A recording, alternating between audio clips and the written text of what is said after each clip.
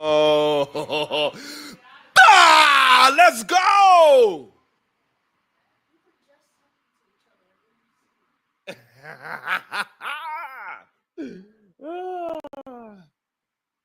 What it do?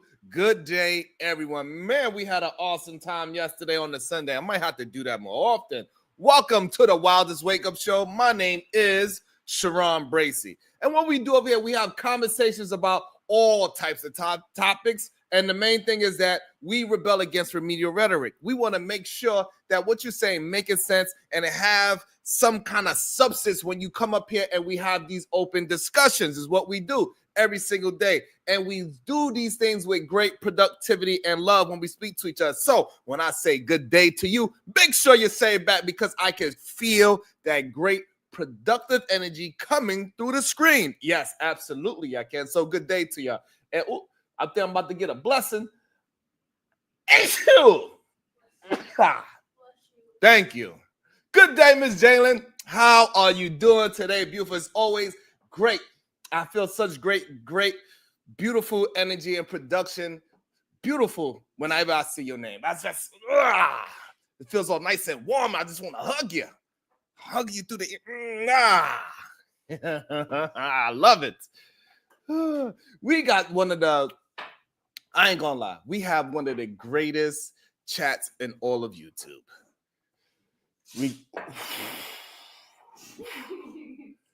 Okay, we get heated, we yell at each other, we love each other, we curse people out, we kick people out. We have a lot of fun in the chat. Good day, Dawn. Yeah, it's nice, gloomy, and it's raining outside. Yep, but we're gonna get through the day nonetheless. Yesterday was a very interesting conversation. I think we did get somewhere by the end of this conversation, but it was very interesting nonetheless. And so after I did the show, also I started on my timeline, I started to see all of these people that was hating on Kaaya. I wound up starting to see them a little bit. What's up, Zero Tolerance? I started to see them a little bit, and I was like, oh, so this is what they talking about. It was a couple of girlfriends hating on the young lady Kaaya. They were. I was surprised. I was like, oh, this is kind of crazy. And, you know, like, we don't like to waste no time. We get straight into the conversation. We don't deal with having an hour-long intro, nothing like that. We jump right into it.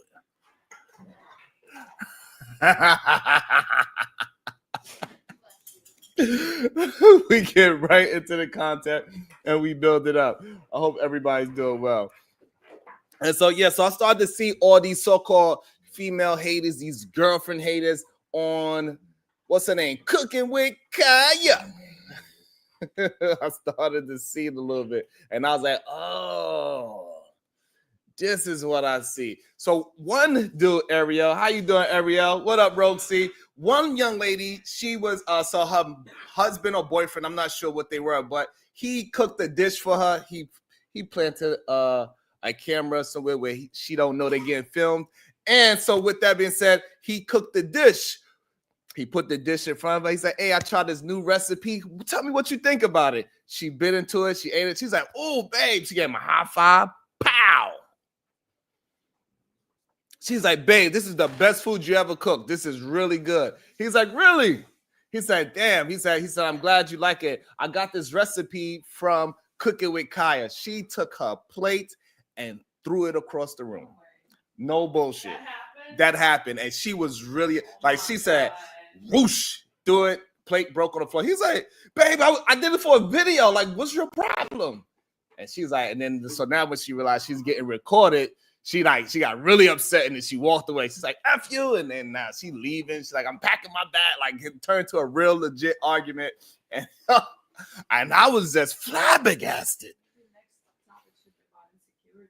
And clearly, and that's what I wanted to talk about. And that's what majority of the men were doing to these ladies, right? So they'd come, they'd bring a dish, they'd make the girlfriend eat it. It was different dishes too. It was a multiple different men doing this to their girlfriend. And they tell her to taste it. And then when she says she likes it, they say, yeah, I know. I got this recipe from this TikToker called Cooking with Kaaya. So they made it a trend? They made it a trend. A bunch of men giving a girlfriend a dish that they cooked, and then after the girl say they enjoyed the meal. That's gaslighting. Oh, that is definitely gaslighting. That's gaslighting. Why? However, even though it's gaslighting, I think those women are overreacting. What up, Robin M? But that's why they Robin M said Cynthia G is heaven sent. Oh my God, Robin. That's why it's gaslighting, because if a man knows a woman wouldn't overreact, none of them did that type of video. Only the man probably that knew that their woman would overreact did that. That's why it's gaslighting in its finest. Damn. What? What's up, Royce M? I'm pretty sure, Danny, she said, I'm pretty sure some of those girlfriends was playing along for the clicks and potential.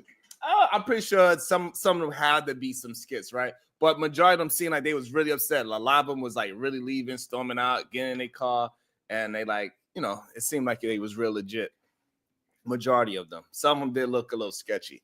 However, what it did show is that some women did have an insecurity about this young lady getting so much recognition from her cooking and looking good. So it is a loud minority of women or girlfriends that absolutely got insecure about why are you taking so much?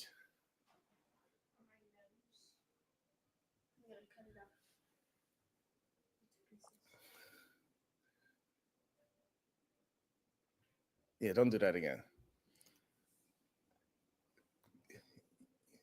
Next.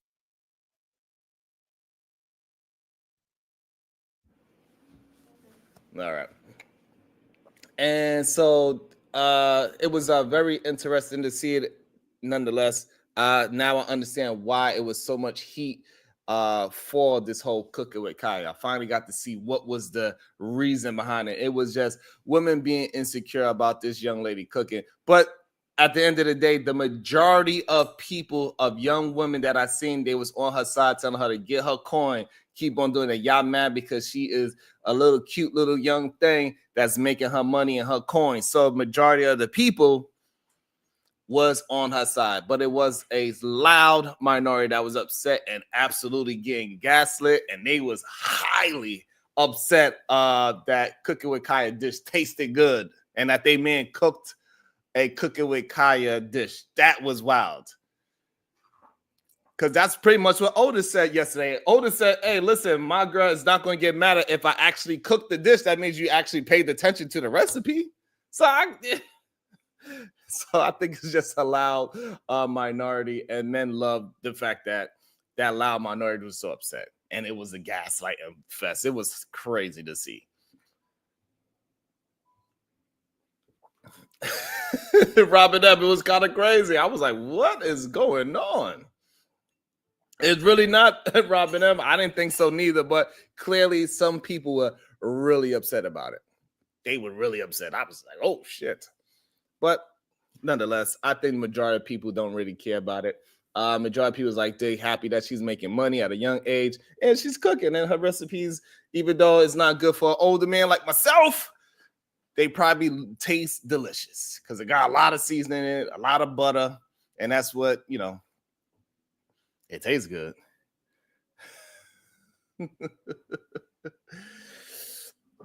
But also, I want to get into this whole situation with Cynthia G, Tariq Nasheed, Remy Ma, Papoose, all those things. I wanted to tie all those things together. And I wanted to know what was your thoughts about it. I'll drop the link in. And what is your thoughts about?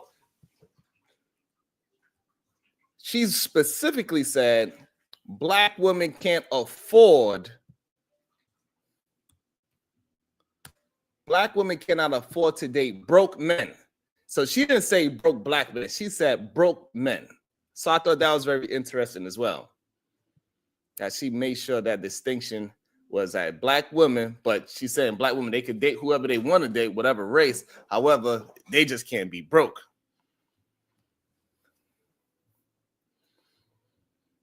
Robin M said she's speaking the truth. Why is that, Robin? I thought y'all supposed to meet each other when y'all both broke and lovely and in love. That high school crush era, that end of college era. when y'all could both find each other and y'all both have great potential. Y'all might not have the money yet, but of course it depends on the age.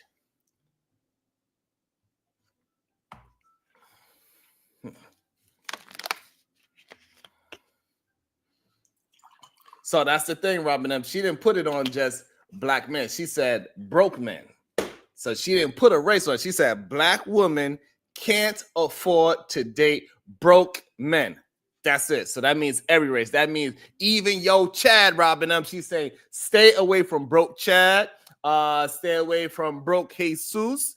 Stay away from broke. Think I'm talking about you, whatever it is.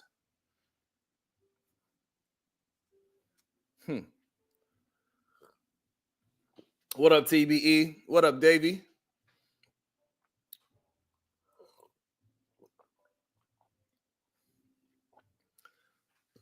Robin M says, statistically, a black woman cannot increase her social status when linked to a black man. She's keeping it on a black man. She don't want to talk about broke ass Chad too. She would have to divest or move up in social class on her own.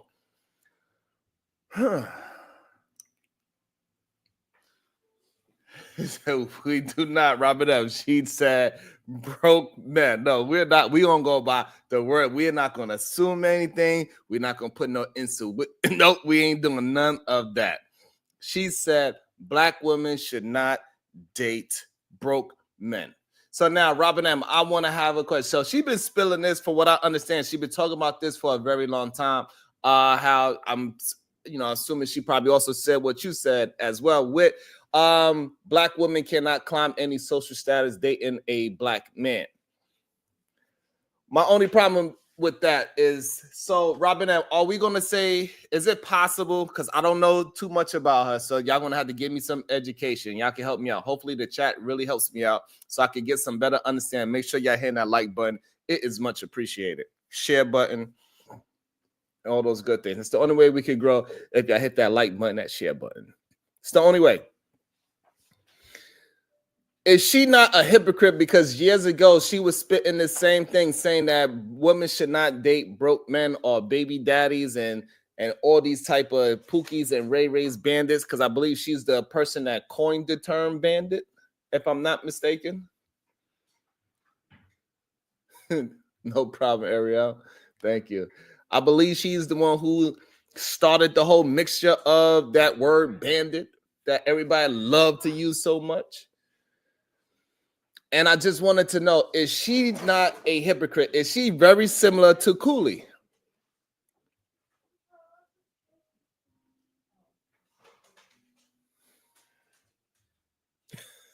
Robin M is crazy.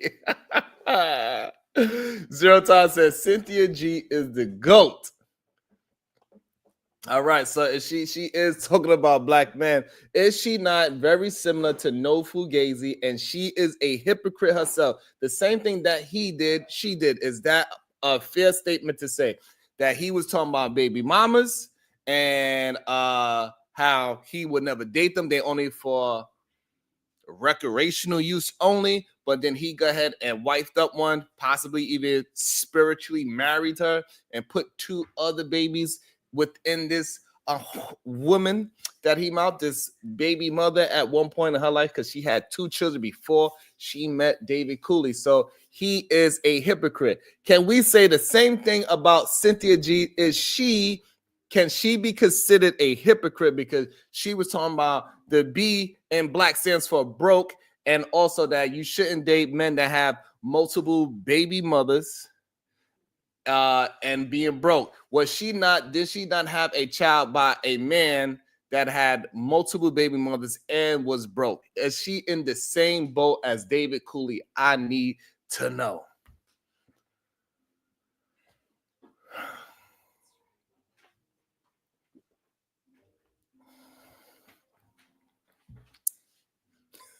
Yeah, Matrix is crazy. I need to know, Robin. Let me know. Can I make the correlation between those 2 things? Can I say because Cynthia G had a baby daddy that had multiple, because I'm not sure how many, if people that do know Cynthia G, because I've seen people saying she is the GOAT and all those things. So I need to know, did she not? No.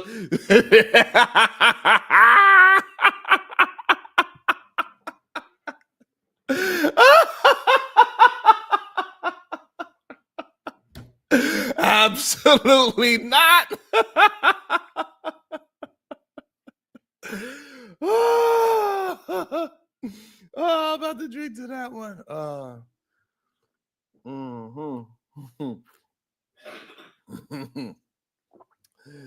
Oh my goodness. All right, she might be goated and all that. Got my girl Robin M cooking me up.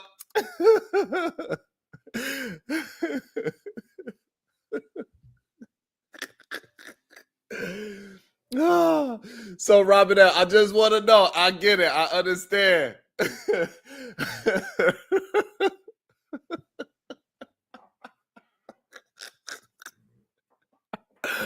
Oh my goodness, y'all are a mess today. So I'm nothing like that man. First of all, because I didn't cut my legs off and put some screws in it so I could get taller. That's number one. My beard is real. You can see that it grows out of it grows out of my alignment because my beard, I actually grow it. I actually gotta grow it organically. It comes from out of me. So I do not have a Steve Harvey beard unit. I do not have a goddamn man unit on my head. So I'm nothing like David Cooley. I'm sorry, Robin M. I don't go around preaching one thing and doing another, Robin M. And so that's all I'm saying. The correlation between David Cooley and Cynthia G, I want to know, is it something about it? Yeah. Robin M cooking me up in the chat today.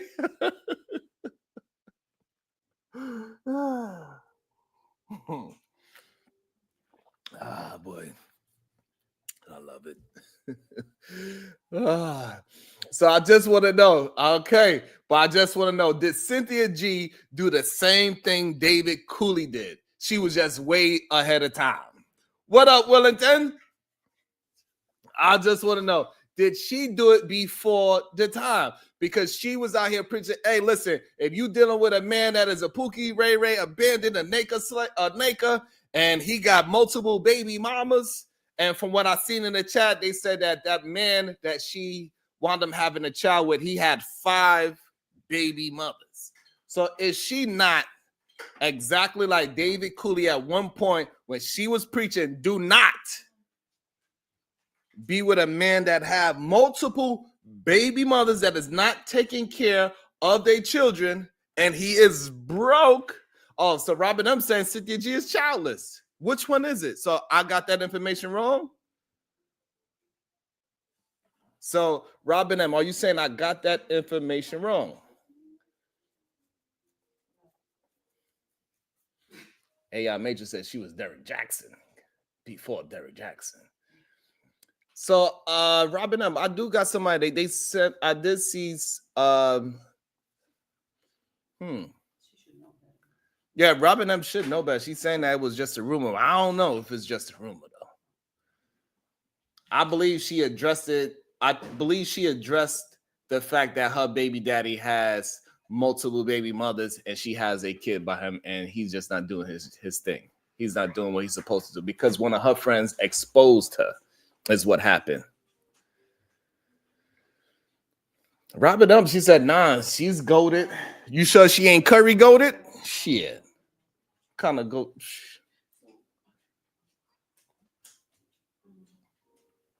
All right, so we got TBE trucking. He's saying Cynthia G has a child, and we got Robin M saying no, she does not. Hold on one second. While y'all figure it out, while y'all figure it out, I'm gonna have to look it up. Y'all figure out. I'm gonna make a poll, and we're gonna figure it out. Hold on, y'all figure this out. We got to get down to the bottom of this.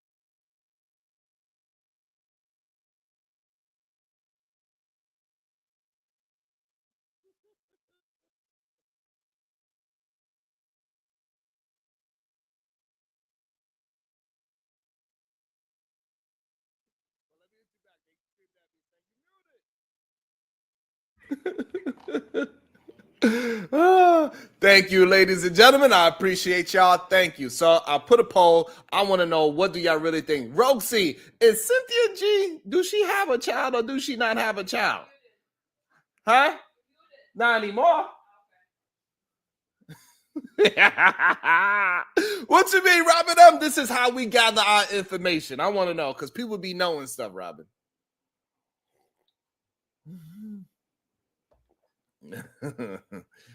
Some people thought she wasn't human.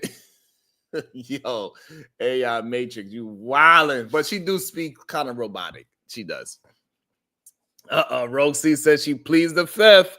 Lord, don't you dare. Nope. We rebel against remedial rhetoric here. It doesn't matter if it's our hero or not. If one of our heroes is saying some nonsense, we gotta be honest about it. It just goes as simple as that. No, we are not. No, Robin M, we are not trying to get anybody to get doxxed. We are not trying to do any of those things. We just need to know. That's all. What's up, Flower? Flower said no child. So I don't know. It seems like we might be in the middle of we don't know. Oh man, AI Matrix is wilding. No, she did not.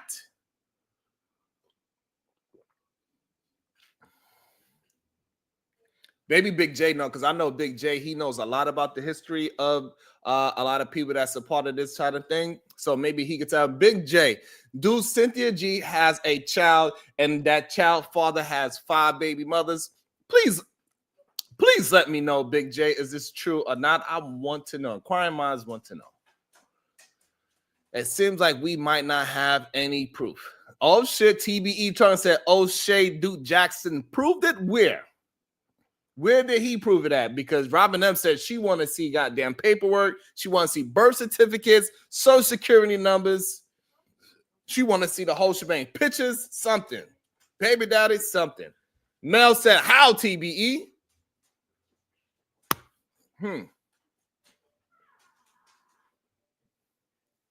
Smitty says, them two and Queen Maker are the only 3 people that actually lie way more than you should. Why y'all cooking me up today? I ain't even do nothing to y'all. Damn. What I do to them, man? They cooking me up today. Damn. I got my girl Robin M cooking me up. Smitty cooking me up. Oh, Lord. All right. So while we figure it out, let's see where the poll is at. Let's see where the likes is at. Let's see where the support is at. The likes is this is I don't even know. I don't even know what's the problem with that. Why y'all acting up? It's weird. But O'Shea Du Johnson just mad because Cynthia G asked him one time, why is he so ugly?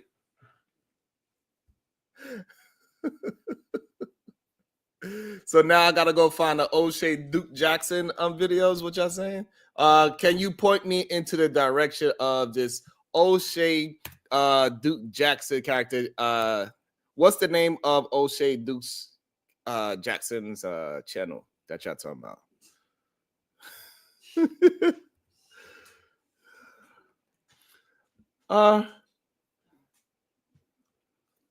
What is it that y'all talking about?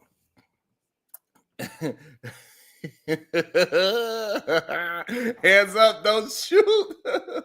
187. Sharim Diddy stirring up ish again. I am not. I'll just be cooking. Okay, Celebrity Junk. All right, so it's Celebrity Junk. His name is the name of his channel is Celebrity Junk. All right, so his name is Celebrity Junk. Now, where can I actually find this proof? TBE said he has proof that Cynthia G has a child. Where did he say this at? Did he do a deep dive? Is he a reporter? Robin M saying O'Shea is just an ashy incel who can't get women. God damn. Shout out to 187. Yes, sir. That's my man Jafar. Arabian Nights.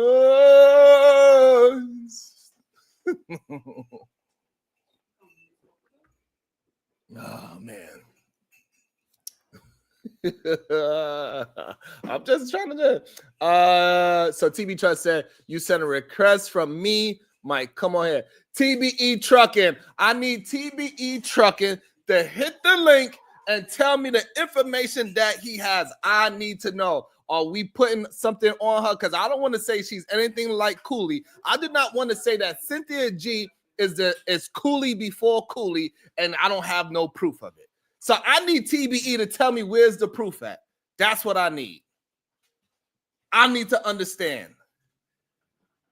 Because if she was out there saying that women should not be dating a man that have multiple baby daddies, and she have a baby father that has 5 different baby mothers and he was broke, then therefore I will put her in the same hypocrite box as David Cooley. But if it's wrong and I got misinformation, somebody please let me know. Hit the link. Did I not put the link? Let me make sure the link is in the chat. What is going on? I need to know.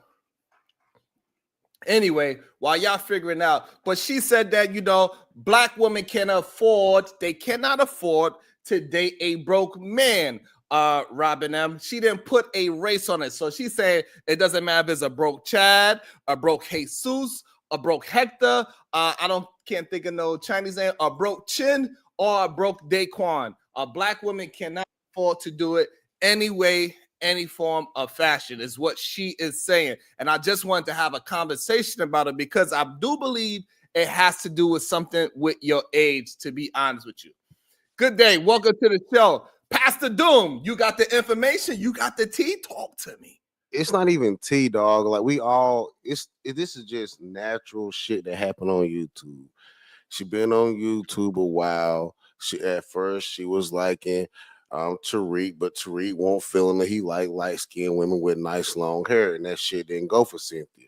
So what ended up happening is hold on, what you talking about with who? Who's Tariq? They was dating? Nah, she never dated Tariq and shit, but she was at one point she was at those ranks. She was that high up in the game. Took Tommy down and all that. She was higher than Tommy and all that. She was up there with Tariq and Sheed and them. But anyway, she was very high up in the game. Is this true? Did you get curbside and dragged by Cynthia one time? You had conversations with her before?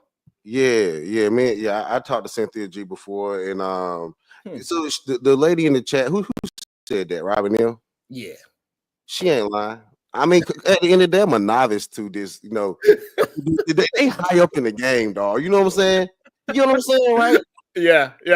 And so you had a conversation with her before, and she dragged you out. And what she said? You a baby? What she say? Exactly. Because I have a biracial kid, and you know how Cynthia feel about that shit. And I don't know how she feel about it. She ain't a fan of it anyway. You know, it is what it is, right? So she won that debate against me. It's all good. I ain't even tripping, y'all. I ain't even tripping, my nigga. All right. So now my question to you is this. So do you have any information or know the history behind her having a baby daddy, and this baby daddy had 5 other baby mothers? Is this a true statement? Yeah, the nigga Robert Perkins, nigga, like he a real nigga, yo. He a cool nigga. He a conscious black nigga that be making content. He a little long-winded and boring at times with his content, but he be dropping gems. Yeah, hell yeah. This shit happened, dog. Like, hold on, who is he? North Carolina, 2 shot to North Carolina, nigga. Who is he? You know, you said his name, or you not saying his name? Robert Perkins, nigga. His name is Robert Perkins, and he's still he nigga from the North Carolina. She flew from Seattle to North Carolina to see this nigga. So Robin M say she know Robert too. He cool. Robert Perkins is her baby daddy. Well, you know, she used to go back on. They used to go back and forth with me. Look, man, I'm like, family matters, dog. Family matters. Family matters. A lot of that content. I need you to answer some goddamn questions. Is Robert Perkins her baby daddy? I believe so. So you're not sure. At this point, I honestly 90. I'm at 90. I'm at 90% for sure. Either she got rid of the baby or she hiding it. But we know for a fact the interaction happened. That's all I'm gonna say. We know for a fact the interaction happened because she even said it. Okay, so we got that. So now, does he have 5 children and 5 baby. Well, do he have 6 children and 6 baby mothers? Because she's supposed to be the 6th one, according to what people was telling me. He's a father. He's a father. He's a father, but you don't know how many and how many baby mothers and all that. So you have no idea. No, I mean, I know he's a multi-father. I would say that. So that's but you just don't know how many, and you don't know by who. I don't know how many are by her. So you cannot say at a 99.9% clip that he is her baby daddy. Only thing you can say is that they did pop off something privately.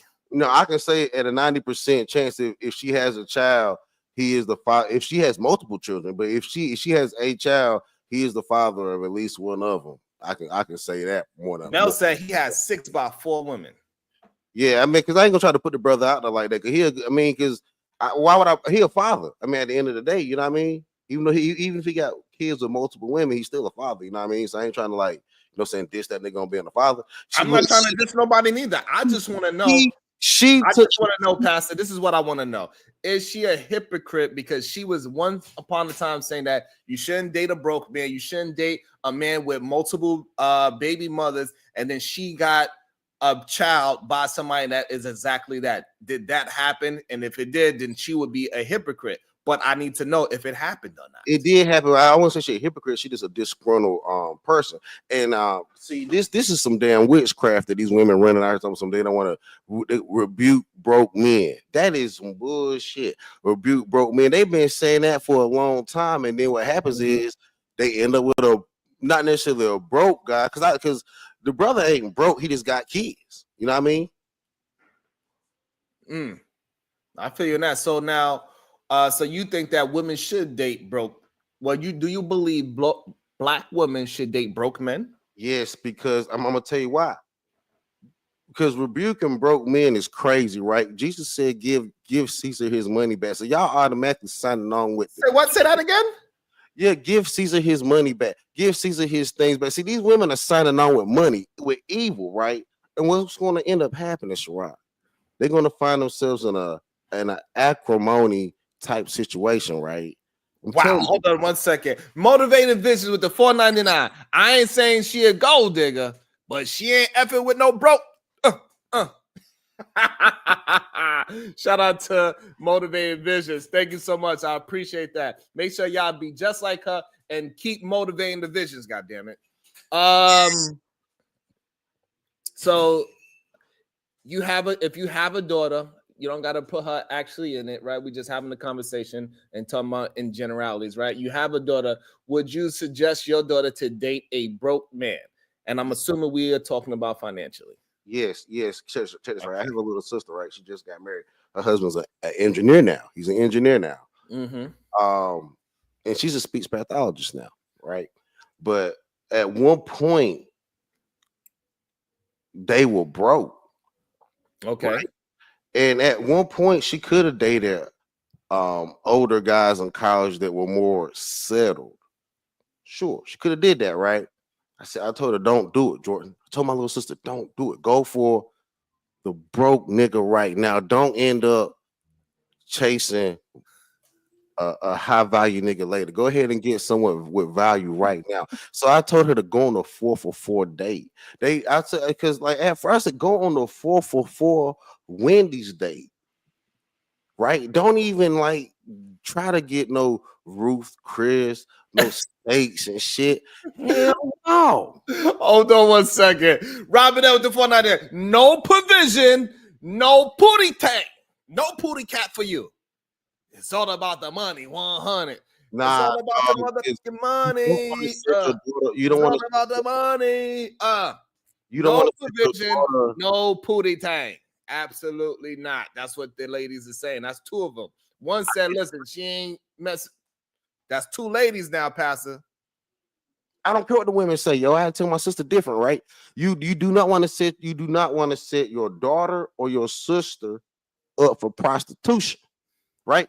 You know, you can set the rest of these bitches up for prostitution, but your daughter and your sister, you don't want to set them up for prostitution. And I think about it now. Our mothers and our mothers, fathers, a lot of them met they spouses over a damn cheeseburger and a milkshake.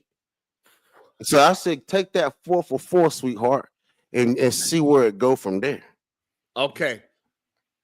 So now you think this is what majority of women should do? They should go on 4 for 4 dates. So now that's what you're saying. The majority of women should date broke men.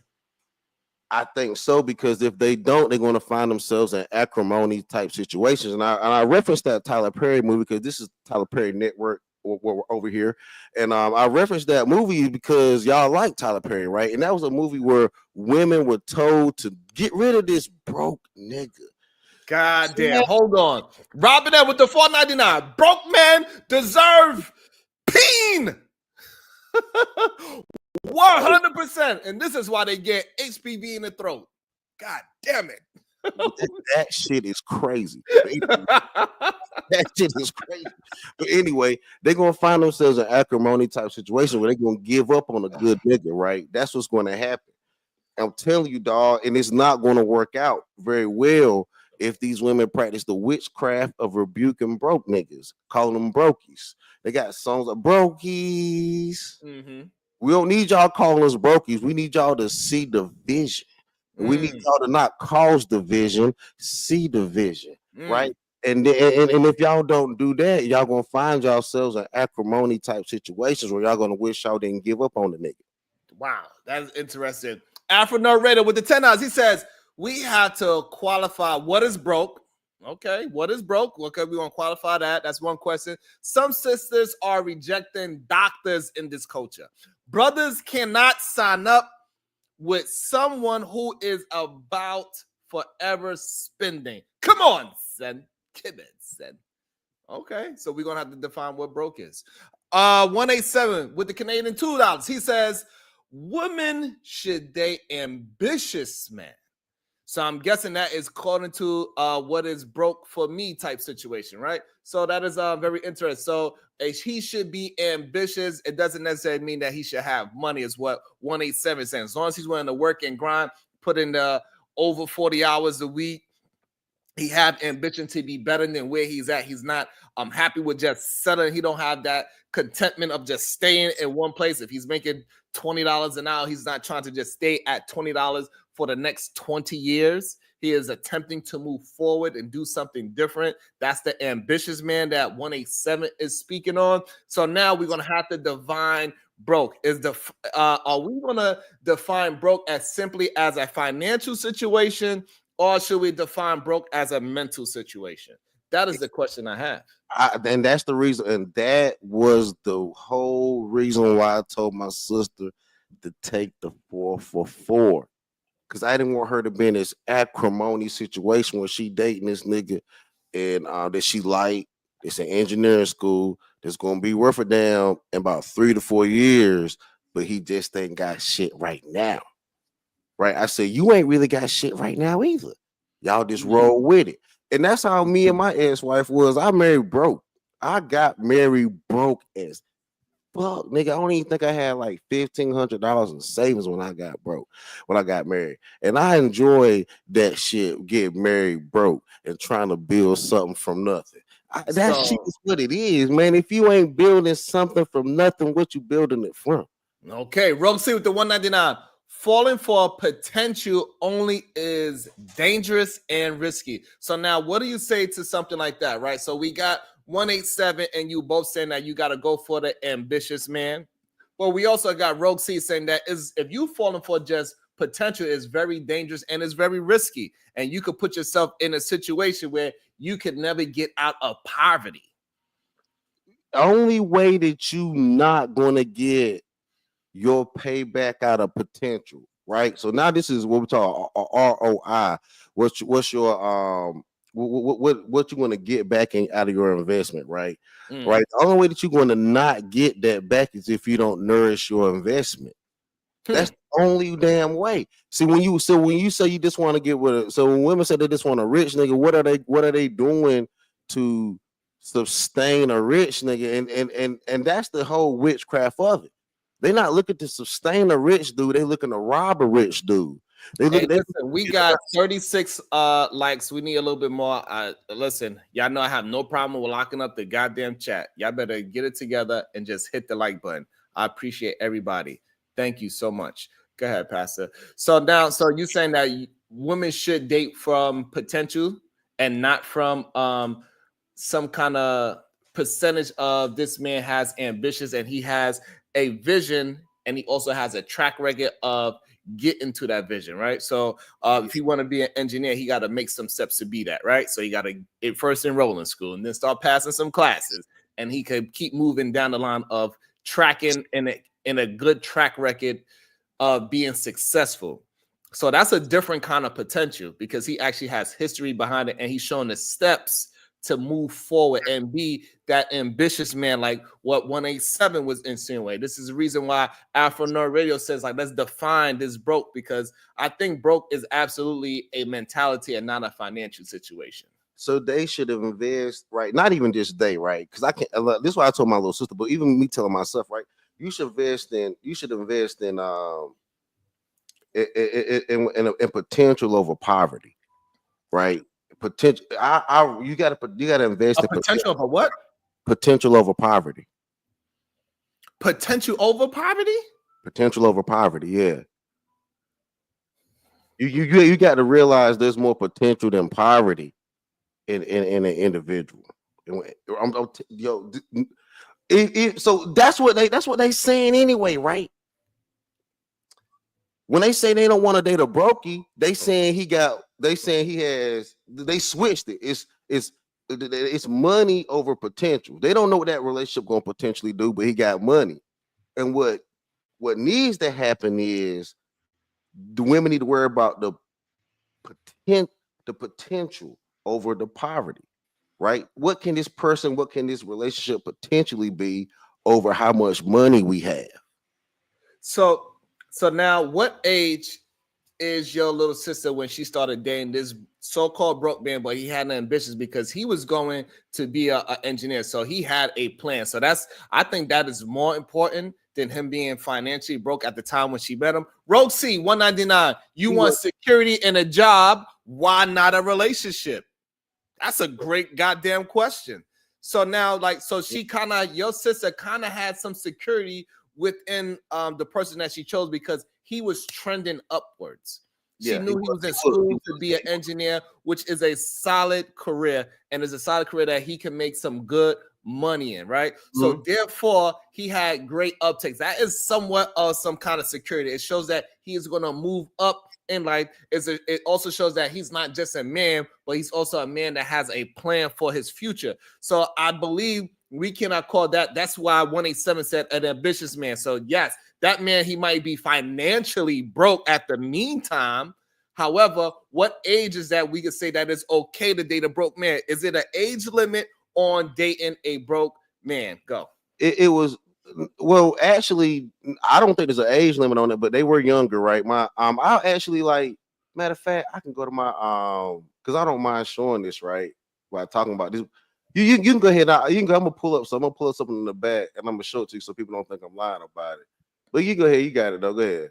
All right, so I think that's the next thing. So Alpha Nerd Radio, he put up a good point. What's broke? I think we kind of settled on what's broke, right? It's not necessarily a financial situation. It's more of a mentality situation. And do you have a plan to move forward in life? So if you don't have no plan to move forward in life and you don't have no finances behind you, I think that is what we got to consider a broke man. You have no plan and you are not earning enough money. That is a broke man. I think we could all agree with that. Y'all let me know. Put some ones in the chat if you agree with that. A broke man is the man that don't have money or a plan to move further in life. Yeah, that's the little wedding they had right there, right? You see in the back.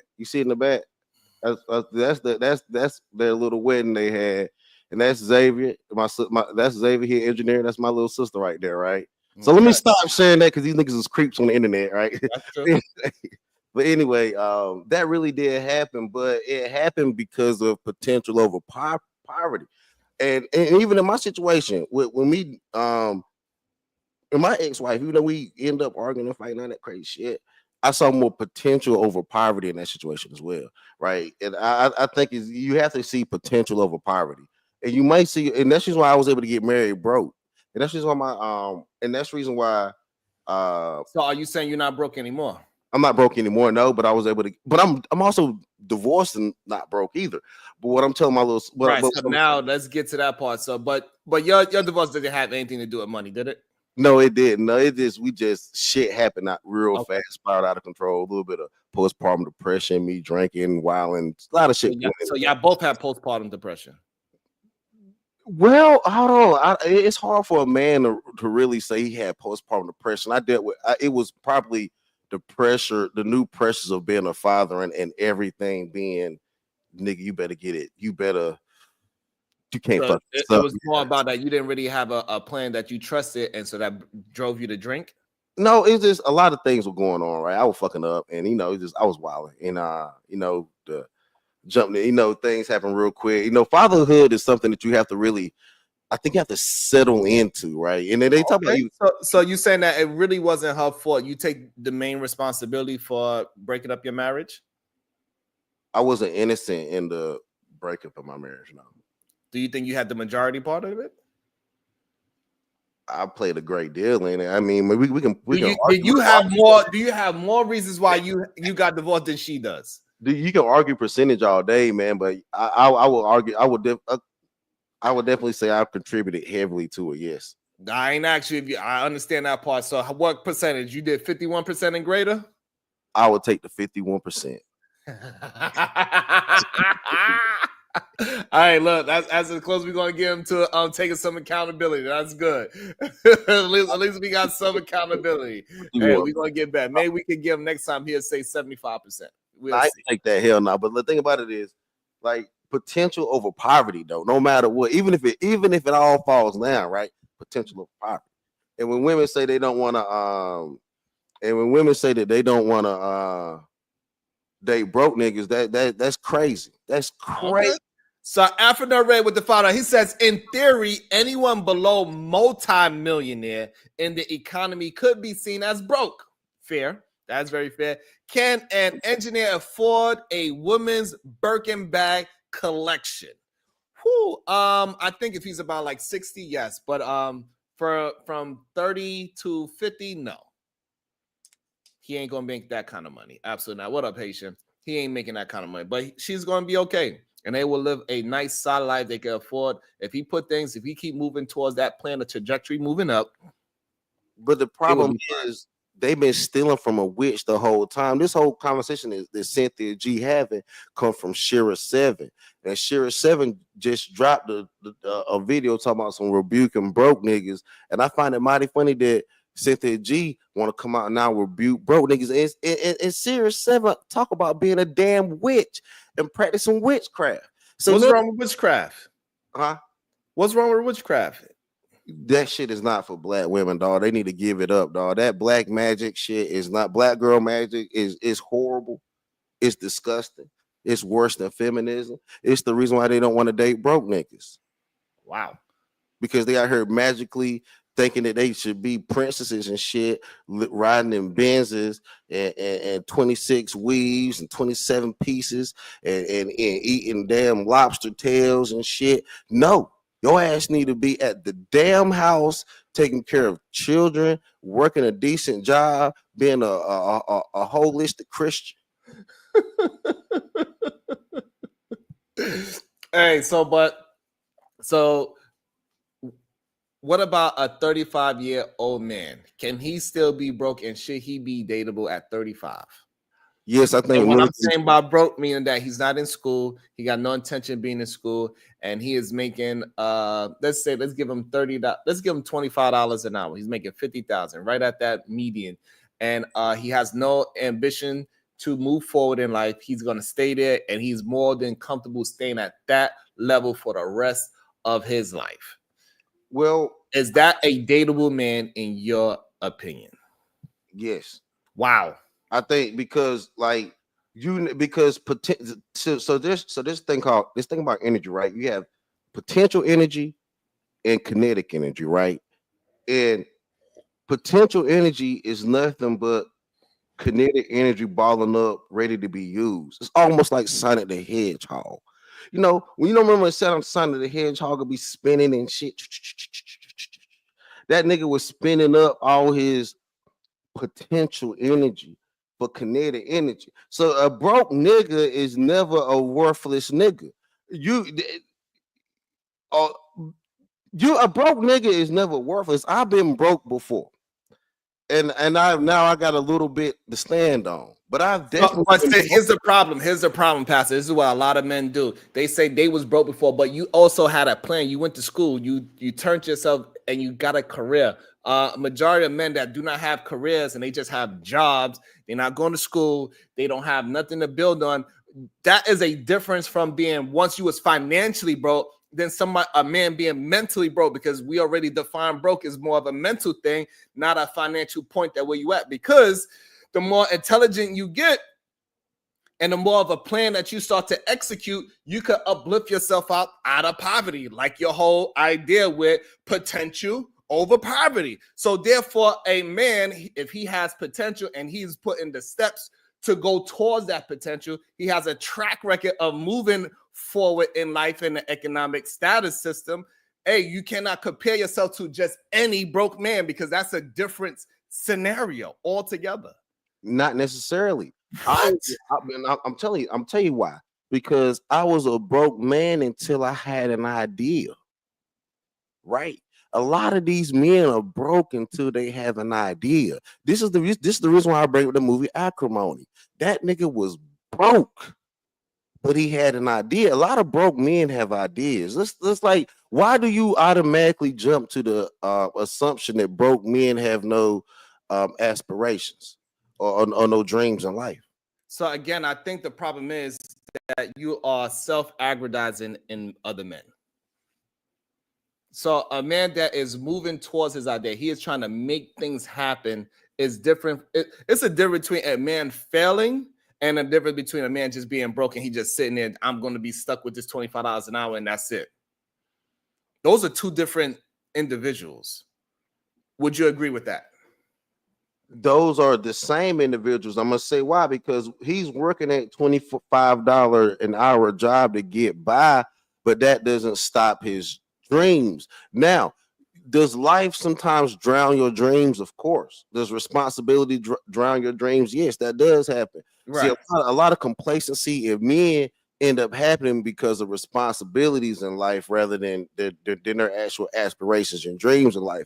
So when women say they want to date men in poverty, well, y'all the women that ask for the big ass house that make him have to work 40 plus hours a week to have to pay the mortgage on. Y'all the women that need to have new tires on you. Well, y'all do need new tires on y'all cars, get around, brakes and shit. So he has to work in order to provide these things, and I think that's what causes a lot of complacency in men, and where their dreams get drowned is when they start having to just take care of life rather than actually dream life. I think little girls. So hold on. So this is where I get lost, right?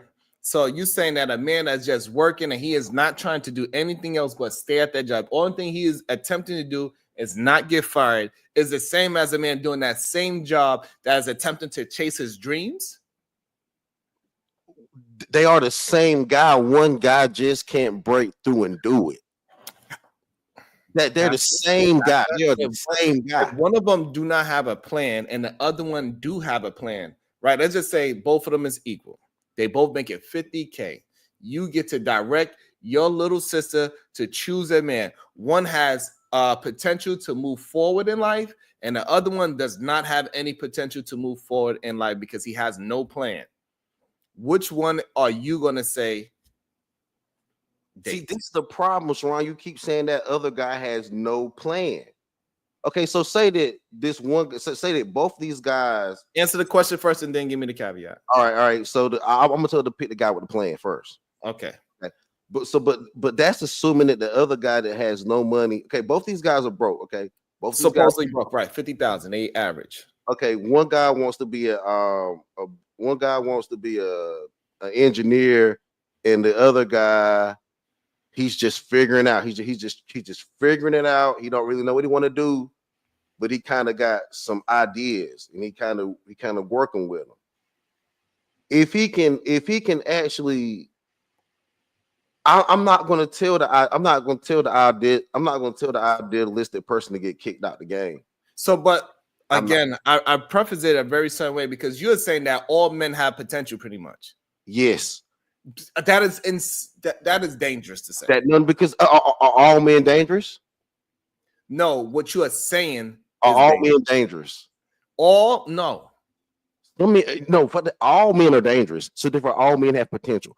Absolutely not. That is not true at all. Not even close to true. Stephen Dawkins was running shit out of a wheelchair. You can't tell me all men aren't capable. Wasn't it Stephen Dawkins? What was that dude that was working? Who was running shit out of a wheelchair?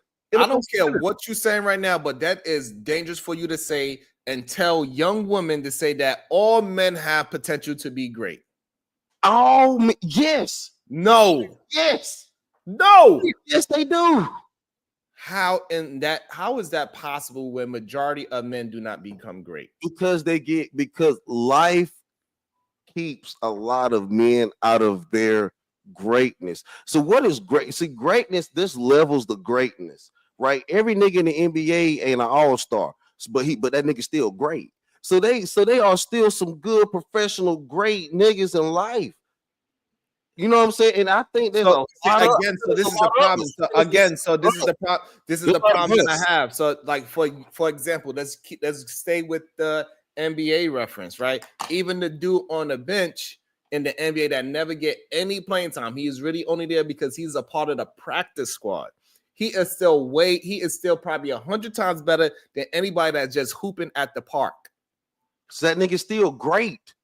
Exactly. So now the problem is that you cannot say that everybody has potential to be on the bench of the NBA because that's not true. So therefore, it have to have levels of greatness. And so somebody that just playing in the park for the past 20 years and now he is 35 talking about I still got a chance to go to the league is crazy. See, and I'm glad you said that because they become local greats. They become your local greats. They're still great. That is great locally, right? They great at their local blacktop. They may not be great on a global NBA scale, but they great on their local blacktop, and they get mad respect for that. So what I'm saying is, these niggas they are still great. They're just not at that global great. They had that local blacktop great. So yes, I think all niggas is great, even broke niggas. I think broke niggas is great.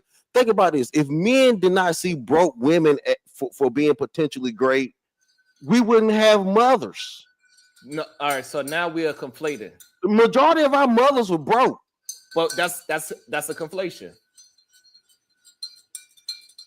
Because majority of men, they not looking for women to take care of them financially, unless we talking about in today's time. Yeah, then we could say yes. Men are looking for women to take care of them. This is why we're starting to have a conversation with Dr. Umar Johnson, saying that women need to invest in her man, and like how you were saying that all men has the potential to be providers and protectors. And that is very dangerous, in my opinion, to tell that to women to say, hey, you need to invest in a man that is a degenerate as well, because he could possibly turn into not a degenerate. So Sharon, you might possibly be able to hit the lotto. That is a dangerous, that is remedial rhetoric at its best. David Rich with the 199. Men aren't taught to be action-driven at an early age is a very serious problem. And Pastor doesn't realize that he is kind of promoting what you are saying, David Rich, is absolutely like, hey, everybody got potential. You don't got to really work. No, the man that's working towards something, he needs to be rewarded. Now, if he failed, that's a different story. I think people that is working towards something and they fail, it's different between somebody just being broken. We say all men have great potential. That's crazy. Bye-bye, Jack. Absent, Rizzless, broke boy with the two drizzle. So this is why I disagree with you, right? Okay. If all men did not have the potential to be great warriors, providers, protectors, why would the United States have something called a draft, right? Why would America think that they could draft or pick any man off the street put him in an environment, train him, and let him fight for this country if they didn't think that every single man in this country could be a warrior, a gladiator, a protector, or, Yeah, or, so the average man, the average farmer, the average electrician, the average plumber. that's the issue, that you're conflating these men that actually put in work. Average farmer, he put in work. He started somewhere. We don't know where he started, but he became a farmer. So like, you cannot say that the person that put in the work and put in the steps to become better at his craft as the same as somebody that is just not doing the work. We cannot do that. We cannot tell women that you could just date anybody and pray that he'd be better. No, you got to date somebody that got some drive, some will, and that got some just some drive within him, and he's putting steps. His history and his track record shows that he is working to be a better man, like that farmer, to be a better farmer. So this is where, so you now you're conflating, because this is the Tyler Perry Network, and y'all know he was found on the side of the street, right, writing movies. Now look at where he's at. Look at Cat Williams. Cat Williams was Cat Williams. Look at where Cat Williams is at. In the access of money he has now. He started out from the bottom. Now they're there. And if everyone would have said if people wouldn't have looked at potential over poverty, they would not be there. And that's the reason why black women going to have to look at potential over poverty. They're going to have to stop looking at broke niggas as just broke niggas and start looking at broke niggas as maybe having potential. No. So the reason why you can't do that is because, again, Tyler Perry, again, even though he was poor, living in his car, he was writing things down that were good. And he also got it to where he could start producing them in a church and say, can I do my script in your church? And inside, so you see the progression as he went up down the line. So yes, he might have started somewhere, but he had a vision and he took steps towards the vision. We cannot say that's the same as somebody that's not put any steps towards anything. So we got to say the man has to have a plan, and he got to continuously attempt to execute that plan. Those are two different men. A man that is just sitting back and say, hey, I'm a man, and eventually I figure it out, versus a man that has a plan. He's putting work behind it. No, we cannot say those are the same man. Shra, who does that? I literally have not, even when it comes down to homeless people, I've never met a man, I've never met a man that hasn't tried. I'm telling you, dog, I've never in my life. That is a lie. We see them all the time. We have conversations with them all the time. I've never even JP tries. Well, he tried to, fine. Regardless, I've never met a man that's a good example of somebody that's getting through, but we can't say that he's actually trying, right? But regardless, I don't want to talk about JP because he's doing whatever he can do. We see men on these spaces all the time that's not trying, and we know for a fact that they're not trying. Name one. You keep saying men. Name one. I don't know why y'all keep wanting. Name one is not trying. Name one man. Name one man in this space that's not trying, that doesn't have potential. I want you to, matter of fact, name one man in this space that does not have no potential to be great. To be great. Joseph have no potential. Joseph has no potential. Okay, all right, none. Oh, you kind of. All right. Well, no, well.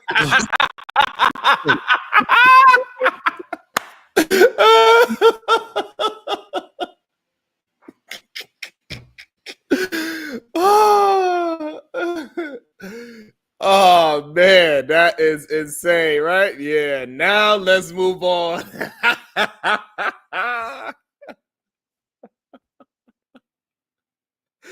Oh my goodness.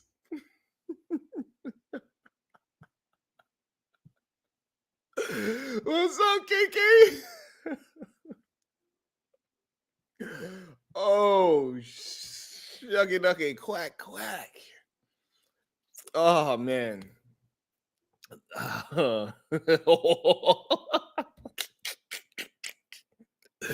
Damn. Oh, my my goodness, damn. You on one today? That's how you feeling today? That's how you feeling today? Damn.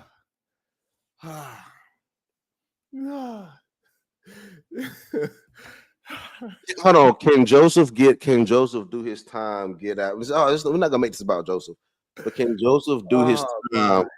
Can Joseph do his time, curb his appetite, and not be a predator, and maybe be a good citizen? Hey, listen. Does he have potential for that? Does he have potential for that? Does Joseph have potential to be a good citizen? Hey, listen. You conceded. Hey, let's just move on for it. We know they got men out here. So what I'm saying is that we understand that it has men out here that do not have potential for dating a woman. You went to the worst. Okay, I asked you one nigga. It is what it is. You pull one nigga out the rabbit hat. I'll give you that. Okay. All right, then. So, so it is what it is. So, I think that's good. So now we could just keep the conversation moving along, because I think the thing is that Tariq Nasheed, he says something very interesting that goes towards what Cynthia G was saying, Pastor and audience. Where we at with these damn likes? Let me see how disrespectful. This is crazy. We don't even got. This is crazy. But Tariq Nasheed was a broke nigga too. But again, so this is why I'm saying you cannot conflate the two. We cannot conflate that just because at once upon a time that somebody was financially broke, that they are broke mentally, that they don't have ambition. We can't. This is why 187 put it there, right? This is why Afro Nerd Radio, he said, let's define broke, because it has to have some kind of idea towards what's going on. So 187, he says, so Tariq, he's ambitious, as we could see. And then he became successful. Tyler Perry, he was ambitious, and he had a plan, and he followed it, and we see what happened. We could go with Steve Harvey, ambitious, and he had a plan, and so we see the people that do win off of the plan. So let's not act like we don't understand. It's a difference. We know when somebody do not have potential and they don't have no idea of moving forward in life. You're talking about people that cannot tell women, and we cannot tell women to ignore that fact. No, you're talking about men that did not have anchors to their potential. Absolutely not. That's not what I'm saying. Welcome to the show.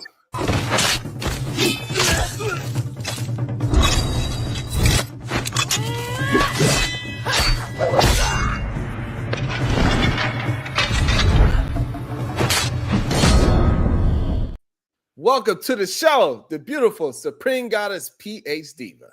Good day, good day. Catch me up on all the messiness. Now, what happened with Joseph? What Joseph had did? Oh, say it ain't so. You don't know. I don't know. Insane that you do not know. We don't want to. It's bad. It's really. I don't even. It's bad. It's kind of really bad though. Diva, let me before I bring my next guest up. Diva. Yes, sir. Your man Joseph, he went on DJ Hamp's show a couple of days ago. Mm-hmm. He went up there, he was crying, literal tears. I am not exaggerating, not one bit. Literal tears. He was crying up there. He said, "Come on, man. These women mess up my life. Y'all killing me out here." You so stupid. Diva, I'm not exaggerating. I am not exaggerating. I'm not exaggerating. This is what he did. He did the whole spell. He said, "Y'all killing me, man. These women, they just go," because they was talking about the Jay-Z thing, right? Mm.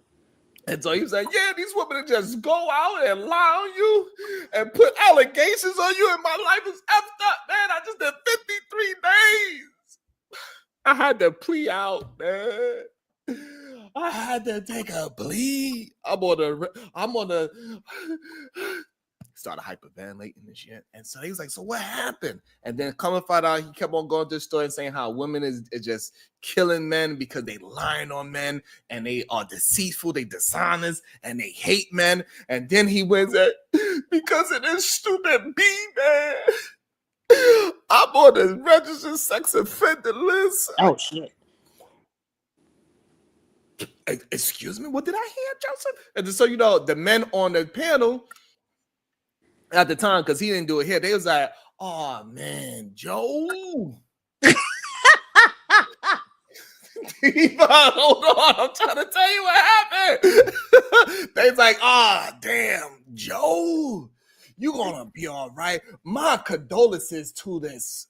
Joe, we feel for you. We your brothers in arms. We got none but love for you. This is what they were saying to him. Mm-hmm. And then so later on, you know, people having the other shows and everything. And then you know, people like Diesel TV, a police officer, right? He was saying, like, hey, listen, Joseph might be a SA, but we can't say he's a PDF file. What? And then so you know what happened. What happened? Raw G and Cellulite Podcast, I love it. they pulled up his case file. Mm-hmm. And so in his case file, it was a statute of limitation. The person that you did this act to, that you pleaded out to, was under 18 while you was 38. Oh my God. It actually says 16 or 13 because we both looked it up. Yeah, so as we go deeper down into the case file, it said the person that the victim is between 13 and 16.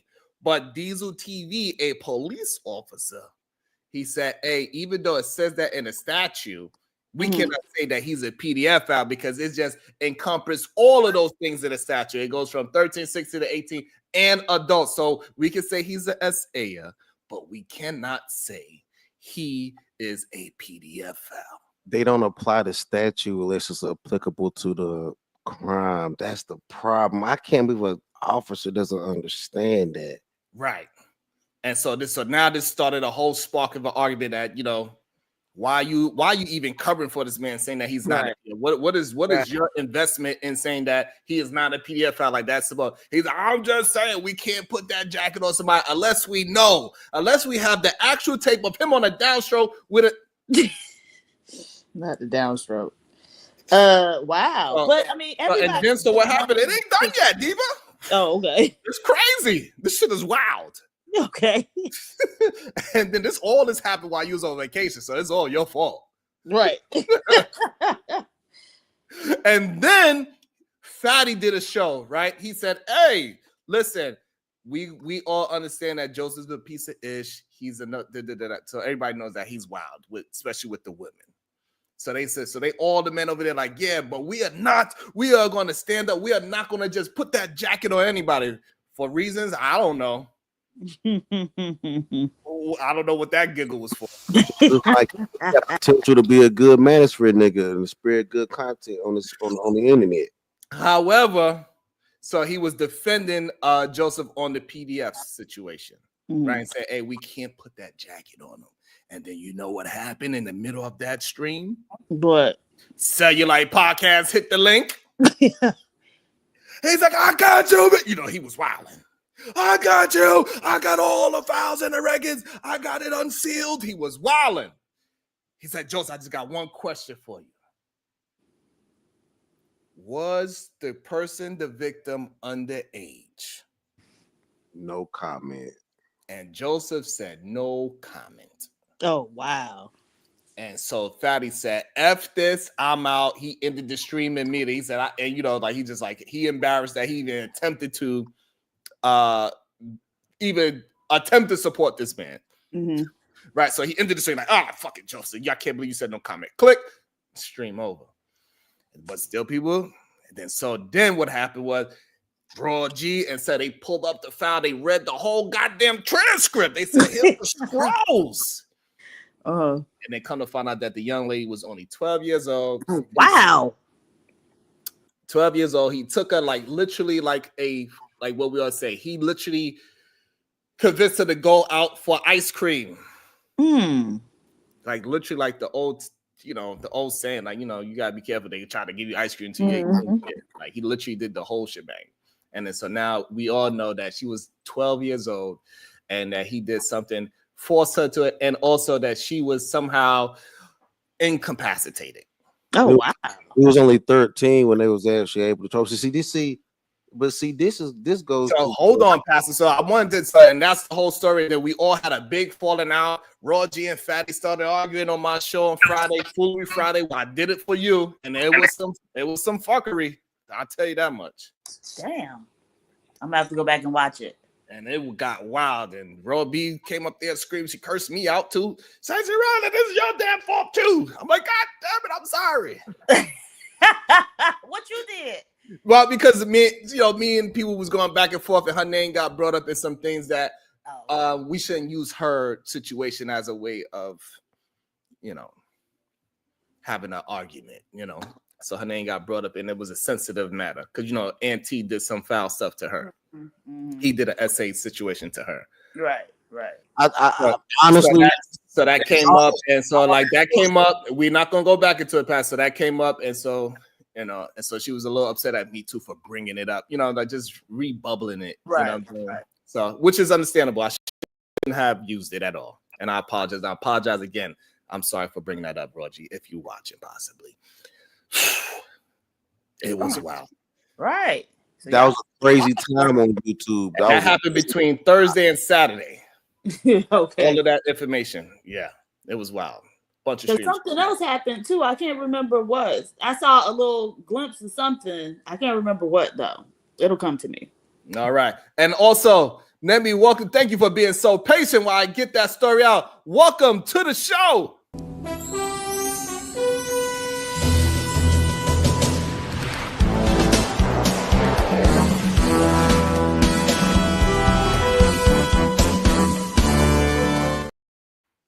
Good day, sir. How you doing? Brownsville, New York. Yo, peace and love, man. How you doing, cuzzo? But first, before I walk into this room, man, let me take my shoes off. Peace and love to the beautiful queen, the supreme goddess, PH Diva. Peace and love to you. Hey, Brownsville. Peace and love to all the beautiful queens in the chat, man. Anya Bracy, the SVG First Lady, Robin M, DB, Sugar Bum, Bomb Cherry Juice, Rogue C. It's me, Dr. G, Sexy Red TV, Raw G, Conversations with MJ, Jalen, Genesis, The Victorious One, Zero Tolerance, Keisha G, Dawn, Pink, Black Beauty, Champion Feminist, Zero Tolerance, The Verbal Assassin, The Voice of Venus, Fantasy Island Girl, all the queens, man. I don't forget about none of the queens. Every time I hit this platform, I'm going to make it my purpose to lift y'all up, give y'all flowers, and show these men, show these knuckleheads how they should be treating the queens, the ladies, and the women on this platform, man. And peace and love to the kings as well. Can't forget about the kings. This conversation y'all was having, man, is pretty interesting. I'm not surprised by pastor's position, right?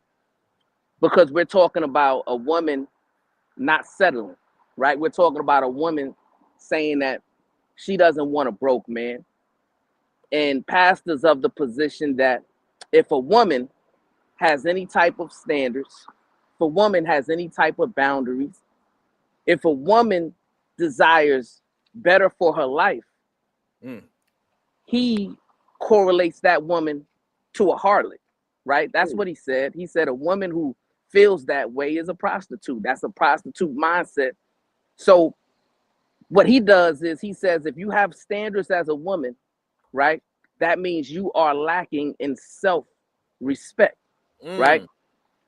And cuzzo, I want the queens, the ladies, the women to hear these men, hear these Rem brothers, these no good suckers, these red pill men, incel men, manosphere men, because every time they open their mouth and speak, they expose their own degeneracy.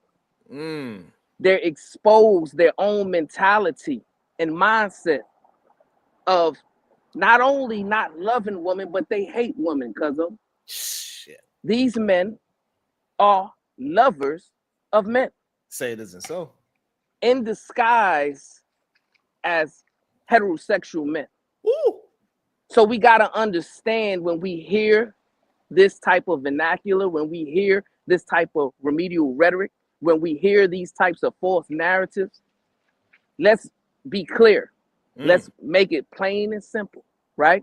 Because when you talk about a man being broke, cuzzo, we got to understand what that means, right? Broke is short for broken, right? Ooh. And when you are in the state of being broken, that means you're in brokenness, Ooh. right? Okay. Which means that instead of being whole, you're in pieces. And you have to do the proper due diligence and take the necessary steps to put yourself back together. It's almost like, cuzzo, you watch your daughter, she has a toy, a robot that's a Lego, and she throws it to the ground and it breaks into pieces, right? But you got men like Pastor, instead of saying, well, hey, let's put these pieces back together, let's present the robot back whole, he would rather your daughter just go with the piece, right? When you're in a relationship, Pastor, what you got to understand is it's important for men to approach these relationships with a recalibrated value system. They need to remove lust, degeneracy, and sex from the top of their value system and replace it with God. Add some honor, integrity, self-reflection, accountability, responsibility, self-discipline, ambition, stoicism, emotional intelligence, all of those great values underneath that, right? Because if they have a recalibrated value system, Pastor, then they won't be in a state of brokenness.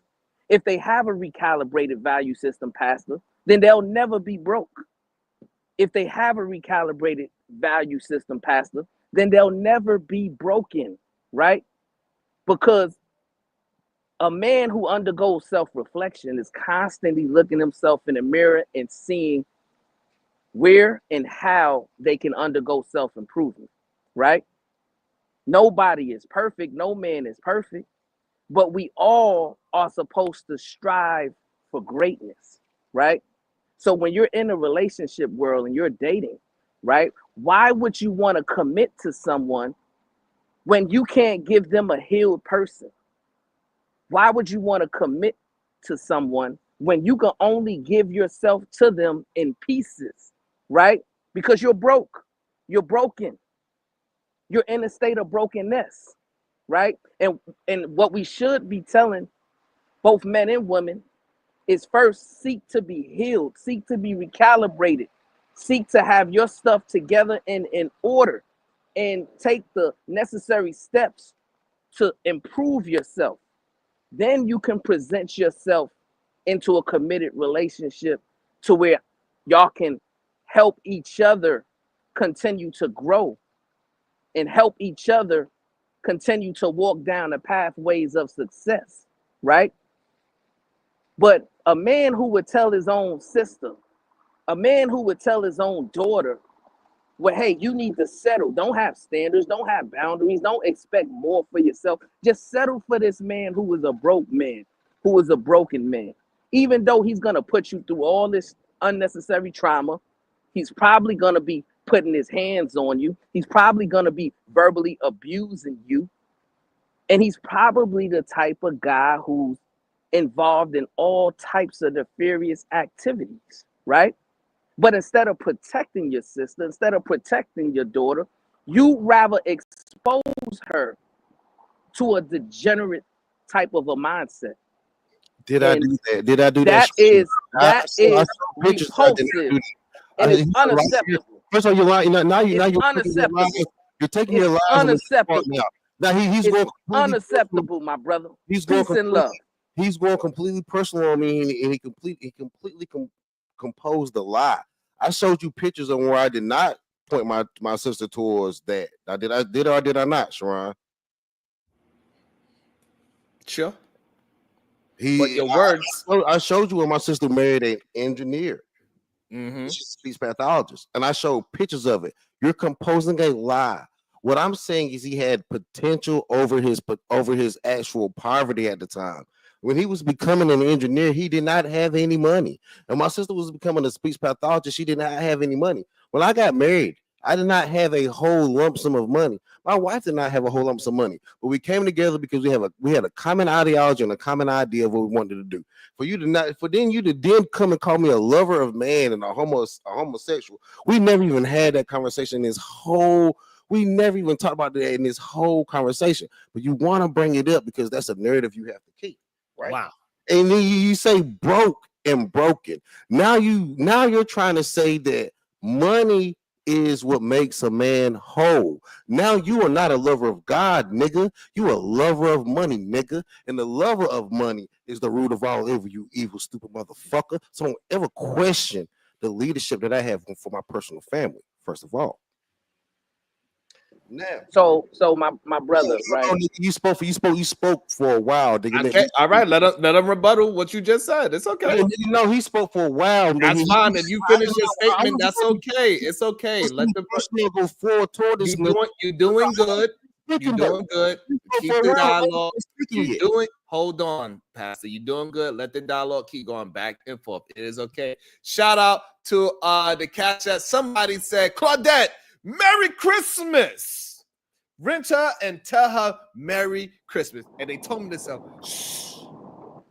So you got a secret Santa, Claudette. And I'll say, no, I don't want no scrubs. A scrub is a kind of gets no love from me. Standing on up. Thank you so much for the catch app. So therefore, they say they don't want no scrubs. Go ahead, cuz. We watched this brother become unglued because his name was mentioned, right? Damn. This is another example of the mindset of a Rem brother. Very complacent. A no good sucker, right? The issue with these brothers is they lack self-discipline, they lack stoicism, they lack emotional intelligence. It's like you lack emotional intelligence. They're easily emotionally triggered. Hold on, Pastor. Just let them, and you'll get your chance to go as well, Pastor. Hold on, Pastor. Let him speak his mind, and then you get your chance to speak as well. I promise. Go ahead, cuz. So the thing about these brothers, right? This is why I constantly and consistently teach them to recalibrate their value system, right? Because if Pastor had a recalibrated value system, then he wouldn't be so emotional. He wouldn't be moving with so much femininity and estrogen right now, right? He would be moving in a way to where he has a decorum when he's having a conversation with a man, right? He's not just bloviating insults and not even making a solid point, right? Because that's all he did right there. He didn't even rebut anything I had to say. I can tell he didn't listen, because if he would have listened to the whole point, what he would have understood was I mentioned God first, right? But then there's values underneath God that a man must ascribe himself to in order to be made whole, right? So what Pastor doesn't understand is the only way you're gonna be broken, or be in a state of brokenness as a man is if you lack discipline, if you lack self-control, if you lack ambition, if you lack taking accountability, and if you lack self-reflection, right? You see, a man like Pastor, right, who just listens to hear his name being spoke in a conversation and then just totally reacts in a negative way, that is the same type of man that he would allow his sister and his family members to date.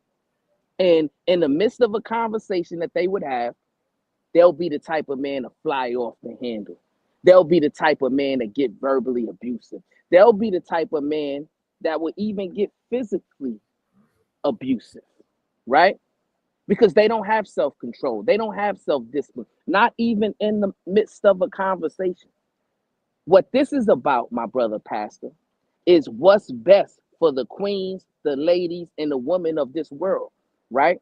And if we have their best interests in heart, which you claim that you do, but your words and actions show that you don't, that's called being a hypocrite, my brother.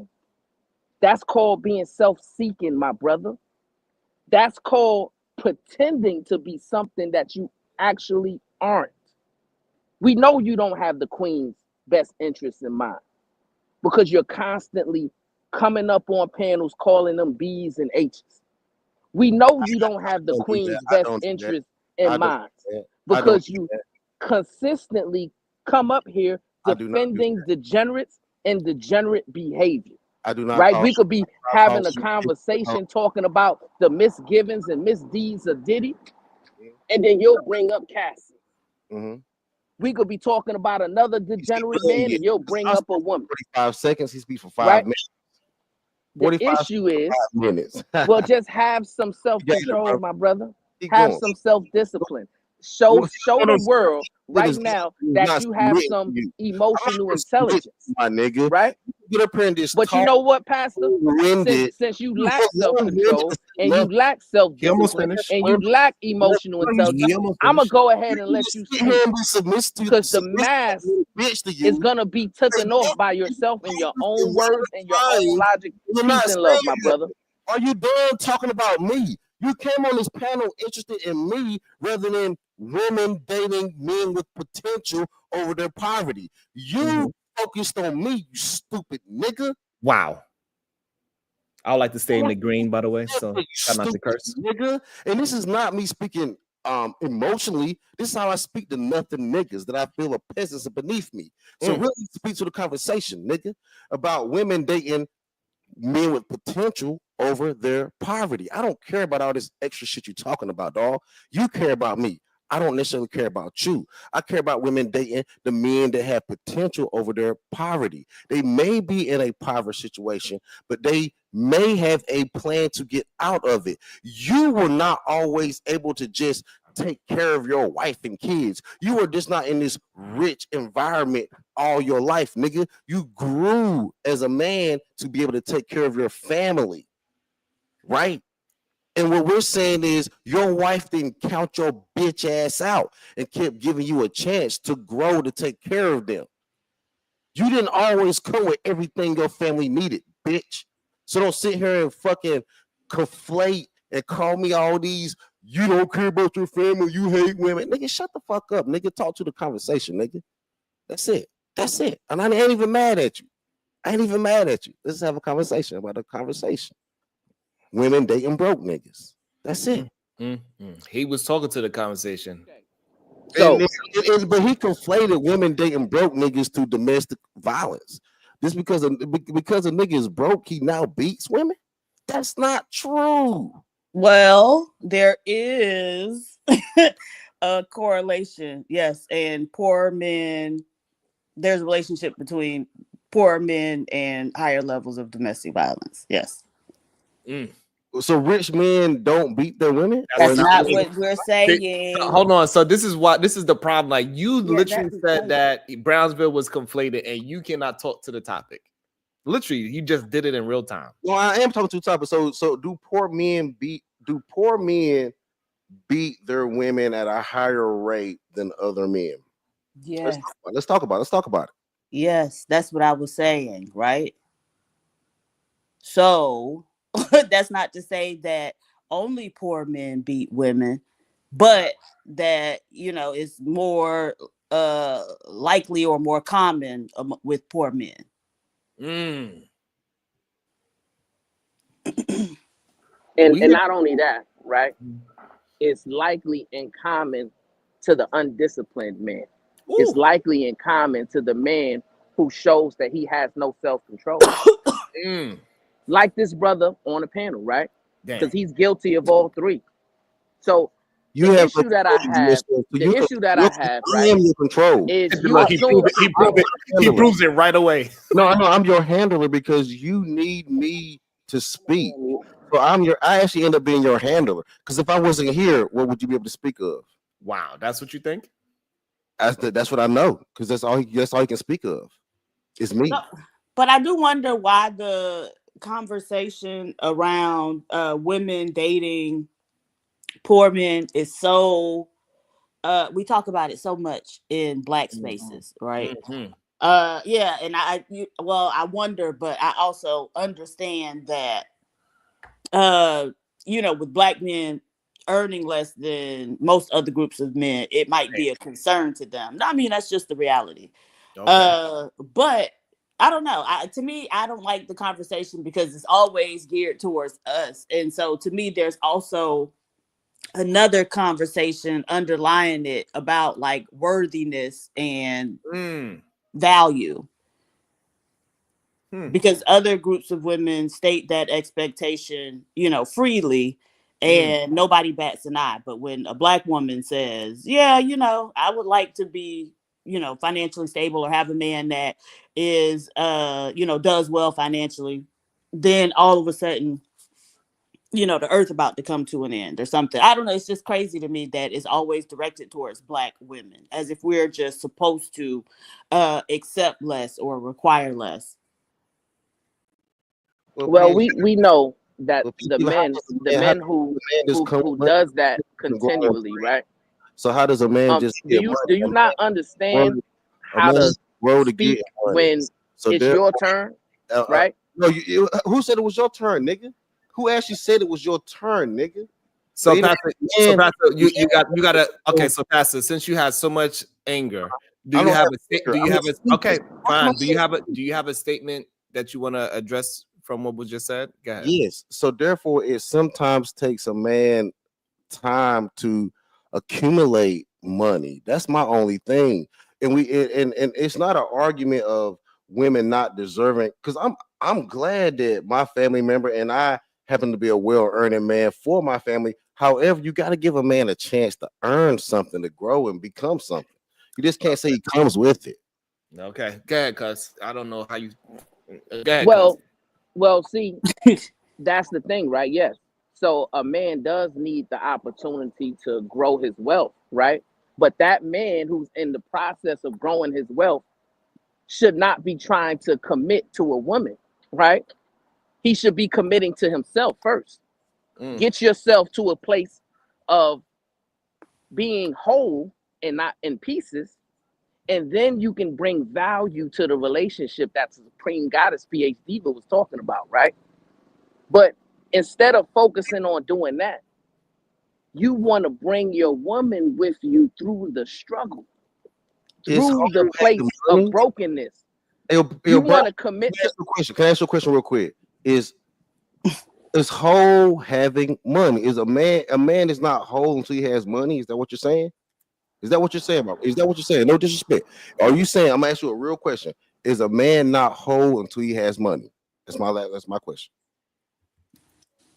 Well, the answer to that question is, if he's broke, he's not whole. Yes. Right? So if he is broke, that means that he's broken, and that means that he's in a state of brokenness, which means that he has to recalibrate his value system. He has to undergo self-reflection. He has to gain some ambition within himself so that he can seek self-improvement, right? But instead of doing that, you want to fulfill the passions of your lust by having a woman on your side to take them through the struggle with you, right? And in all actuality, what you're doing is you're putting her through physical and emotional trauma while you're quote unquote trying to get the bag. The selfless thing to do would be undergo self-reflection, take the necessary steps of self-improvement first, and then commit to a woman where you can enhance her life with value. Peace and love. And I don't think creating that abundance creates a level of appreciation or reciprocation of love. I think that is more of a prostitution type marriage where you're trying to buy love and buy affection. And that's one thing you can't do, Brownsville. You can't buy love. You can't buy affection. Right? You can't. That's the thing, right, Pastor? You can't buy a we proven the trophy wife. We had a woman up here talking about how terrible her life was as a trophy wife, right? We just reached like two or 3 weeks ago. We had a woman talking about how being a trophy wife was so detrimental and dangerous to her life. So like we got to That's stop. not what happened at all. Not at all. Yeah, well, that's how I'm At all. that's how I'm that's how I'm No, interpret that's it. not what happened at all. Can I interpret it that way right now? No, that's not what Absolutely not. happened. Wrong You're with not gonna just lie. Let me ride with that for a second. No, we're not gonna allow you just to lie just to prove some fake point. You gotta be over here. We rebel against remedial rhetoric, so you cannot just say Yeah. things and not substantiate it. Over here, And you have it's to not, substantiate your words. and it's not just one extreme or the other in the way Pastor's trying to articulate it, right? So basically, what he's saying is, if you are a queen out there with standards, Ooh. then if you don't want a man who's broke, that means you have a prostitution mindset, Ooh. right? So he's going to an extreme, right? Instead of looking at that woman and saying, well, you know what? You want somebody to enhance your life. You want somebody to bring value to your life because you're bringing value, right? I'm not teaching my daughter to just go after the man with money. I'm teaching her to first of all, bring yourself to a position of value, right? And I'm teaching her and I'm equipping her with all the necessary information for her to make herself valuable within a relationship, right? And if once my daughter's valuable, now you can also seek someone who brings value to you, right? It's not just about money, but money is definitely a part of it because, like I say, that is a side effect of being a recalibrated man. If you're a recalibrated man, you're going to have more assets than liabilities. That's just the facts. I don't know if that's true. And hold on, Pastor. Let me welcome somebody into the show. Welcome to the show, Chanel's Reality. Good day. What is your thoughts? I think we got to start with the toxic conditioning that a lot of people still subscribe to in this country. Well, I'm gonna say in the world, that a woman's value is, her sexuality or whatever. And as far as like, what you teach your child, I think to each his own, to each its own. Whatever your value system is whatever your value system is. It doesn't have to match the rest of the world. It doesn't have to match your family. It doesn't have to match any of these other entities. It should be what you think is valuable in life and what you want to teach your child. It doesn't have to be about aspiring to marriage or aspiring to be in a relationship of any kind.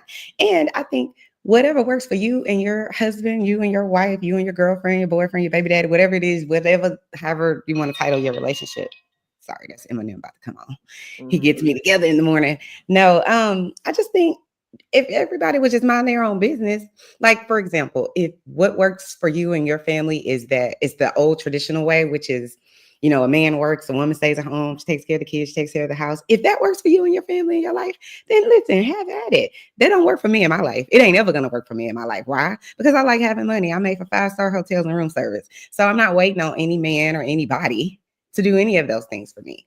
I set my own value, not the world, not a man and whatever else. And let me just say this one last thing about people saying, oh, well, what does she bring to the relationship? Or what does he bring to the relationship if it's about money or whatever? I'm always going to be about my money. I'm not ever waiting for anyone else to give that to me. But if we're gonna keep it like a book regarding, oh, well, she must be a prostitute or she must be money hungry or whatever the case may be. If she wants a man that has money, I just would love to know what man that's a heterosexual wants to have a relationship with a woman that doesn't have a dussy down there. He absolutely wants, that's a requirement, right? It's a requirement. So it's a requirement that you have your own money. It's a requirement that you're an educated man. It's a requirement that you're intelligent. It's a requirement that you're God-fearing. It's a requirement that you're not a woman beater. All of these things are requirements. So this idea that a woman who wants a man that has money is somehow a gold digger or somehow, I don't have to dig your gold. I have my own pot of gold. Let's be very clear about that. So you can keep all your money and all your whatever, but you just can't keep it over here. Let's be very clear. You gonna get married and you marry for love. That ain't paying no bills. Love is not paying no bills. So I'm not saying that I want you to pay my bills. I'm saying that I'm self-sufficient without you. So you need to be additive to my life. In the same way I need to be additive to your life. I'm already whole. So you come to me whole and we can go make something great. And I've been married for 20 years. So I don't even need none of that. But I'm just saying, I just never been that girl that subscribes to the societal standards of, oh, well, you know, if she wants something from you, then something must be up with her. No, you want something from her too. So stop it. Let's start there. Nobody has a problem with a man running around the earth. What do they call it? Sowing his royal oats. They don't have no problem with that. In fact, they want you to do that. They say, go and do all of that before you settle down with this good woman so that she don't have to worry about you being a player or being whatever it is. It's like, knock it off. So you can go around the world and stick anything moving. That's expected of a man. But if I want you to be real with me, if I want you to have a job, if I want you to be educated, if I want you to be established, if I want you to provide, then somehow I'm looking for too much. Meanwhile, the world has told you can go stick and move anything. Like, stop it. Like, knock it off with the elementary mind frame. But anyway, that's it. That's all. Well, no one said that. No, we said potential over poverty. What we're saying is, I agree with you. I'm happy that you are able to substantiate yourself and got a good job and all that. And you're able to make money. That's amazing. You don't have to like sell yourself in this relationship. Y'all can actually work together and create a great 20-year marriage, like you said. That's amazing, right? However, at one point, did your husband always have money? Or was he always able to like maintain this relationship? My husband whenever I met him, I was 20 years old or something like that. I'm 45. I'm going on 45. I'm almost 50 years old. He's always had money, but when I met him, this man was working at, I don't know if y'all remember this. It was a place called Kinko's. He was a assistant manager at a Kinko's. You know what I'm saying? I got 3 college degrees, and that man has always made more money than me. Woo. Very clear. I'm working on my PhD. But no, he's always made more money than me. And I respect him. He's a grown-ass man. Like, but even when we were in our 20s, I always felt this way. Because I love this guy, it could be just a can of beans between me and him. Like, it wouldn't really matter to me. You know what I'm saying? Because you're a real one. Like, my husband is not going to let nobody disrespect me. He's not going to disrespect me. I've had many years where I was unemployed, not year after year unemployed, nothing like that. But I'm saying sporadically where I was unemployed. But it wasn't because I was dumb, stupid, unintelligent, or any of those things. That man has never put pressure on me to be like, you need to go get a job. You need to go X, Y, and Z. He's always kind of been like, just pull back. You know what I'm saying? Like, don't shop as much, or, you know what I mean? Like that type of thing. But he's a real one. Not everybody is out there like that. But this is the thing, like I was saying before, it doesn't really matter what everybody else is doing. What the people's problem is, my opinion, is that they're focused on what the agenda says they're supposed to do. So what your family says you're supposed to do is you're not supposed to do X, Y, and Z before you get married. Or if you're going to get married, these are the things that you need to have in place. And this is the type of man or type of woman you need to bring home. And really, if you stop focusing on that and focus on what you want and what you want for your life, then that person can come to you. But again, like I said, everybody needs to be whole. I don't need to be trying to figure out what your potential is. You should already know. You should already be on your way, whatever that means. And regardless if that's man or woman, you know what I mean? But again, it's what works for your relationship. So what's not going to work for me in my relationship is somebody who's not monogamous. If you can't be monogamous, then we can't be in a relationship. Period. It's also not going to work for me that you don't have no ambition. Like, my husband never has to tell me to go up and go every time. Even when I started for my PhD program, he wasn't like, you need to go get a PhD. I want to go get a PhD. I don't have nothing to do with him. I want to make sure that I provide for myself. So, because here's the thing, it's not about him or the love for this, that, and the third. It's really about what happens if this man don't love me no more? What happens if this man die tomorrow? What happens if he leave? I can't be banking my life on whether or not this person wants to be with me. Like, my life is going to be my life, regardless if you here, there, or gone, or whatever the case may be. Do you think your husband saw that potential in you over the situation? Do you think your husband literally saw that potential in you? I don't think he looked at it like that. I think he loved me and I loved him. Like, we are friends. You know what I'm saying? Like, before we were married, we were friends for 2 years. Like, I was dating someone else. He was dating someone else. But, you know, it all worked out. You know what I'm saying? It was just like one day it just, you know, we became more than friends. But I'm gonna tell you what attracted me to him is his intelligence. I'm a saposexual, okay? I'm a sexually attracted to intelligence in others. Like, that to me is a turn on. You know what I mean? So this man here, he's just super intelligent. Just one of them guys that just know some shit about everything. You know what I mean? And so I'm a level of intelligence, but he, listen, in my mind, he walks circles around me just about knowing just random shit. And I'd be like, what the fuck? Like, but I don't think it was about the potential. I think it was about, this is a person that even with the sexy gone, I'm still attracted to her, meaning I like her mind. Like, we can hang out. Like yesterday we was at the Texans game. I don't know where you guys are from, but we were in the house, you know, or whatever. And I decided to buy those tickets for us. You know, they overly expensive ass tickets. But anyways, I decided, hey, listen, my husband been working hard. He works across the seas sometimes. And I'm like, this man works. He gets up every morning. I go to work when I want to go to work because I'm a therapist. And so I make my own skills. He gets up every morning like clockwork. Feeds the dog, walks the dog, you know, does everything his morning, you know, thing. And he does it without me saying anything. So I'm like, you know what, this man deserved to go to a good Texans game. We're going to go have fun. I'm going to get us some good ass seats. And we had a great time and we won. So there's that. But I think my point is, I'm not expecting anything from him, and he's not expecting, so to speak, anything from me. And the reason that's important is because the moment you put expectations on anything in life, be prepared to be disappointed. It's the mother of disappointment. So the moment I start expecting him to be X, Y, and Z, when he doesn't do it, then now I'm disappointed. And it's the same thing with him.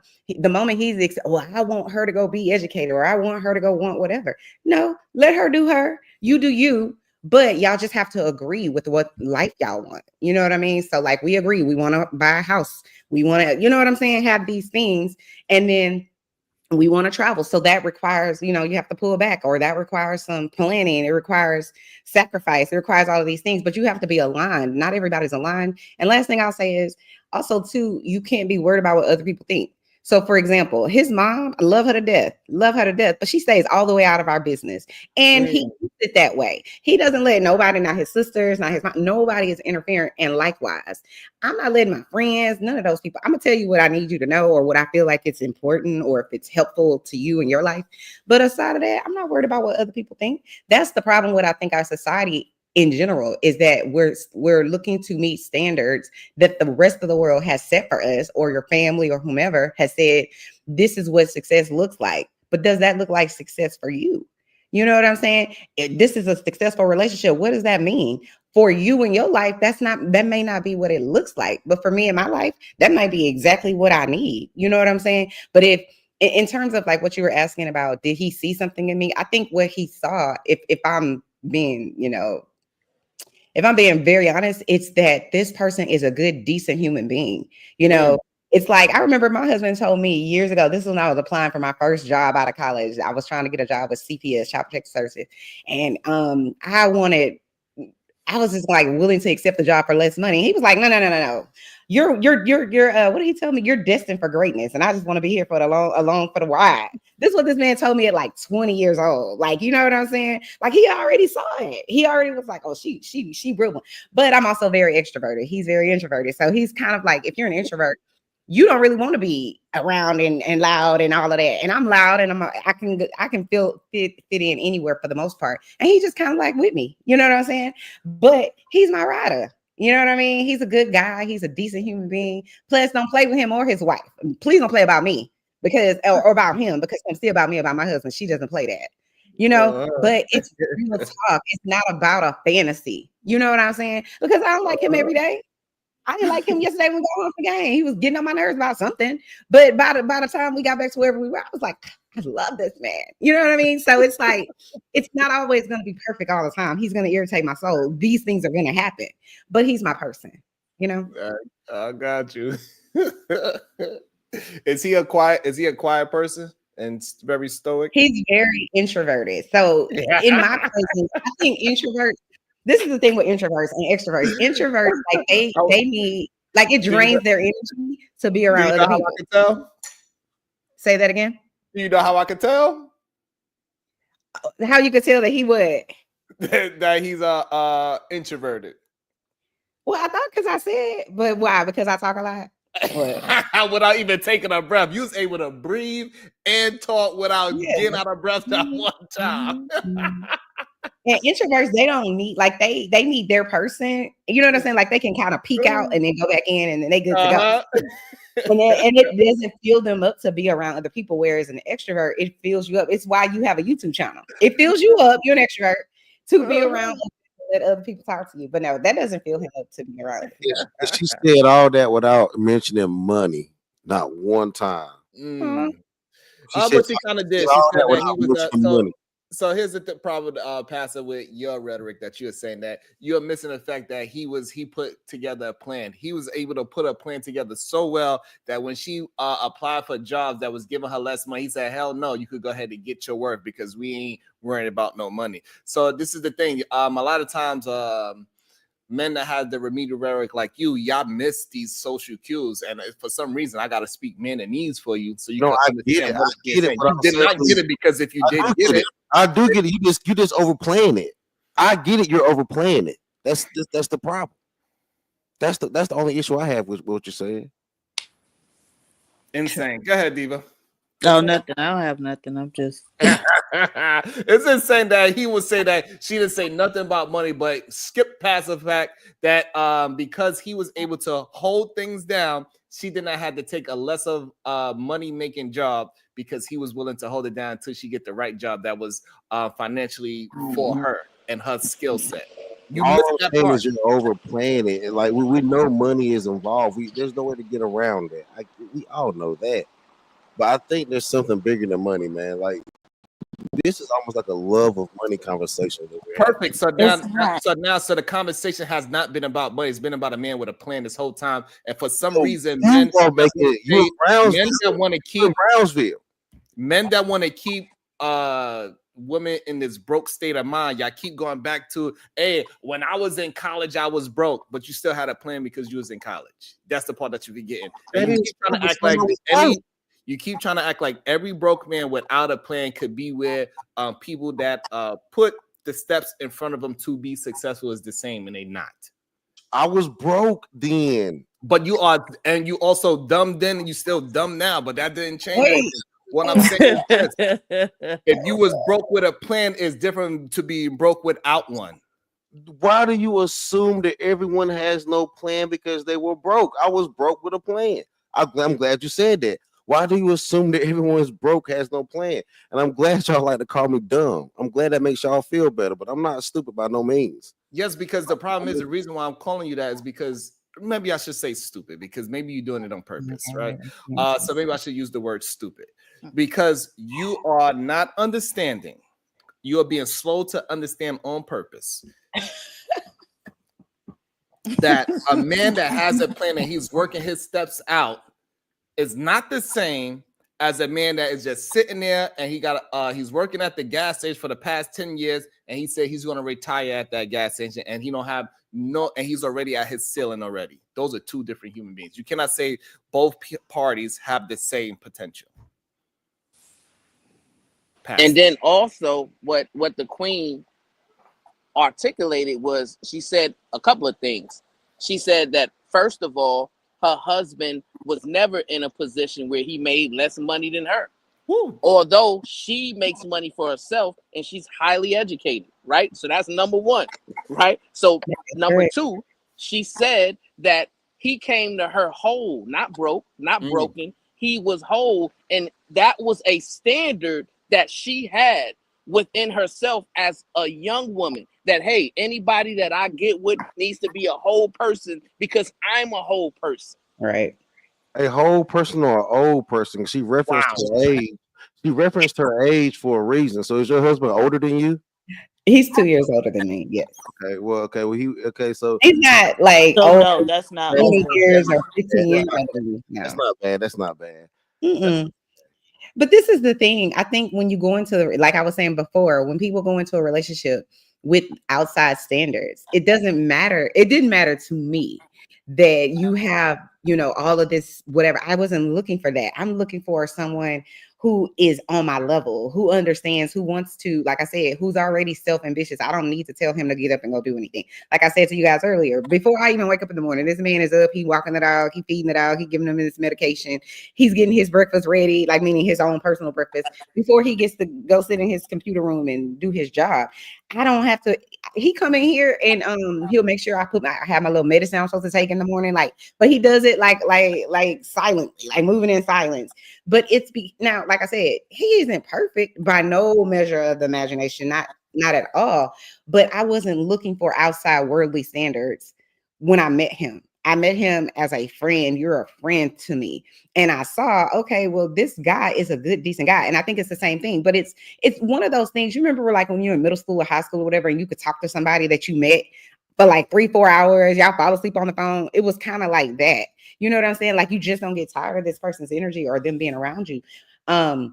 But I think the world, this is the problem, I think, with the money part, why that comes in is because the world, if you think back to ancient times, right, it was women were a burden, right? So it was like, I'm going to give you this dowry, I'm going to give you a cow, I'm going to give you whatever it is, because you got to take on this burden of this, my child, my daughter. So that's the way the world has always viewed women. We are some sort of burden that the world needs to carry. And even unfortunately, women still view ourselves as that way.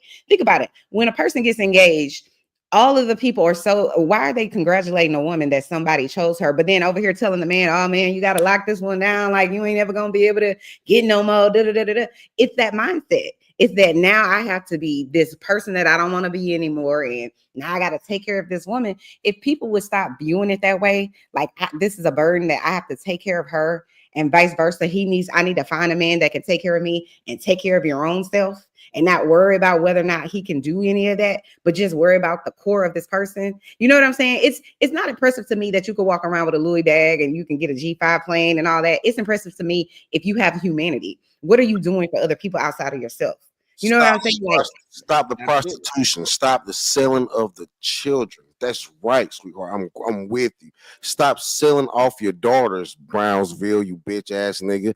Willing to sell your daughter to a nigga that got a good job, willing to sell your daughter to a nigga that got a little bit of money. You a pimping ass nigga. You a Christian pimping ass nigga, if you want to tell the truth. See, these niggas, you one of them. Who was that nigga? Jabba, whoever. You one of them type of niggas. You try to hide your evilness behind the Bible. You were willing to pimp your daughter for some shekels and some damn coins, all behind some dollars. And I like what she's saying. What she's saying is, don't take no dowries. Don't prostitute your daughters. Let them find a loving relationship and don't let money be the boundaries of it. And I think that is a good thing. This is insane. This is insane. Yeah, I understand. Let me just say this. I do understand what he's getting at. He's saying, and you can correct me if I'm wrong, Mr. Pastor, but I think he's saying is like a lot of people want what looks good on paper, right? So when you apply for a job, we all apply on our resume to some degree. Just hear me out. This is what I think he's saying, and I'm gonna let you know right now, Chanel. Do not try to make no sense out of what that man saying. You got to take it at face value. Do not put no extra words in it because it's just going to make you. Okay, well then I'll just say this. You start defending a real degenerate. I won't make it about him. I'll just say this. I do think that people like what's on paper, right? So if this person makes 90 grand a year, they are an executive at whatever job. They have a college education. They come from a 2-parent home. You know, they don't have babies yet. They didn't get on welfare at any point during their life. All of these things look good on paper to offer off. So if a man comes into your daughter's life, let's say hypothetically, if a man comes into your daughter's life and he makes $100K a year, he has his own house, he's educated, whatever it is, then he's right to a certain extent in terms of what a parent that they're seeing their 28-year-old daughter about to get married or about to be in this relationship, they will see that as this is a win. This man is educated, he's this, that, and the third, and won't give a shit about his value system.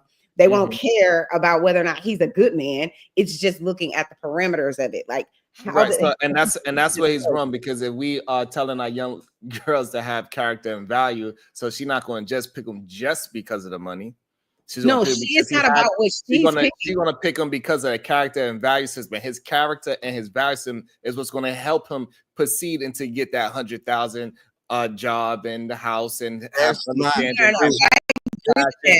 saying. So the problem is what Pastor is saying. He wanted to be that people just prostitute their doors out to broke people like himself so he can get some vagina. Oh my Oh, nigga, I'm not broke at all. We put stands. So the problem is that it's a lot of the problem is I got you, Pastor. The problem is a lot of women are building up their standards and men are becoming undateable as women are holding the standard. This is why more women are in the house. This is why more women are cooking by themselves. This is why more women are taking trips by themselves. Is because men cannot hold up the standard that they are talking about, and they becoming undateable.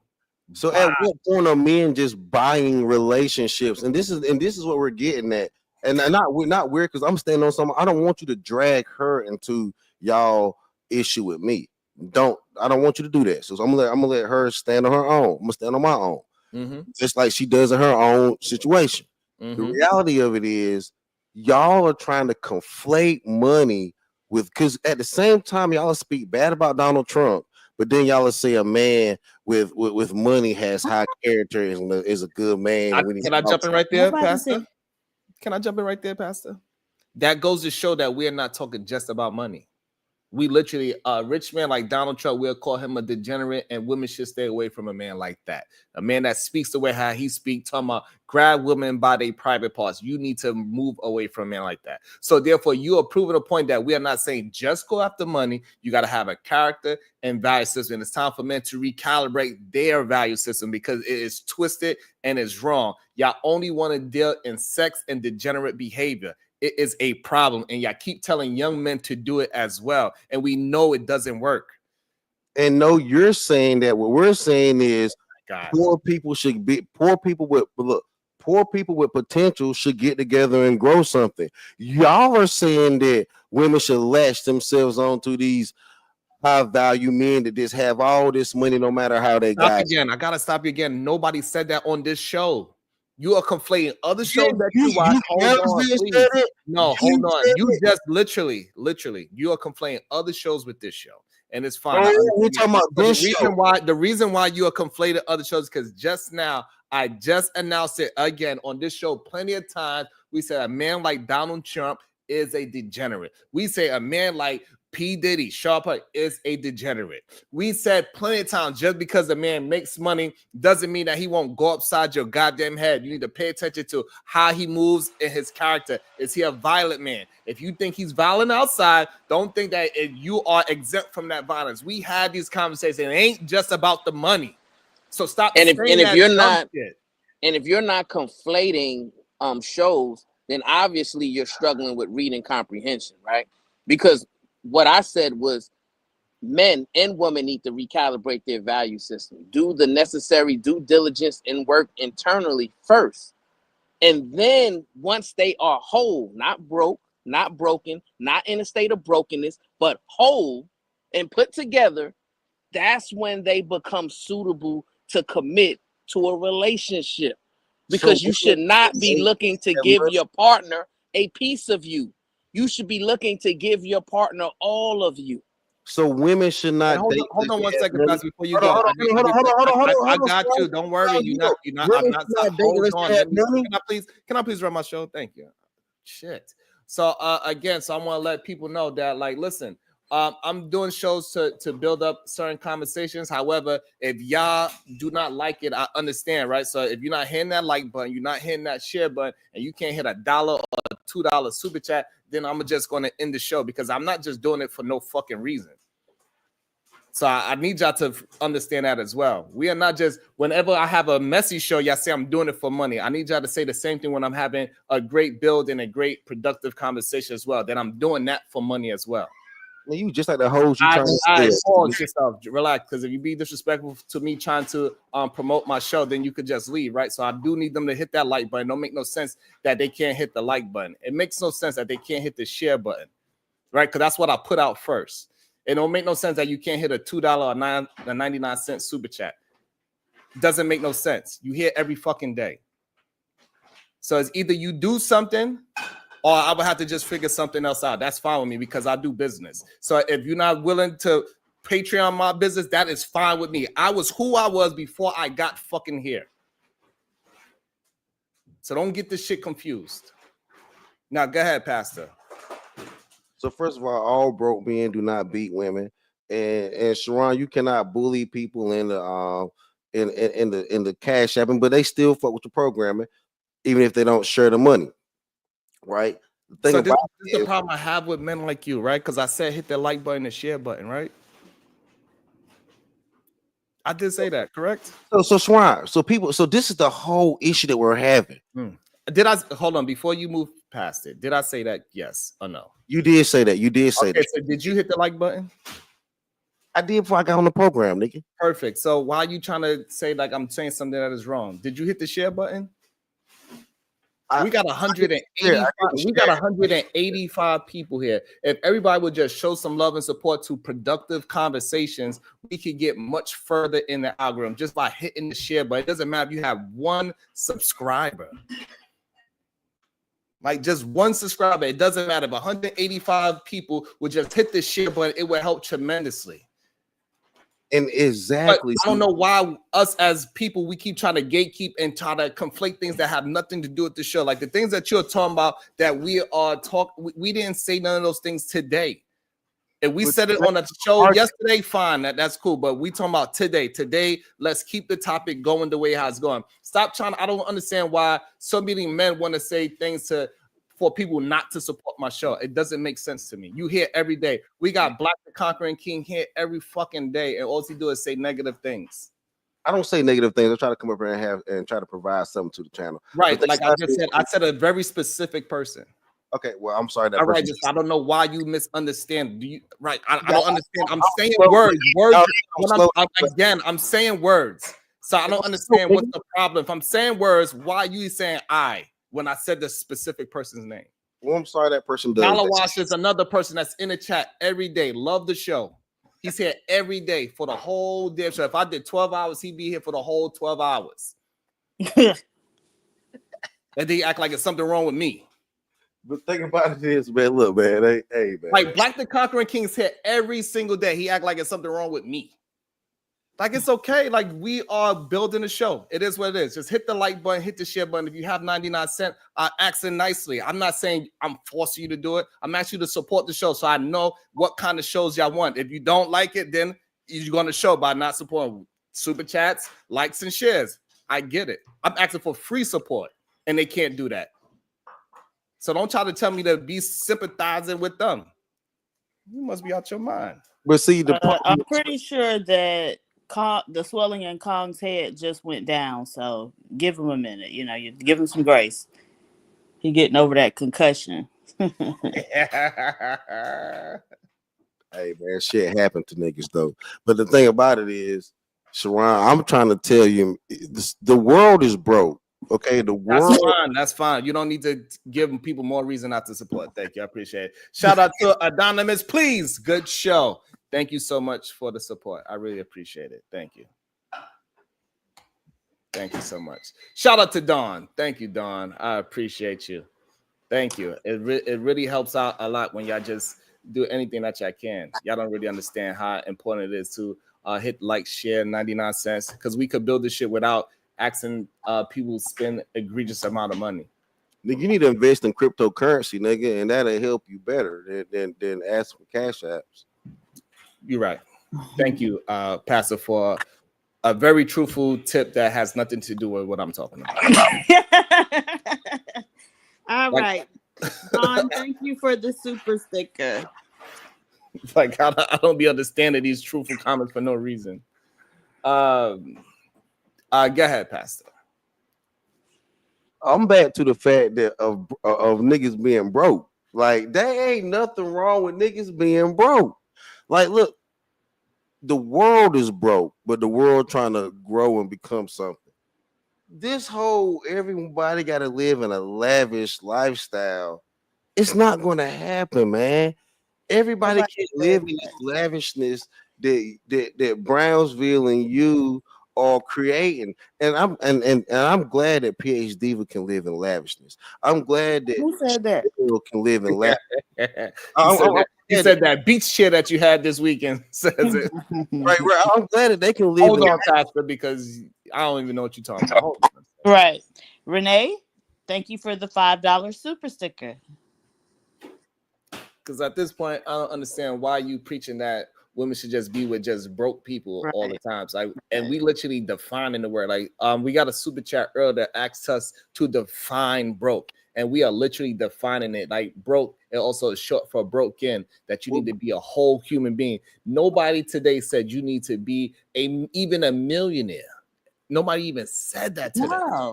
They were whole broke men that were building societies. And Brownsville brought his black ass up here talking about some. If you ain't got no damn money, you ain't a whole man. You don't get your motherfucking nigga ass up out of here. Niggas ain't never had a whole money. Show me where black people have had a whole money, but we still here, nigga. So the reality of it is you don't have to have whole money to exist and to grow and to be something.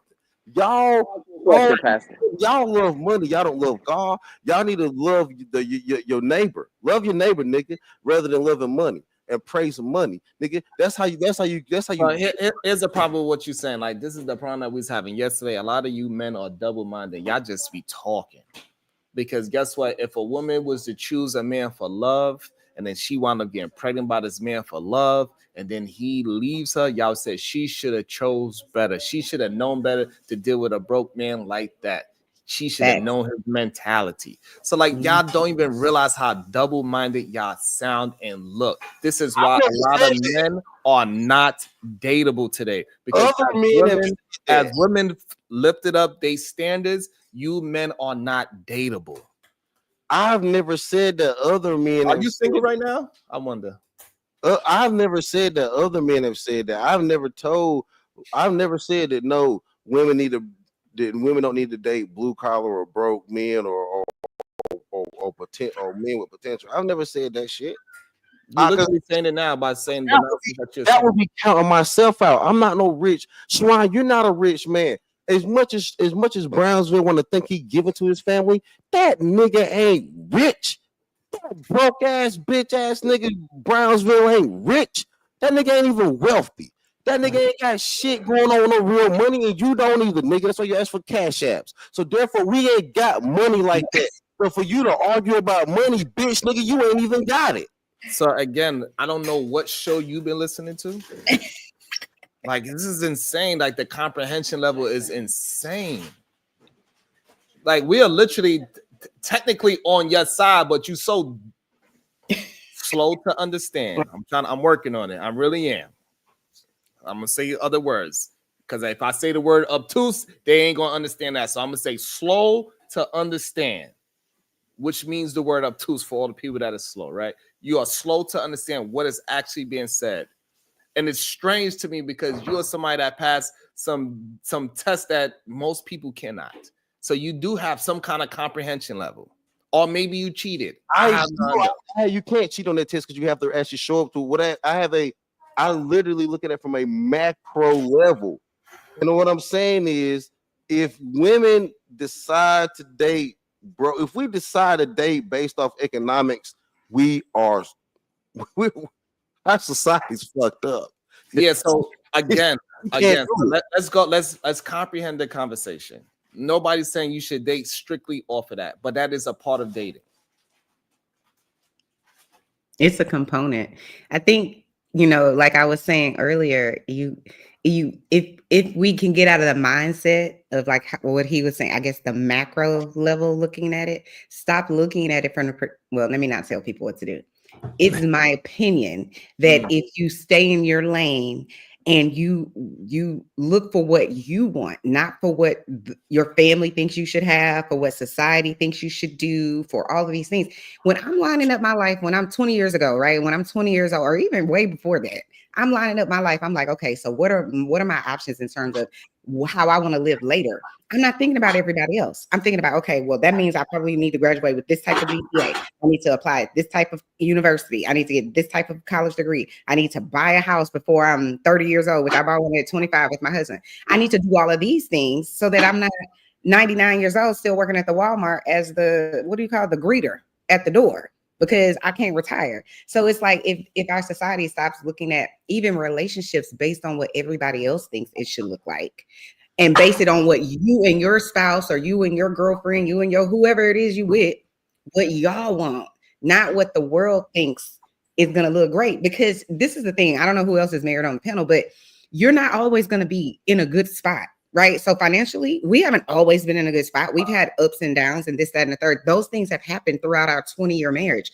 It is inevitable, right? So there's been times where we make 20 grand a month or whatever it is, you know, because we've always had a small business. But there are times where you don't make any money for 3 months. You can't say, oh, we got 20 grand. Let's go to the Galleria. Let's go get, you know, my new Louis boots. We can't do that right now. We gotta wait. So, you know, we need the funny thing about is that me and PhD, even when we do get a chance to speak to each other, that's what me and her had that conversation all the time about. Hey, some months is crazy, some months is wow. I'm like, hey, I'm about to go. I'm about to be back outside.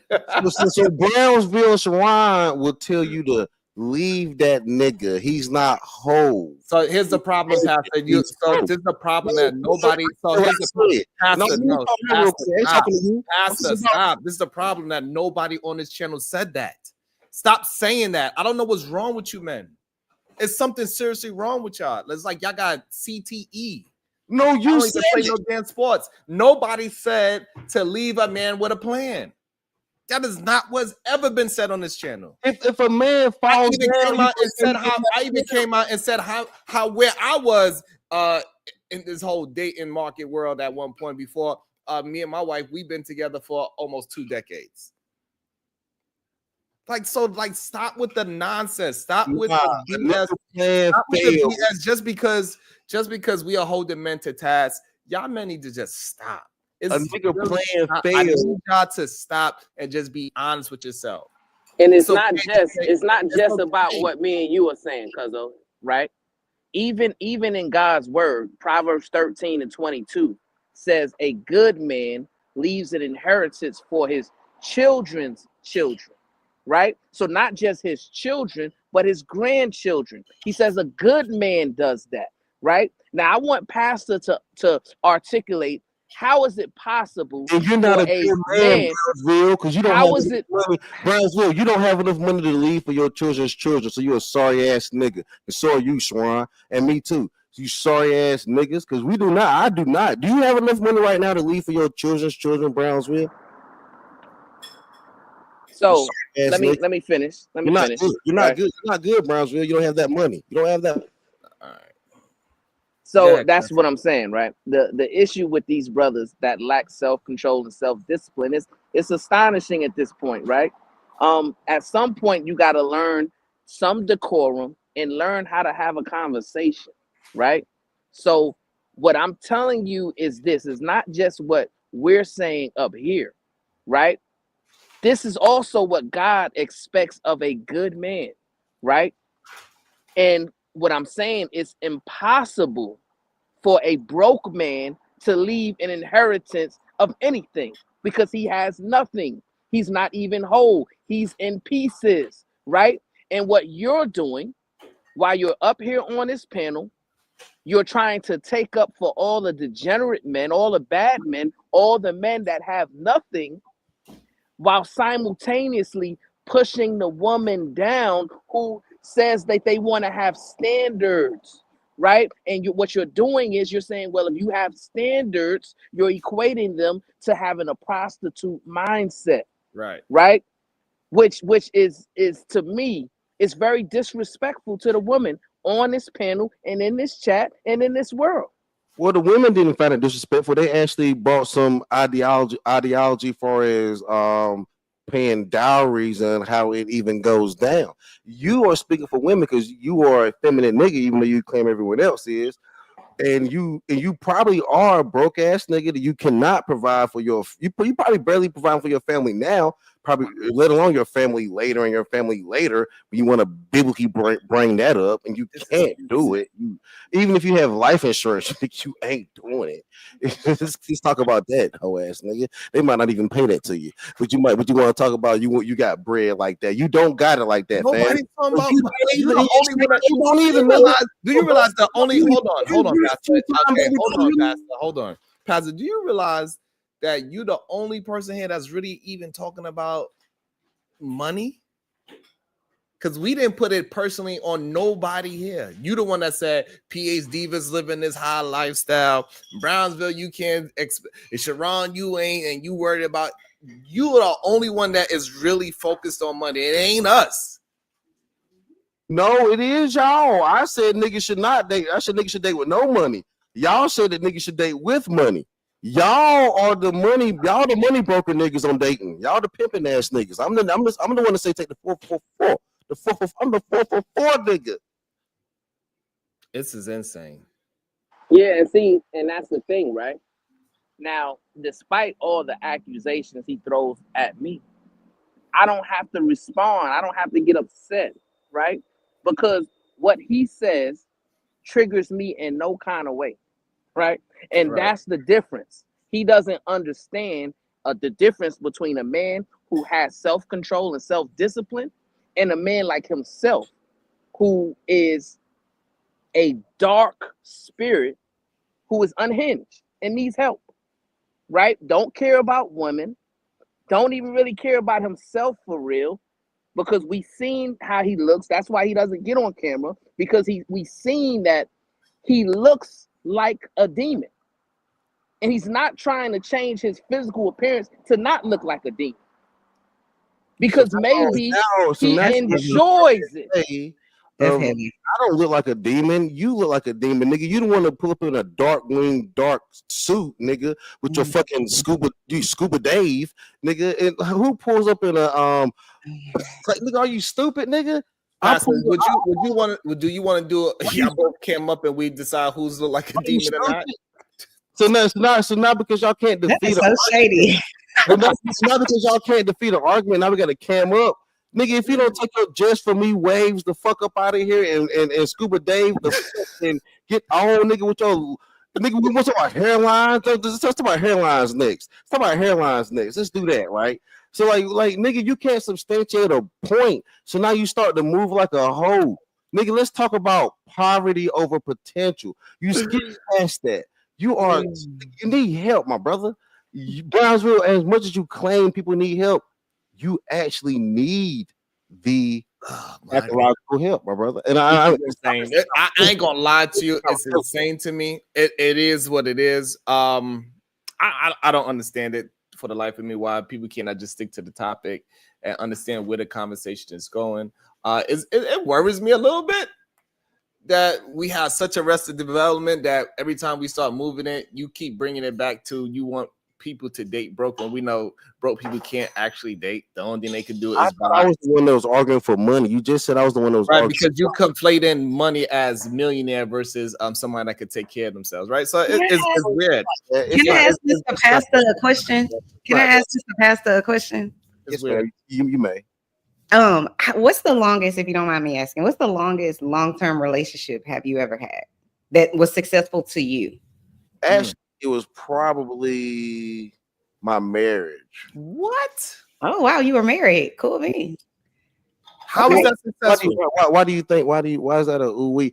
I think one thing we do on these panels is we conflate who we think people are on these panels. You know, literally in the beginning of this conversation, you told us how it wasn't successful. You literally said I did. It wasn't. I was married and it was not successful. You have your most successful relationship is an unsuccessful relationship. Unsuccessful marriage. Don't you?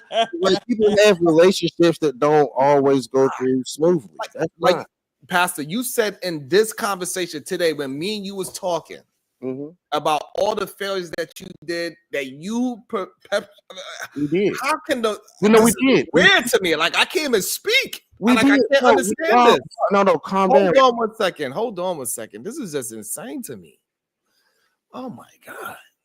I'm sorry. I didn't mean to cut you off, but that is insane. That my most successful thing is something that wasn't successful is crazy to me. It is what it is. We living through life. It is funny. Matthew Pearson with the $5 super chat. Sharon, good looking out on the Netflix stock you suggested a while back. You helped make me $1,400 plus, so I'll rush you $5. New York Ninja, laugh out loud. All right, congrats. You're welcome. So why wouldn't your marriage be your most successful relationship, even if it doesn't work. I consider it the most successful because of everything that came from it. And even though you still got to work with it and deal with them people even afterwards. So I don't feel no shame from these panels about nothing that I say about it. Nobody's trying to shame you. We all just want you to substantiate your words. And the fact that earlier today you said how you did everything you can to destroy your marriage. I did not say that. I did not say I did everything. I said I did a lot of bad things. I did not say I did everything. I did a lot of bad things. Didn't you say you beat the lady up? I didn't say. It's like, yo, let me tell you something, yo. Y'all always here. Y'all want to go with the jokes. No, you did come up here and admit it one time. One day you came up here and admitted it. Yeah. So no, I mean, was that with your wife? What are you talking about? I don't know what you're talking about right now. This is insane to me. I can't believe it. And this is what these people would say, right? They'll say, Sharon, you failed literally at all your relationships except for the current 20-year relationship that I'm in, right? I don't know what y'all talking anyway, Sharon, you literally failed at all your relationships until your current one, where y'all think you have a leg to stand on. This is insane, Ed. That's crazy. That's crazy. That's like saying, oh, Sharon, you started 5 different businesses and only one succeeded. What the fuck? That's how life goes. You're supposed to get better as you get older, as you get more experience and more knowledge of what you're doing. You should get better. Like literally, you are given every excuse to say, hey, y'all should listen to Sharon because y'all did not figure out a way to be successful at failing. You think Michael Jordan on shooting jump shots, you think that because you're going to tell him that, hey, Michael Jordan, all those practice jump shots, I see you miss 50 of them. Y'all sound dumb as hell. Like, and the irony of it, right? The irony of it is this, cuzzo. He is advocating for women to get with men who are in a broken state, right? But yet, he is the example and the epitome of what happens when a woman gets with a man who's in a broken state. They end up getting abused. No, they don't. Like, let me tell you something. Like, you are a cop, nigga. You don't act like you bitch ass niggas don't be beating hoes and beating your women and fucking hoes in the street. Y'all the man. Y'all keep prostitution going, nigga. Shut up, nigga. But anyway, see, again, y'all just cannot hold the comprehension. You talking about just not too long ago in the same conversation again. You say you had to go at me personally, then you do it right after. You did that in the suit. You are talking about it's so weird. Hold on. What is your name? What's your name? I'm an unknown. I'm a dark soul. I'm talking to your demon. What's your name, demon? It's a very spirited person. It's Pastor. Man, what's your name? Tell me your name so I know who I'm talking to. Darkness of your own soul. Dang, Lord have mercy. But regardless. So when you beat the woman, Pastor, were you broken or were you whole? Can you answer that question? When you beat the woman, were you broken or were you whole? Thought, nigga. I was a whole ass nigga with a whole ass thought, nigga. If you want to find out, come see what I'm talking about. Demon, what's your name so I can address you properly? Pastor Doom, nigga. We're gonna take it to the darkest level of your spirit, nigga, of who you even are. Let's talk about it. Because you was a black ass nigga, obviously, with your 2-time baby mama having ass. Now want to like you really had money, nigga. Yeah. You ain't had no money then. Brownsville ain't got no money now. And we all trying to get money as we speak, nigga. So shut the fuck up, nigga. All right, that's fine. That's what I like to see. And this is how we know, like, men like you are absolutely broken. And hopefully you can get some help. And clearly that's what you're here for. No, I'm not here for the help. You know what? I was probably in a worse position than you ever was. And I'm able to get out of there with a sane mind. Because the things that I got involved in when I was younger, I should not have a sane mind. I should be just like you, actually. I should be a drunk demon that put hands on his wife. I'm not a drunk demon. I was never able to get past my own demons. I never was able to correct myself. I should be very similar to you. Don't have no goddamn self-control. That for example, like my baby girl last night, she got scared. She was able to climb in my bed and say, say, mommy and daddy, I feel protected now. And she slept like a baby through the whole night. And you I'm able to do that because I'm able to money. move past. I'm able to move past my drama. But the problem is a lot of men like you want to keep other men in trauma. You want to keep Ed Unchained to yourself. You want Ed Unchained to stay single, so this way you have a chance. No, and I'm trying to release Ed. I'm trying to actually get him unchained. So therefore, he will not become a rim brother like you and be a lover of men. Will you be keep him on the straight? Literally, we're gonna keep him on the straight and narrow. And men like you keep him as a hater of women, and it is sad. The lover of money. It is really sad. The love of money. And like even though we having this whole conversation, you're trying to throw things in the conversation just so we can switch the topic. You want to talk about money? Well, we're talking about you as a broken man. Stop. $2. Stop. $2. All right. And again, you keep trying to say that because you want to take it off of you. Sir, right? You're a damn demon. What is your name, sir? Demon. Say your name, demon. Lovers of money. Speak to me. Let these men be great. They don't want to be lovers of men. Most of them don't. It's saying that a lot of men, they get influenced by other lovers of men, but we got to stop this shit. Let those men be great and find somebody that they could be with on the opposite side of this sexual spectrum. What are you talking about, man? What I'm talking about is men like you. Are you in a relationship right now? Besides a bottle? Actually, I am. And why do you want to think I'm in love with a bottle for? The reality of it is you're in love with money. Thinking about it. That's why you're on the internet right now begging for it. The reality of it is, I said, I was talking about potential over poverty. You want to make all these acclamations of sexuality and bottles and all these other things, right? I'm talking about potential over poverty. You even want to go into my marriage and who I am personally. I'm talking about an idea of who I am. You can't have a broad conversation because you in Brownsville are very interested in me. Like I talk about rim bros. I'm not even. So we are interested. Hold on. We are interested in different ideologies. Y'all will expose. God have mercy. I'm interested in different ideologies. I just want people to be able to substantiate what you're saying. Nigga, expose yourself. Because I'm talking. Jesus. I don't know why y'all think y'all run my show. Damn.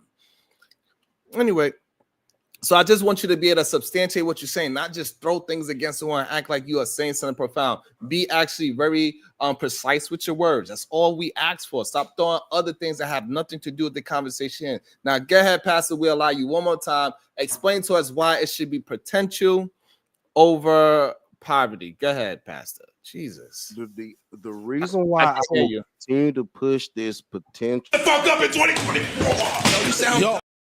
Dang it.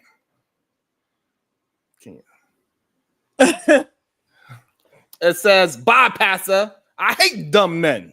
Bam. Shit. Let's see if the brotherhood is gonna say Pastor.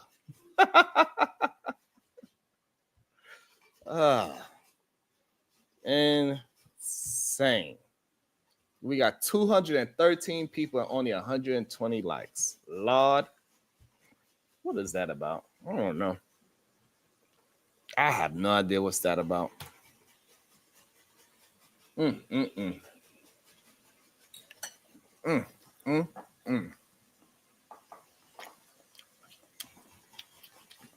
What makes me disheartened, Cuzzo, is, number one, how these men are just so comfortable sharing this type of ideology with the world, right? That's really disheartening, because it used to be a time where it was expected for men to have a love for women, have a love for children, to want to see their women and children be great, to not want to compete with women, to not want to compare themselves with women, but to uplift women, right? And therefore have the ability to look themselves in the mirror and uplift themselves so that they can put themselves in position to uplift women, right? But now we understand we're living in a time and age where men aren't interested in uplifting themselves anymore. That's why the overwhelming majority of the men on YouTube, they're fat, out of shape, filled up with estrogen, not enough testosterone. They're not doing their 2 push-ups a day. They're not walking 15 minutes to the east, 15 minutes to the west to keep the estrogen away, because that's how you start. That's how you build that testosterone, right? And the more testosterone you have, that also correlates with having a higher level of self-discipline. That also correlates to having a higher level of self-control, right? And emotional intelligence, so that you can understand and see the error in your ways, right? And put yourself in position to go into self-improvement. But these men, they want to stay stagnant. They want to stay in this low, oh man, it's just such a low state of manhood, to where they put themselves in a position to become a lover of men, right? Because weak men are gravitating towards other weak men, and they're coming together, forming a bond. They're trauma bond due to this rejection anxiety that they're experiencing in the world. Because the queens, the ladies, and a woman, they're saying, hey, we have standards, we have morals, we are doing our due diligence to improve ourselves. So we want our men to do the same thing. Meet me at my development level or higher. And these men are saying, no, if you are a woman and you have standards, then that makes you a harlot. That makes you a person that has a prostitution mindset. You should accept a lower standardized man who is broken, and in a state of brokenness. And the expectation is now onto the woman to lift that man up out of poverty and help him go into his potential. This is what Pastor is trying to say. He's trying to manipulate women. He's trying to, feed this woman all of this garbage so that they can reduce or totally remove their standards. And it's a dangerous, dangerous, dangerous ideology that he's sharing with the world. And I want the queens, the ladies, and the women to understand that when you see these men, stay away from them, and they should teach their sisters, their nieces, their daughters to know how to identify these men and avoid them at all costs.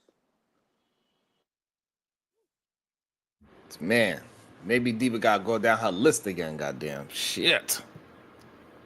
Because every single day they just proven that they are unstable. Right. Like the stability of some of these men are crazy. And clearly I must be a representation to them, that something that I don't even know where they get some of the ideas that they get from. I don't even understand it, to be honest, Diva. I don't. Can't make sense out of nonsense. Because like a lot of stuff that he was bringing up today, we didn't bring it up at all. Sometimes people are stuck, like how you said earlier with the Arrested Development. I don't know anybody on this panel, so I can't say I know. I'm not claiming to know anyone or him or anything like that. Yeah.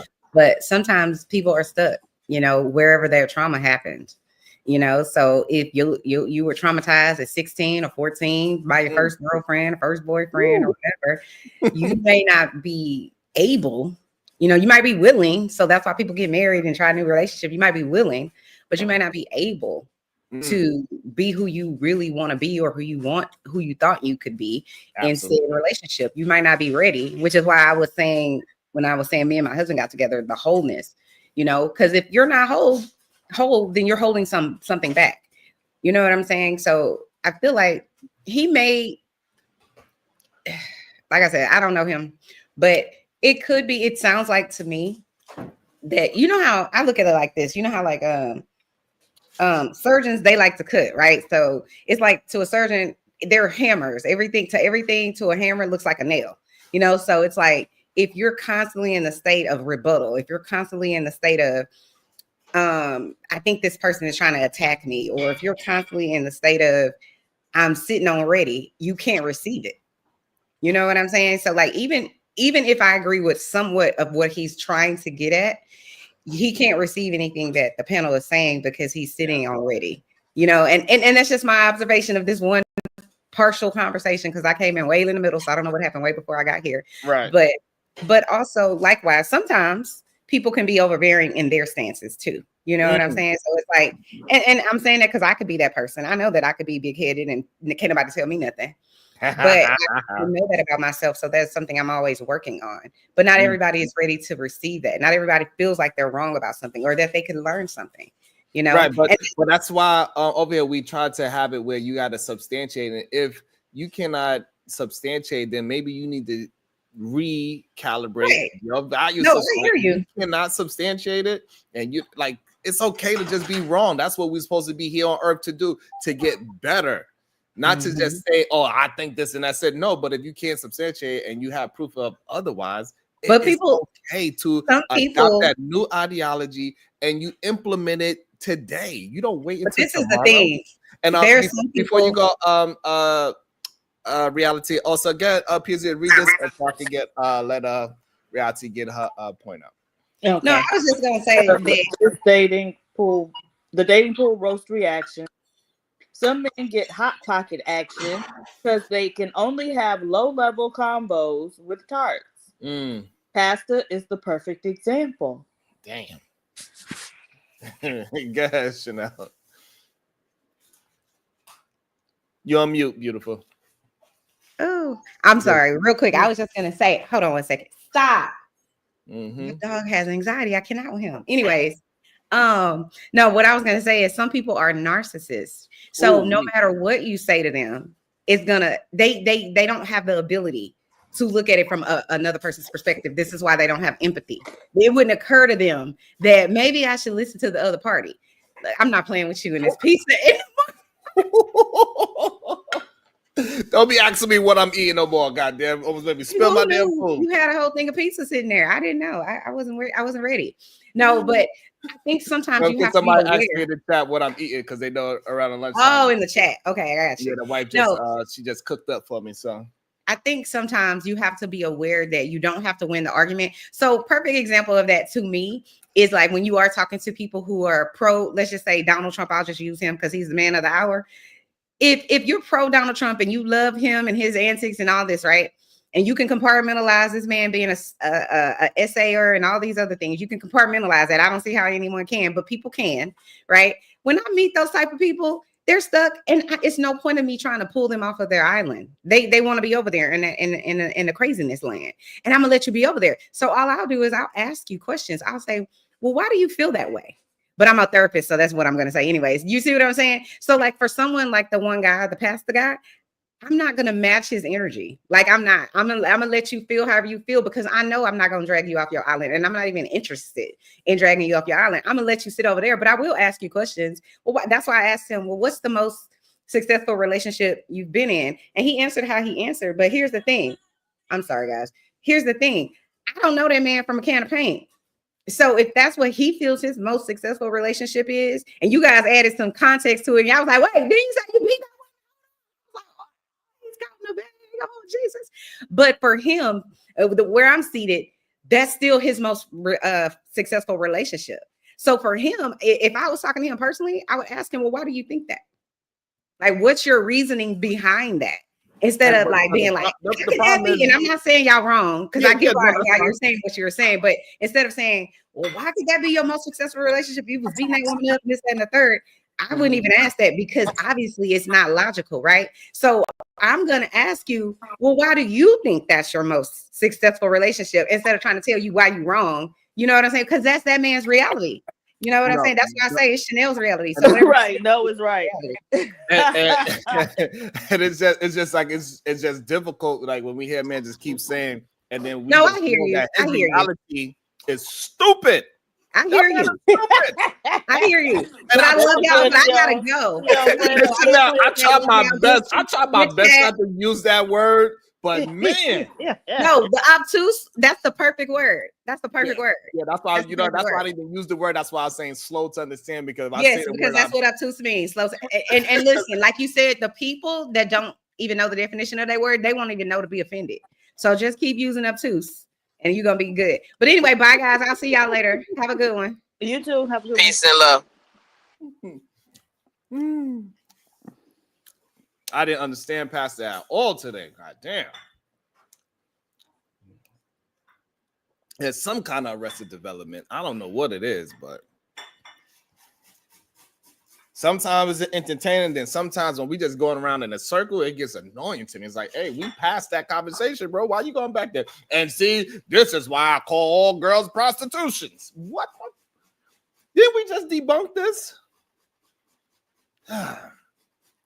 Like we literally tell them like, hey, no, you gotta have character value. But y'all keep saying that, oh, you're gonna sell out your daughter because we just told you it's about character recalibrating and you want to go back to this whole prostitution thing. That's insane to me.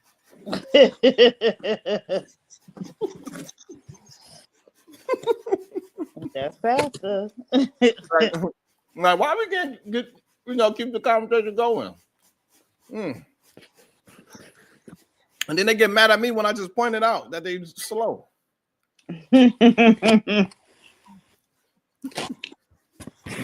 Black the Conqueror King down there. What did I say? I said something disrespectful? I didn't know.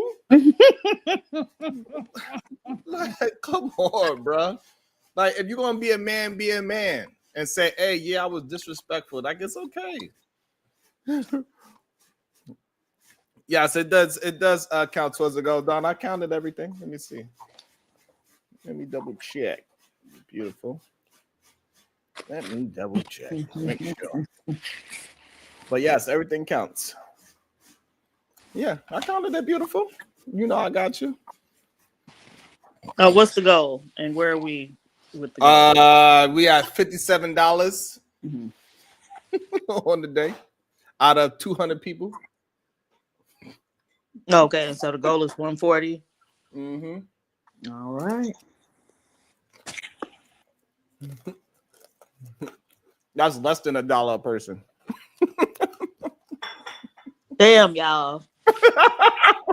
That's crazy sometimes. With just a cup of coffee.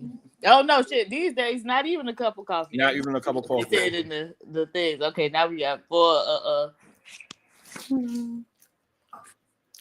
And my question, a Lucy. Huh? A Lucy? Yeah, less than a Lucy. You too can. and my question to the men in this space, right? If pastor is not a representation of the manosphere, if pastor is not a representation of the red pill, right? Then where are the men who are rebuking them? Where are the men saying, no, we don't think like this. We don't behave this way. We don't have this type of an ideology. See, it used to be back in the day, something called order, right? Where there was a man who was misrepresenting the group. That man would get excommunicated out of the group, right? That man would get totally rebuked because his ideology don't align with the rest of us, right? But the red pill men, the incel men, the manosphere men, they're in the backgrounds cheering a man like Pastor on when he's going on his degenerate rants. And you have to ask the question, why? I don't know. What up? They don't want to answer that. Smitty, third eye open. Good day. You know, the crazy part is most of them, they just here to see what they could get from me and take from me. A lot of the clips that other channels have, a lot of the content that other channels have. Like this whole weekend, there's about 10 different shows talking about my show. And not name one of those content creators sent $1. Y'all gonna get what y'all get. That's crazy to me. However, good business is good business where you go. So you keep taking, the universe is going to take it back. It is what it is. Go ahead, Smitty, throw it out open.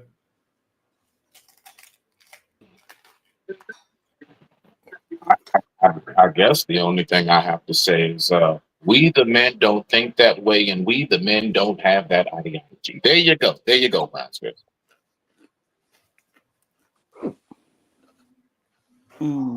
Okay. So Can we get this the other messiness that was happening last week? What other messiness? So remember a few weeks ago when we were reviewing some video, but then it was like Israel and he was timidly asking for some tea. But apparently we were right?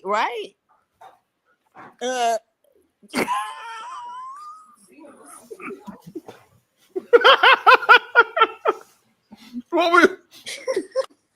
No, because I saw something. What we say? What did we say, Diva? I think I should come back later. I'm gonna come back. Put that down.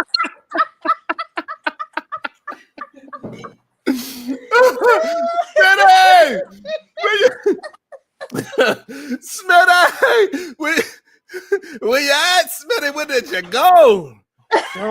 Now? Oh, man. Holy shit. I ain't gonna lie to you, Diva. When I see the time, I was like, what? Oh my gosh. Well, at least now we have some answers to the questions y'all were asking, right? Is he broke? Is he blind? So we know that there's yes to at least one of those. Damn. Is he broke? Is he blind? Is he toothless? Oh, man. Damn. Yeah, I just thought that was crazy. Like, wow, That we was was right. crazy. The fact that we were able to see that in just like a 2-second clip, like a 5-second clip, was just crazy to me. And I think that's why they really upset at us, because we be pulling a card without that exact information. Mm-hmm. Like, we could just see the writing on the wall and they mad that we could read.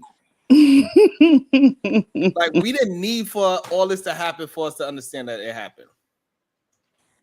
Now we're gonna see the way how like, I don't know. Do people do not even understand what foreshadowing is? Right. No, they do not. Can I just, I'm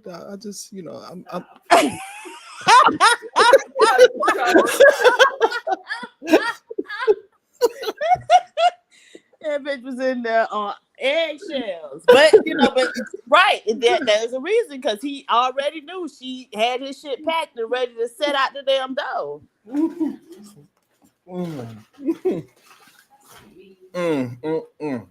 So yeah, and I also think it's funny too, right?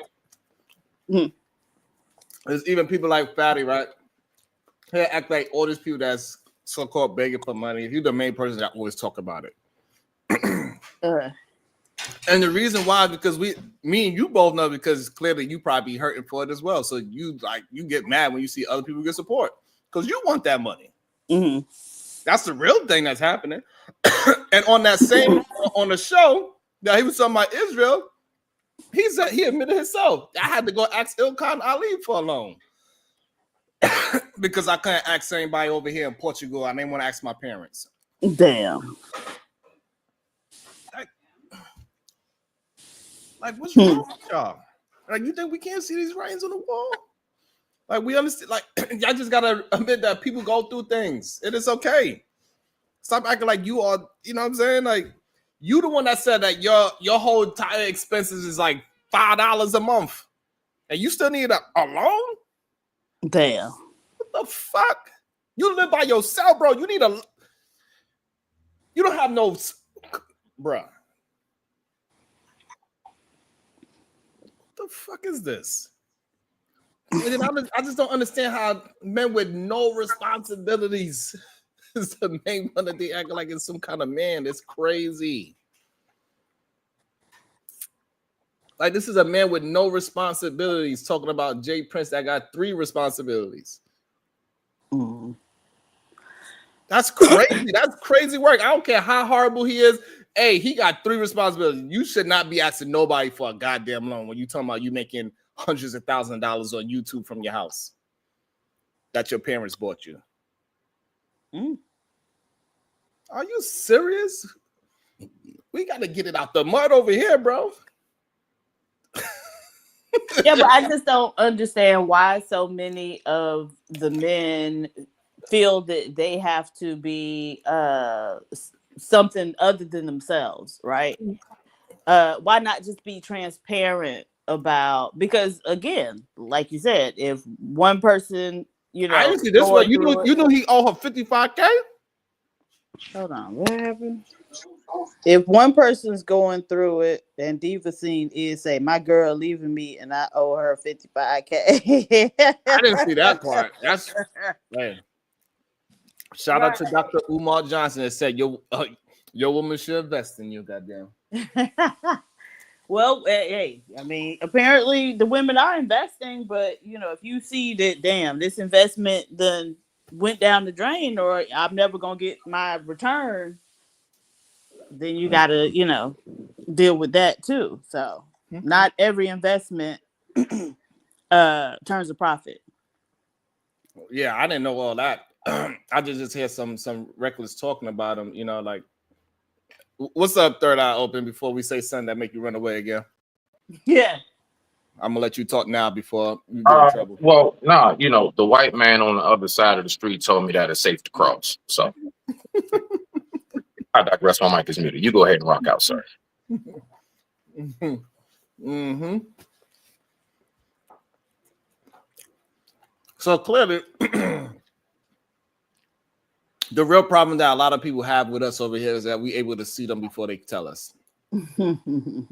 That we knew who Joseph was a long time. We've been called him a PDF over here, right? We're like, what you say about little girls? They Right. wear skirts. Bro, you got an issue. And then since we called it out without any so-called proof, oh, that's what they do over there. They just gonna make you look like, no, we ain't making him. He is what he Create is. narratives, right? Literally, he is what he is. When we said is having problems, that's the reason why he's like, hey, baby, you know that I'm just a little, I'm just a little dirty. I got a cup, you know, the cup that I had.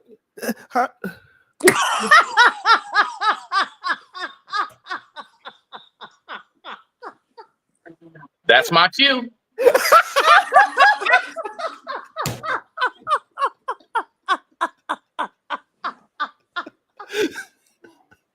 That shit is so damn stupid.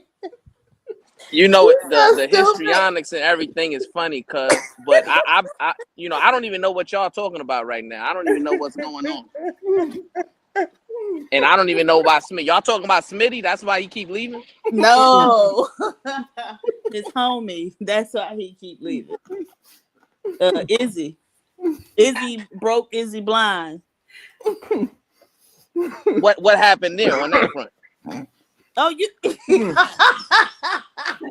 wait. You was here though the day that we watched that video of him. He was streaming in the room, and then he asked his girlfriend or whoever, his spiritual wife, to get him some tea. Right? You were here that day, right? That day, yes, I was here that day. Yeah. Okay, and so you remember us being like, "Dang, is as timid as he is, he acting like he's scared to ask her. Like that lady probably sick of his ass and ready to put him out." Okay, so fast forward, a couple days ago, one day last week, he was saying that basically the lady broke up with him and put him out. She said, Izzy, you leaving? I bought you a ticket to a one-night train to Georgia. He actually said that himself. He said it himself. He gave us this information on his channel. Yeah. And so I was just saying how interesting is that he literally said, hey, listen, he said, now y'all can all say I'm broke and my girl is leaving me because I can't. I guess he probably thought he was going to get sympathy.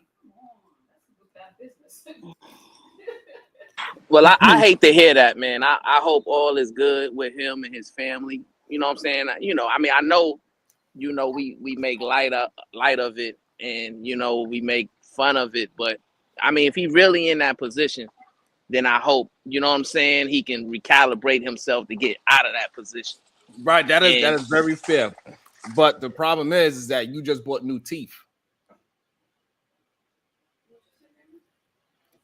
He need a lot of recalibrating. Wait, what? Wait, what now? What you say? The problem is what? He bought new teeth. Did you see his teeth, Diva? Oh my God. Did you see his teeth, Diva? You are so damn silly. I'm just saying, like, hey, you can't. The problem is, like, listen, you know, I always say it all the time. Like, I be going rich and broke every month because of the nature of my business. Mm-hmm. So I understand about going broke. But one thing I don't do is pull up a $700 shoe. You crazy nigga? I got a $700 shoe. You see these glasses? These are $100,000 glasses. These are buffs. You can't even get these no more. So when you do all of that, it changes the dynamic of why people should feel bad for you or not. It's like, bro, you was the main one talking about all this money. Your name is Bands. Mm-hmm. So it's different. And then you got the new teeth acting like you got it like that. That's the problem. And it's just that people are not living in a truthfulness. That's the issue that is really happening. And the light is just going to be there. Everybody go through issues. I tell y'all all the time, 1 month, I'm lit. You can't tell me nothing. I'll be walking around, fuck you, motherfuckers. I'll buy you, you little hoe. Next one, I'm like, goddamn, I'm gonna have to go ahead and put this ski mask on because, like, because in the business I've been is just so up and down. Especially with me, I got to be outside and inside at the same time, so I didn't get that true balance with it yet. So I understand going ups and downs with money. Like, that's fine. Acting like you are. And this is a time where, you know, unfortunately, a lot of people go through a lot of issues, whether it's health related, whether it's financial, whether it's mentally or emotionally. Around this time, going into the new year, those issues always spring up. You know what I'm saying? So what I'm hoping is that we can get to the point to where we put solid values first, right? Right. And we put ourselves in position to prevent those types of circumstances for coming up. You know what I'm saying? Because regardless, you know, I don't ever wish for somebody to have a downfall. No. And wish that, you know what I'm saying, they get downtrodden to that point to where, you know, it's you know, I just hate to hear that. You know what I'm saying? As much fun as and light that I make of you know, the jokes, but you know, when you find out that the jokes actually come true, it kind of, I feel bad about it, honestly. Okay, that's fair. That's fair. Well, all I'm gonna say is, I don't know if it's about being downtrodden or, you know, as opposed to like revealed, right? Because I remember when we got into it on Jay Prince channel, and this man like turned on his camera and was like showing me his house and was saying like, my house bigger than yours, blah blah blah. Mm-hmm. And so this is the thing though, it was the lady house. Right. And I actually said that at the time. I was like, oh, okay, stop showing us that lady house you live with, you know. But you know, so fast forward, it's just been revealed that, okay, that was the lady house, and you really don't have everything you was claiming to have, and you know, you lying like a lot of these other niggas up here. So you remember that, Robin? Yes, he cut the camera on and was showing me the house. It's the lady house. So yeah. And it's okay just to be honest, right? Like, it is what it is. I don't know what's the problem. Like, I don't understand why people are so embarrassed of who they are and where they came from. I don't get it. I think this is the whole purpose of YouTube, to show the ups and downs of who you are as a human being. It's nobody that just goes strictly on an up trajectory. You're gonna have dips and dives in it. Like, I mean, literally, one of the richest men in our country, Elon Musk, he almost went bankrupt and been flat broke from after PayPal making billions of dollars. He started sponsoring Tesla because he bought Tesla from somebody. Most people don't even know his story, but he bought it. He put all his money into Tesla, and it damn near went bankrupt. Like he was one day away. Literally, he thought he was gonna have to close the company. Like, this is just what it takes. But just be honest about what it takes, though. You feel what I'm saying, Diva? Stop acting like just because you got a business, all of a sudden you're gonna become rich. No, it ain't like that. You get a business, you gonna work harder than you ever worked in your life. Mm-hmm. That 100-hour shit is for real when you have your own business. You gotta work so hard just to attempt to get a goddamn vacation. People think that as soon as you start business, all of a sudden that you got free time. It don't work that way. It's actually the opposite. It's much easier to have a 9-to-5. And it's probably easier to become a millionaire doing a 9-to-5 than it is a business. If you got the right kind of degree and all that. Mm-hmm. So like just be honest, and it's okay. Then when you have this that's down, yeah, we still gonna make fun of the down, but it's not gonna be as funny. It's like, we still gonna laugh because us as human beings, we do like when somebody fall down a little bit, like, you fell down. But we gonna make sure you're okay though. You ain't break none. All right, then we gonna continue laughing. But that's how us black folks are. I'm sorry, but even when grandma fall, we get a little. We try to hold it in. You all right, mama? But yeah, well, part of it for me was just but sir, you said like the complete opposite of all this other stuff. So how do we, create a space where these men feel like they can be who they are and still be accepted? Right.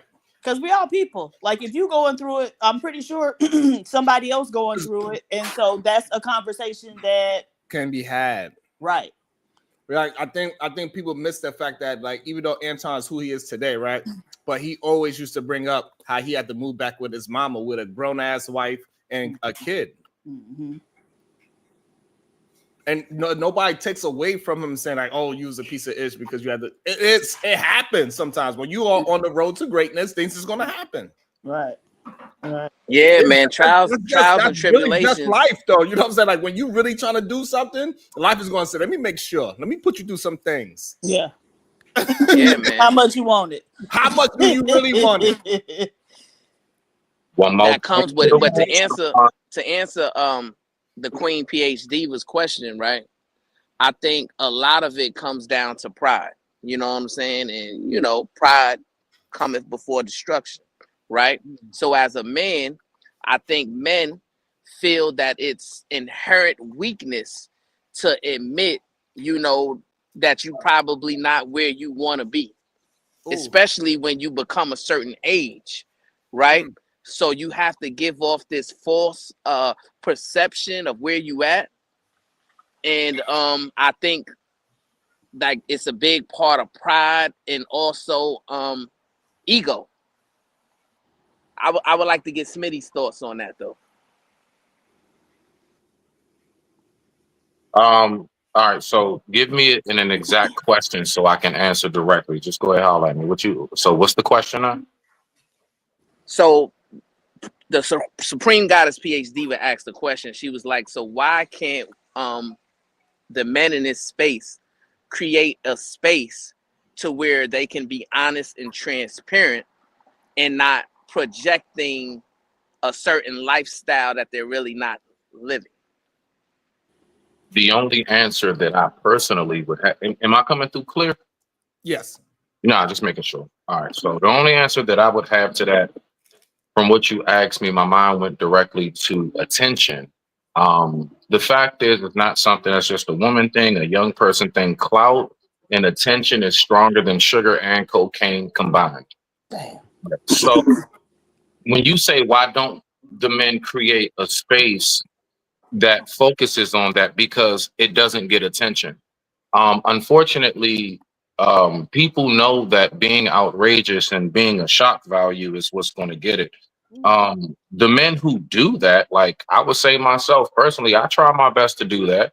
There's several people over in these spaces I know that do the best that they can to do that, and their lives are the quietest. So my point is that those of us who refuse to waver on our position and our stance and what we really stand for, we'll mess around with you, joke, troll here and there. But when it really comes down to the crux of it, it's really about standing on principle and really like standing for something. That's why even you and Sharon, like, there's a lot of shit y'all say I don't agree with. Sharon, I know all day I say stop lying, Sharon, in the chat, but I gotta respect the fact that you stand on what you stand on. You don't waver, you don't change. And that is where I find the respect in any man of any ideology. As long as you stand on that shit and you don't fold no matter where you go. I digress, my mic is muted. But to answer your question, they don't do it because it doesn't get the attention and the revenue that comes with the polar opposite. I digress. Rock out. And I do get that. But even if you so I agree also with that. Okay, so attention certainly, and I know I think Sharon, you mentioned the it was like a robe or some glasses that he when he came into the space he was there. Right. He had the Versace robe. Anton, you ain't the only one with a Versace robe. I got one too. It's like, what? I need you to cut it out. But so even if you do that, right, to get the eyes on you, to get the attention, right? So he did that, and then when he created his own channel, could there not have been a, this is what I aspire to, the robe, the glasses, da da da da da, and this is where I'm currently at, but like the purpose of his channel be to, so all the men who trying to elevate in that regard, we could do it together or whatever. No? I would say to this. Now, this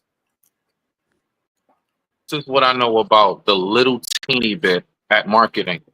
What I've noticed is that, and anybody knows this, women buy and support the most.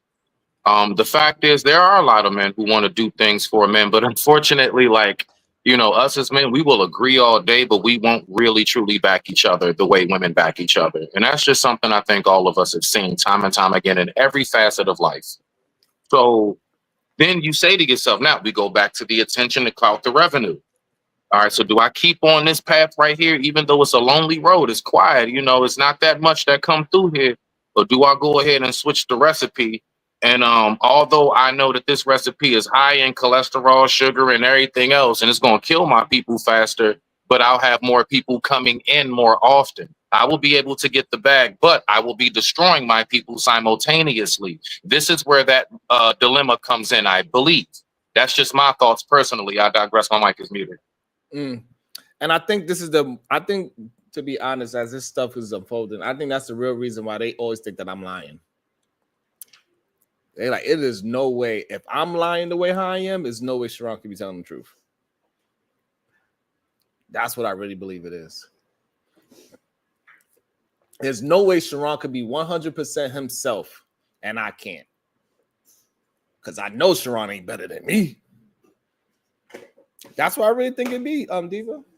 For the record, Sharon, when I say to you in the chat, Sharon, stop lying, that is code for AKA, nigga, stop being disingenuous. It's just disingenuous is a much longer word to spell. So I just rather put stop lying, nigga. Right, but I don't lie, and I'm not disingenuous as you. I know, I'm just saying on my end. You know what I'm saying? Right, because it's one thing I believe you trolling most of the time. You just like to bother me. I be messing with you, bro. I can read in between. Exactly. Thank you, bro. Yeah, but most of the time, the other men are not being objective like how you are. Yeah, if I really didn't mess with you, I wouldn't have you as part of my intro to my show, bro. If I really didn't, you know what I'm saying? Like, I mean, I know how to see through this, and I'm one of the people, I don't take all this shit on YouTube all that serious. I got an actual life. I know how to just look at this for the live, wacky entertainment show that it is and go on about my day, bro. I don't let none of this get to my heart. It's not that serious. Rock out. Yeah, However, absolutely. Salute to I everybody. am being honest about who I am, though. I don't lie because I'm not really embarrassed about all my downfalls, to be honest with you. Oh no, you do stick to your guns, and that's why I told you I do have the respect I have for you. I give you that. You do stick to your guns. I just will type in the chat quick. It's a disingenuine gun. That's all right. But that's just me, you know what I'm saying, messing with Sharon, bro. It ain't shit. And I have no problem with somebody saying you insecure, Sharon. Like, Miss Jalen, she checked me yesterday. Sharon, what you mean your wife can't have a male personal trainer? Is that your insecurity? Yes, it is. No, I just think that's kind of foresight. Like, I think we are like, listen, in that instant, I would just ask and just see how it works. So pull up a picture of a woman like your woman would, or people in general will find very attractive. That's a trainer who's the opposite sex. So, all right, if I'm going to be doing 3 days a week with her for 2.5 hours, is that okay? Private sessions. So all I'm saying is that, I just know the old saying of treat others as you want to be treated, do unto others as you want done to you. Like, the fact is, when it comes to a relationship, I'm not with the whole, I'm a man. Nah, it's different. I can cheat if I got money and all this other shit. Nah, it's just the fact of I wouldn't do nothing to my woman that I would not done to me, because I would not do anything to a friend or a relative or a neighbor that I would not done to me. Period. And that's just a simple logic to me in life. Rock out. Yeah, so that's a great point, Smitty. So I guess the question that I have for the panel, right? Hopefully, I want to get everybody's thoughts on it.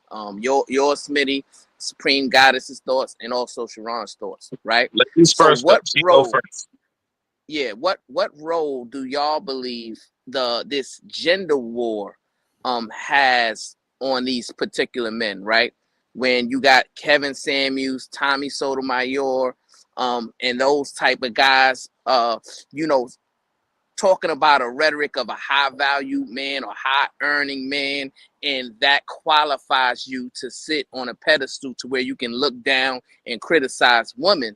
So now you got all of these other men who want to sit in that seat, but they haven't earned that type of situation in life.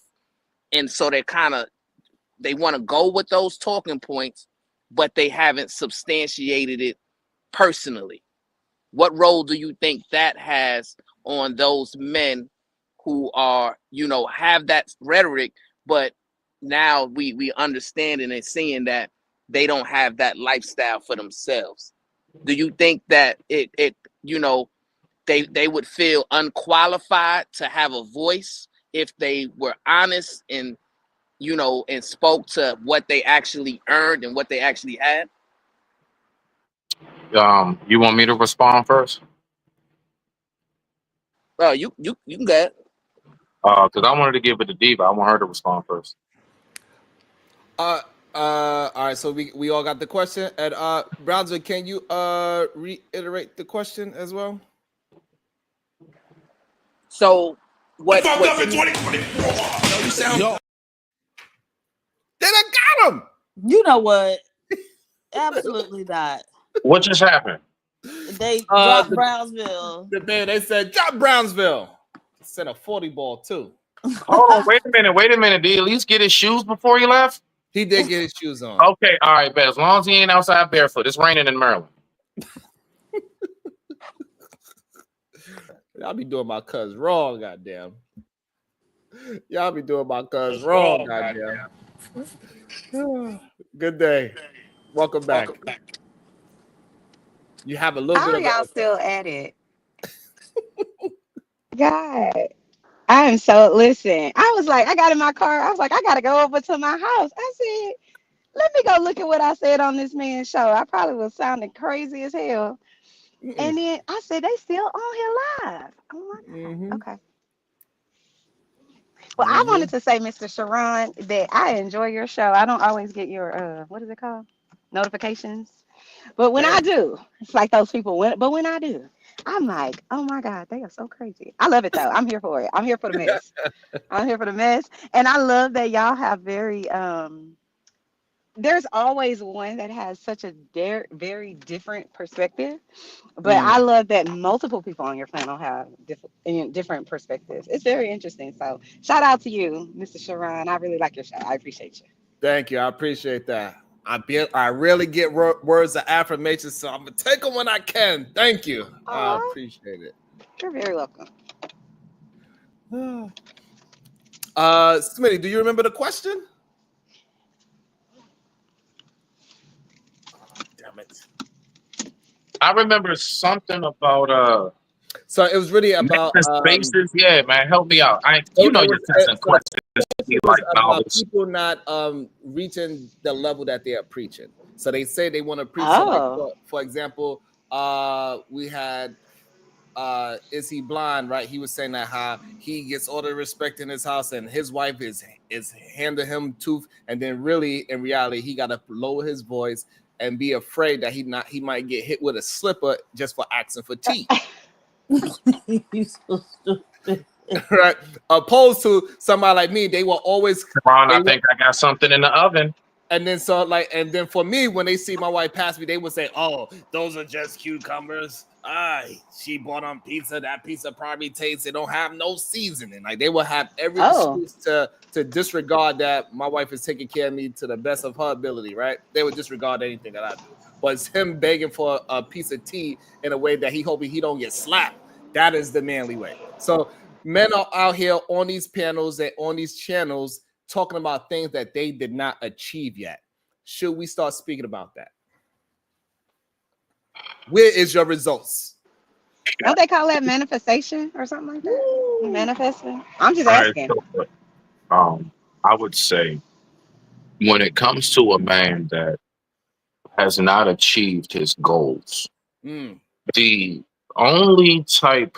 Now listen, this is God, man. You make this shit hard, bro. Because you be doing things, bro. So I'm just speaking in general. So a man who speaks about, a man who it's obvious he did not make it, or there are failures and goals that weren't reached. Okay. The only thing that man should be speaking about, the title, the caption of his entire channel should be called "Old Losers Taught Me How to Win." And what I mean by that is there are people who have made bad decisions, and you can learn from somebody's mistakes. Now, that's when a person is at the average state of mind. Once you elevate from that and you reach the state of wisdom, you learn from the mistakes of others without having to do it. You see? So that's just kind of how I look at that, and that's just my perspective. But I digress. My mic is muted. Rock out, sir. Okay. PhD, but what's your thoughts on these men in these spaces having conversations about results that they did not achieve yet? To me, it just seems like make believe, right? They're just able to go and really, it's like they just playing a game almost, with each other because they, show up for it. Even though a lot of times, what they're saying doesn't even make sense, but until, I guess until they tell us themselves, or like you say, we got a picture of them on the downstroke, then, what we are clearly seeing in front of our eyes can't be, taken as legit or valid. Bar. That is a bar. And I think that's the real reason why they get so upset over here. Is that we just paying attention to your words and we just being detective and say, hey, we are like 80% sure that all these words that you said, it runs us into this situation here, that you are not living up to the lifestyle that you're talking about. Right. Whoever that person is. Right. Can I just say that I listen, there's nothing wrong with taking L's as long as you learn from it. You know what I mean? And then I feel like also too, like, as long as, because one thing I will say, when we had the other guy up here, I think his name was Pastor or something like that, and you kept saying to him, what I kept hearing you say was, we were saying there's nothing wrong as long as the man has a plan. I think you kept saying something like he has to have a plan. Yeah. So if you do, let's say for example, if I remember when I was in high school, there was this young lady came to church. You know how they had a church announcements? Well, they had her come up there and speak. And the thing that I remember to this day is she said, because she was a few years older than me, she said, it doesn't matter if you don't graduate college in 4 years, as long as you graduate. And Okay. that always stuck with me. So I always feel like you're not a failure as long as you don't stop trying. Like, you Correct. know, learn Yeah. from whatever your mistakes were, or and this is the thing too, you have to have an action plan. You know, you need to be time bound, all of those things. But if it doesn't work out, just dream a new dream, make a new goal, have a new plan. Like, I just don't feel like just because if I said I was going to graduate and get a college degree and I don't, that does not mean that I'm a failure. That does not mean that I'm not winning, because my husband, like I told you guys earlier, that man's been way more successful than me my whole entire life. And he only has an associate's degree. He's always been in the executive level somewhere, except for when he worked at Kinko's, like I told y'all. So That's I have hard. way more education than that man, 3 times more education than him. Mm. And he still to this day still makes more money than me. And Crazy. I'm fine with that. Listen, that does not do anything to my ego whatsoever, because I can All go right. shop Tell them. at the Saks Fifth Avenue, at the Neiman's, at wherever the hell I Talk want to to. them, girl. Now listen, but I also will go shop with my money, but I will also say, hey, can I borrow your Saks card? Because you know, All we don't have right. no interest, this, that, and the third. I will gladly go and do that. And that Yeah. man can have whatever from me. Like I'm not questioning him. And I also don't like to be questioned. I don't like the word no, so I'm like, that's negativity. I don't like that at all. But Uh, um, but I will say this not ago, because I don't know. Did I tell y'all last time my house got on fire? I think I said about that. So your house did what? my house had caught on fire No, Your you in house did not is August. on mention fire? I didn't tell y'all that. No, Yeah. No. you didn't tell us that your house is on fire. No, not on fire currently. So a few months ago, back in August, my husband was he was in the Philippines for work. And in Texas, we had a few of these storms where it was like knocking out our power and stuff like that. Mm. And so the day he was leaving, it was like the what do you call it? It's a backup battery that you have, that, you know, like you A have your stuff generator. connected to. Yeah, Right. generator. And so it was beeping and bleeping and doing all this stuff, right? But I had been sick for like 3 years, and I got insomnia, I think, for a lot of the medicine that the doctors, because they couldn't tell me what was wrong with me. I never Damn. got a diagnosis for 3 years and 4 surgeries later, but I'm better, so I'll roll with it. But I say all that to say this: my doctor, because I was having the what is it called, the insomnia, she prescribed me Ambien.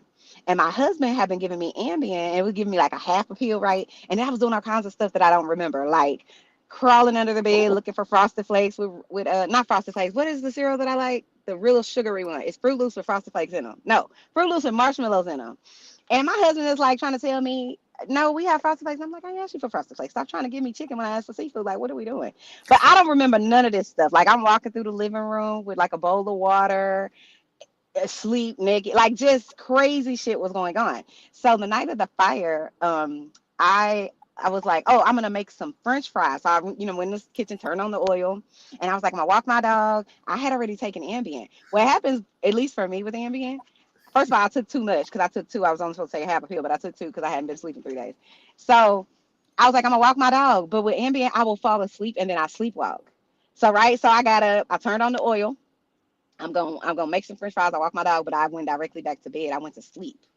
So I always say God woke me up, and this is why I say that. I don't know if y'all are believers or whatever, but two Ambien, I should have been out for 2 days. Not, you know what I'm saying? Like, I shouldn't have woken up. So about 2 hours later, I hear this like thing, beep, beep, and I'm like, God damn it! It's this damn backup battery generator that you were talking about. No, no, no, no. It was my whole house. My whole kitchen was on fire, and I remember I got up.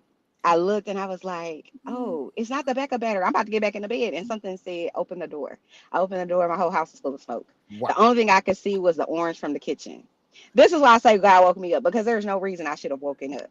So I say that to say this, like, you have to be very grounded in who you are and stop worrying about what the rest of the world thinks about what you're doing, how you moving, who you like. Did somebody say something about my farm drugs? Listen, I stopped taking Ambien after that. Listen, I'm telling y'all, because we had moved into a what's it, an Airbnb? That's where we're currently living, in an Airbnb. And I took Ambien there.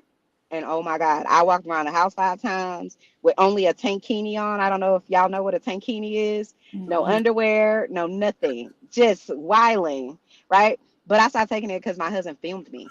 I don't know if y'all have ever taken these types of medications where you sleepwalking and you talking and you think you talking like mad shit and you're not. You're really not. You're talking with, in my field, we call it disorganized speech, where you sound like a schizophrenic, like you really do. So anyway, now I done forgot why I brought up my whole fire story. Oh, because I have a contractor.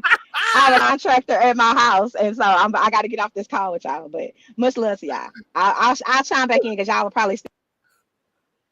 All right. I love it. Oh, that was good. Yo, they was wilding in the chat too, Diva.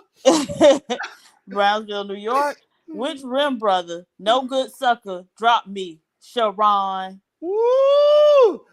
They told me to keep it anonymous. But they are in the chat. They was in the chat. So if you brave enough, you rim brother, speak your name and tell them who actually did it. Speak your speech.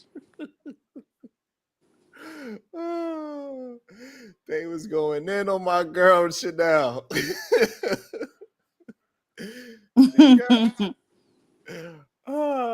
know it's crazy. Like for me, I think that is normal. To be honest, Diva. What's normal? The way how she speaks. What do you mean? Or maybe it's just my personality, right? That I attract that. But like in the morning, if I don't tell the wife to take a breath, and I'll be like, and she'll just keep on going, and then she'll got squirrel. And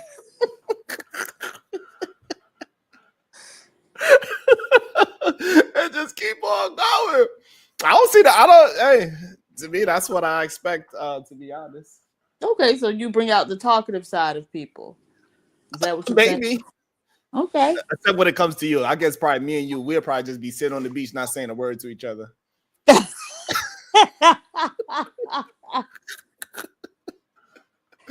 You probably just like, yep, I'm enjoying the hell out of this. Right. Water, beach, sand. You got your drink. Hey, Sharon, so can I ask you a question so we can actually, like, talk about a topic? Yeah, I just want to ask a question. All right, right. So Robin M, she understood what I meant by it. Right. That's just what it is. That's average to me, in my opinion. Like, y'all have a lot to say a lot of times. Go ahead, Smitty. I'm sorry. No. You good, brother. I mean, shit, it's your show, brother.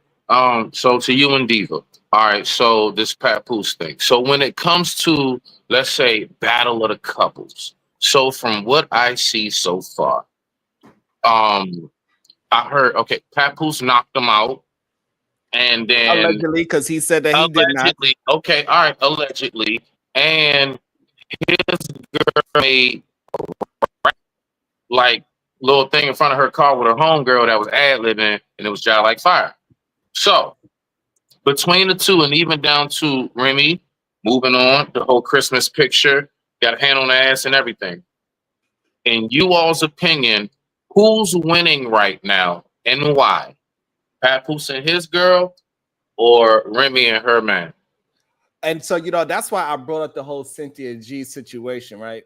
With the whole broke man, because in reality, even though she went to jail, Papoose is the broke man in this situation because she has more upside than he does. Even though he was out and about, holding her down and trying to make things move and shake. As she got out, she became back the star that she's supposed to be. And she had the upside. She had the commercial situation. She brings more light to him than he's bringing light to her. And so what it seemed like to me is that as time went on, he might have got a little situational about that situation. And then so she decided, hey, if I'm going to take care of a broke ass man, he might as well be all the way broke. Hold on, wait a minute. So how's he broke, but he was taking care of her for years in prison? It took a lot of money to drive all that way. It took a lot of money to hold her down, put money on the phone, show up and everything. So how broke really was he for years on end? It even got to the point where she had to say to him, you could chill. Go ahead. Right. So that's what I'm saying. If you know how, because so she has so much expensive more jail is. Yeah, because so she has so much more upside than him. She got more connections than him. She is the reason why they even got on TV shows and I certain got kind you of on it, deals, Sharon, right? but watch this Therefore, though. Okay, she even has more. though when she was in jail, she probably was still getting Fat Joe to help him out with a lot of things. Right. Bruh. So I'm saying like I get it, she's the but who upside, was, right? but who So was what I'm the saying, so face? now as we moving forward, right? What I'm saying is that so she decided as time was progressing, she like, hey, you my husband, and yeah, you held me down, but you ain't moving forward. And so she figured like, hey, listen, if I'm gonna be with a broke man, but I'm gonna be with a broke man that I could 100% control, which was easy to block captain. Okay, so I mean, again, though, Sharon, Therefore, now, she's mind winning. you, So now your we'll view answer the is question. good. So she is winning this this whole situation because she was with Easy the Block Captain 2 years ago at the Christmas in the house, and he was sitting on the steps taking pictures of him. Right. He's No, the no, one yeah, that took we the saw goddamn that. We saw picture, that. and now he acting like, oh, she's the one jealous of him when she been doing her thing already.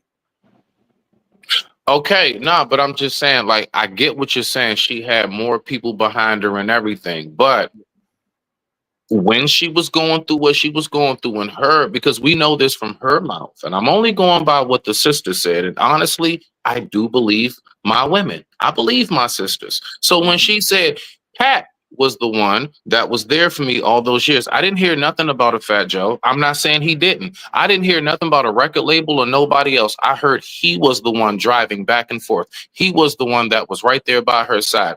I'm just going by what I heard. I don't look up these things. You know, it's like the famous song on the radio, you can't help but to hear it when it's everywhere, you know? So it's just one of those things. But rock out, I digress, my mic is muted, but I do want to present that because you know I'm always stand on what I hear honestly.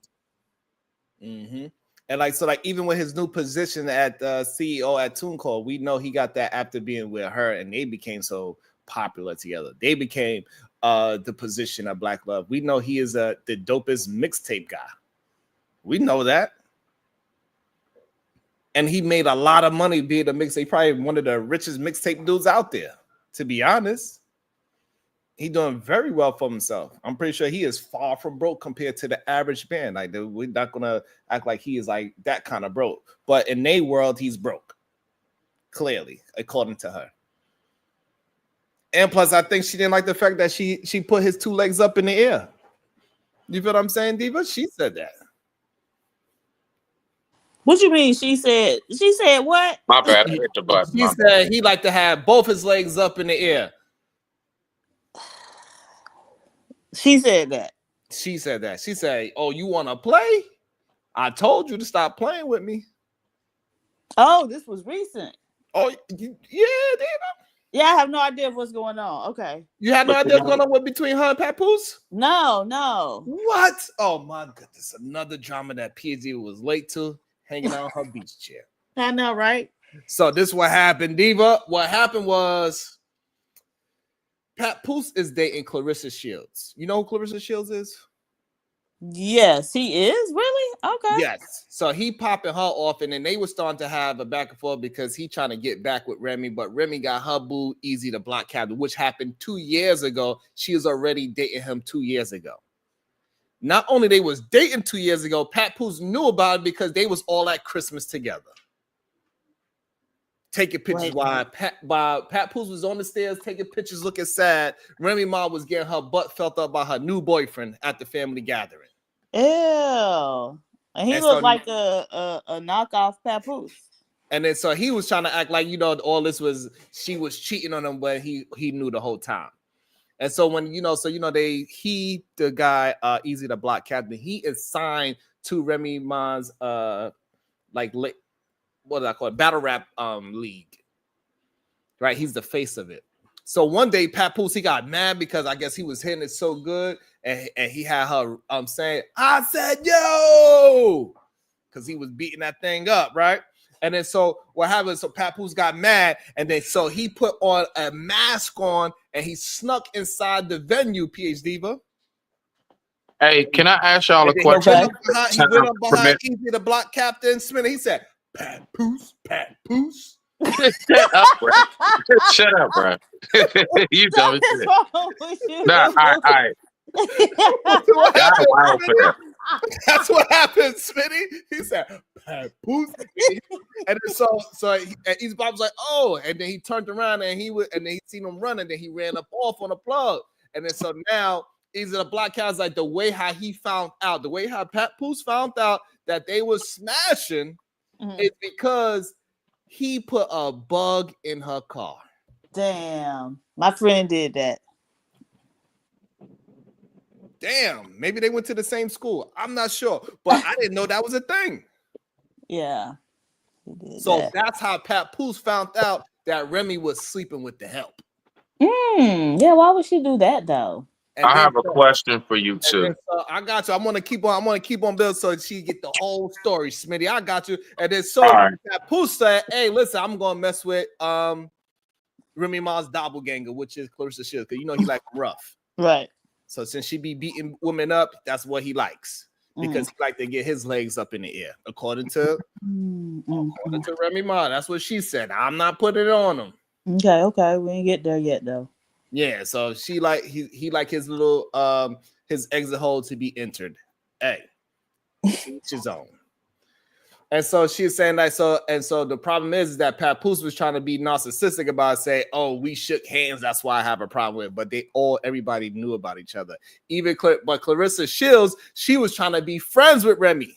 And trying like, hey, can you help me pick out some clothes and all that shit? So she had no idea that Clarissa and Pat was actually laying down until recently because Papoose tried to get back in good graces. He fell asleep at the house, and she like, I still got the damn cold, and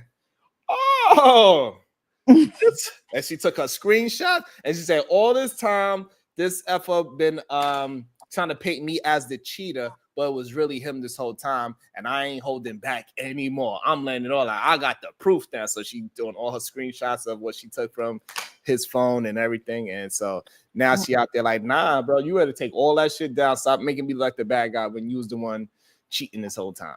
I was holding you down. Okay. Go ahead, Smitty. What's your thought now? Thank you, Kay. I have a question for you two. Exactly how it went. I'm actually very curious to hear you two in particular. I don't care who goes first.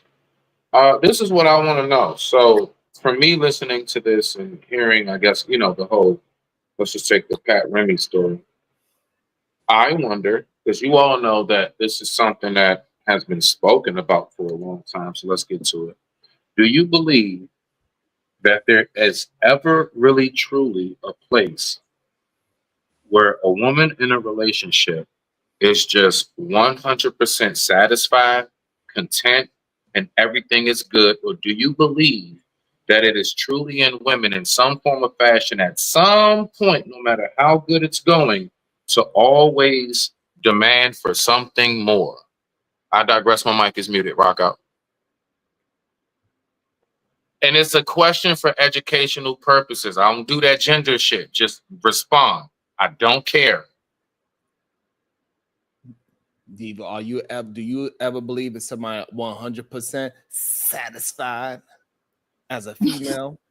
Yes, do you believe there's ever been a woman in a marriage or a relationship and she honestly could say there is nothing that I want more in this? Why you had to say it like that, Sharon? Yes. I think there are plenty of women who are, content with their family and whatever they got going on. So yeah.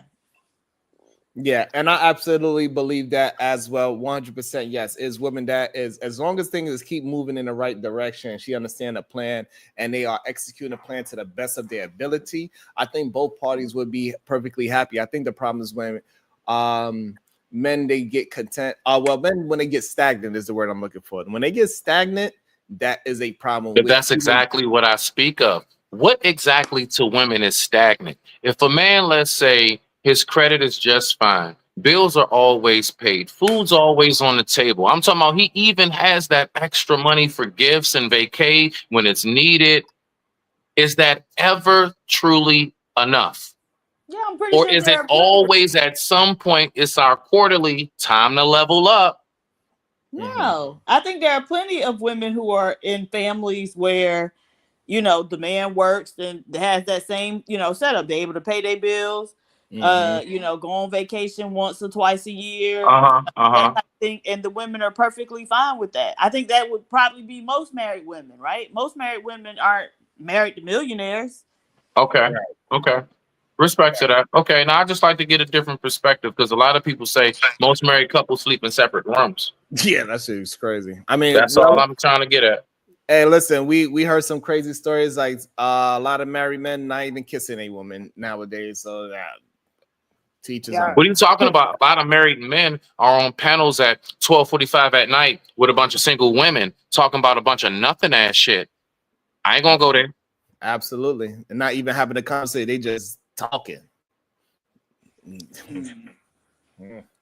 The dating pool roast reactions. Allegedly, Pap was putting hands on Remy in the backyard, and the neighbors called police. Damn. Right. Because she got some hands, right? And we know she'll stab and shoot you. Right. And we know her son would do the same thing too. Because her son is locked up right now for shooting somebody. I saw that. Yeah, that's crazy. Oh, wow. It's the Bronx. There's something wrong with people in the Bronx for sure. Yeah, but I mean, like, you know, they got money. They're able to move out of that environment, you know, because you don't want your children to repeat the same mistakes that you made. So I don't know. I just feel like, and you know what? At the same time, I understand because Remy she's a little cute ghetto ass girl. I ain't gonna lie. I think it's always funny to me when I hear men say like, because she's one of those deep voice women, strong deep voice women. These better be capped because I think we should do a review. I heard that there's some lady on the Papa Balloon show, and her voice is deep as mine, and all the men is like, "Fuck that, I'm out." So, but she is a little cutie, and some men like that crazy. This is why this is why we was having a conversation yesterday. That is a lot of men that like that aggressive ass woman. They do, and they be trying to act like they don't. It's weird. And it's okay for you to like aggressive women. I don't see nothing wrong with it. It don't make you any less of a man because you like her to put your legs up in the air. It is what it is. That's you. Be happy about who you are. Nobody's gonna pass no judgment. That is true, Big It. Sometimes you just cannot get the environment out of the person. It'd be like that sometimes. dang. Especially if you're from the Bronx. There's something different in that water, dude. I'm telling you. The Bronx is crazy. They still trying to sell property in the Bronx and nobody want that shit. I mean, like, Really? yeah. If you don't want that shit, the Bronx is crazy, man. 1 minute, you know, the block is okay. Next, you know, they dog fighting in the back of the bodega. It's like, man, the hell wrong with y'all Spanish folk? They got cockfights up there. They fighting chickens. They got UFC fights in the basement of the goddamn bodega. Blood everywhere. It's wild. Prostitution is wild in the Bronx, by the way.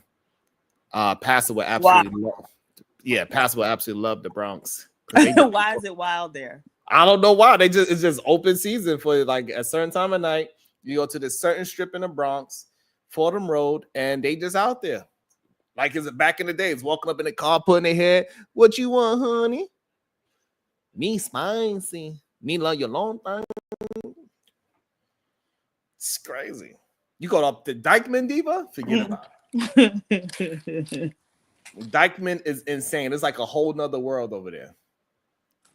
All the drug dealers and all the biggest strippers live there. Really? Yes. It's crazy.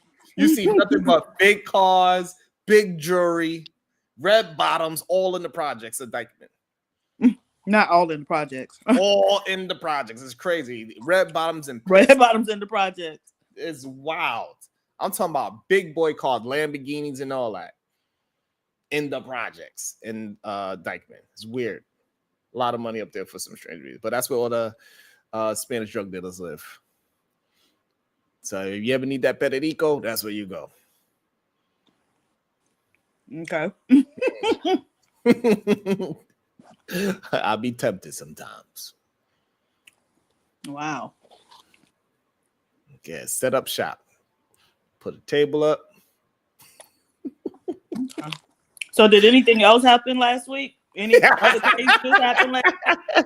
That's right. This is catching up with the drama week before Diva. Right. And the Remy Ma stuff is still ongoing. You know what I'm saying? That's why I brought up the whole Cynthia G thing, because like I think she was like kind of talking towards that, to be honest. Is that like, you know, when that dynamic is broken, hey, people fall out of respect for each other, especially if you cheating too. Right. Like, I'm taking care of you and you cheating. Like that's right. Can't do that. You lose a lot of respect for somebody. Especially when you think that you trying to be reciprocal. You held me down when I was in jail. Then now when you come out, I'm holding you back down. I'm the one that's able to be the breadwinner. I'm allowing it to be that way, and then you cheat on me. Damn, pal. That's crazy. Like, and we all thought that Remy was the dirt bomb. That's the wildest part. Had that baby. You know what I'm saying? We all thought Remy was doing him dirty. Come to find out, it was Papoose. That's why he got mad and hit Easy Bob with that 2-piece. He said, Papoose? Yeah. So damn silly. But I think we good. We had about 5 minutes to 4 hours. I think we did good today. I think it was a very good conversation today. Even though Pastor was wild, but he always is. And probably like in the near future, they probably gonna do a battle rap. That'd be interesting. Okay. What you think? Papoose versus Remy Ma in a battle rap. Oh, versus Remy Ma in a battle rap. Yeah, I think it'll be interesting. Because you know that's where she came from. That's how she got her name out in the Bronx. She was battle rapping. Oh, really? No, I didn't know. I'm not. Oh, you didn't know that? Mm-mm. Yeah, it was a spot in Harlem called Fight Club where all the rappers go. They put that whatever money up and they go and battle people. Okay. And you had it was rough as hell in there too. Like you get beat up. And like, so she was good, right? Yeah. Like you got to put up money and all that. So you had to put like 10,000, 5,000, whatever it is. So you come in there, you're like, I want to battle Remy Ma. All right, here's 10,000. You got your 10,000. Let's go. Get your 3 rounds off, and whoever win take the money. And that's like people kind of got beat up sometimes because you might be able to rap better, but that don't mean you can fight better. You got to make it up out of there. Right. They put that in the fine print at the bottom. So, you know what I'm saying? Like it was wild back in the day. New York was so much, even though like it was very rough, but it was also fun at the same time. Mm. Yeah, I mean that's usually how it is, right? Like this is very weird to me. Like I don't see what's the problem with this if I have to. What is that? Sharon mad because he will have to go back to HVAC if he keeps having the $76 shows. Laugh out loud. Time is up, nigga. Tick tock. Not for real. Black people ain't shit. But the crazy thing is that is fine if that's what it is for me. That's what it is for me. Because I said, Diva, at the beginning, what I said, I was going to give this a real shot, a whole year. I'm going to give it a year. Mm-hmm. And I said, if it can take over my income or at least get closer, I said, I don't even need to do exactly what I just need to do because I don't have to spend as much money to be outside. So I don't need it to make as much as that. But if I got to go back to swinging hammers, that is fine. My family was perfectly fine with me swinging hammers before I did any kind of YouTube. So the fact that, some men think that's an actual diss is weird to me. Like, it's okay for you to try a new venture and a new business and it fails. This is what we was just talking about. Yep. Yeah. We was just talking about, like, it's okay that you say, hey, listen, I'm going to give this a real shot and see how this can be. And can this new business take over from my old business? And if it fails, it fails. And then you just need to get back in and recalibrate and keep it moving.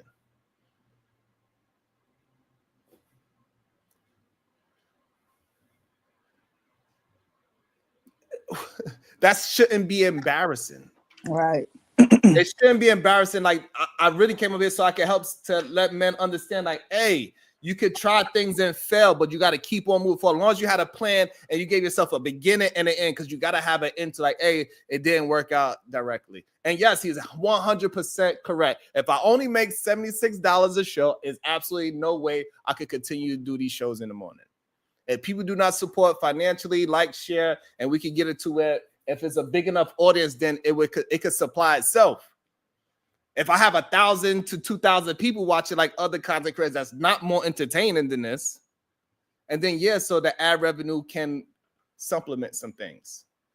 But we are not hitting that like button. We're not hitting that share button. We can't even hit 99-cent super chats. Yeah, I'm going to have to leave this shit alone. You don't have to, hey, it is what it is. Y'all get over it. Y'all don't really give a fuck about me anyway, clearly. You know what I'm saying, Diva? And I think there's nothing wrong with that. What you think, Diva? You think there's something actually wrong with that if I tried something to do it and it didn't work out exactly how you wanted it? No, because you learn from everything. Maybe you can retool and try it again, or try something different. But I have a problem with that being the case when people are here like day in and day out, like they punching the clock. From the start of the show to all the way to the end, right? You know what I mean? Right. But can't show free support, dislike it if you don't like the conversation. If you disagree with everything Sharon's saying, you can dislike it. Yeah, bare minimum, right? Or share, So yeah, I do have a problem with that. Yeah, so so like it's weird, and it's weird to see like men like him think that was an actually good talking point. It shows where he's at in life too, mentally. A man trying to do a new business is something to laugh at. If he keep doing, yeah, I know you'll be happy because now you don't have no competition.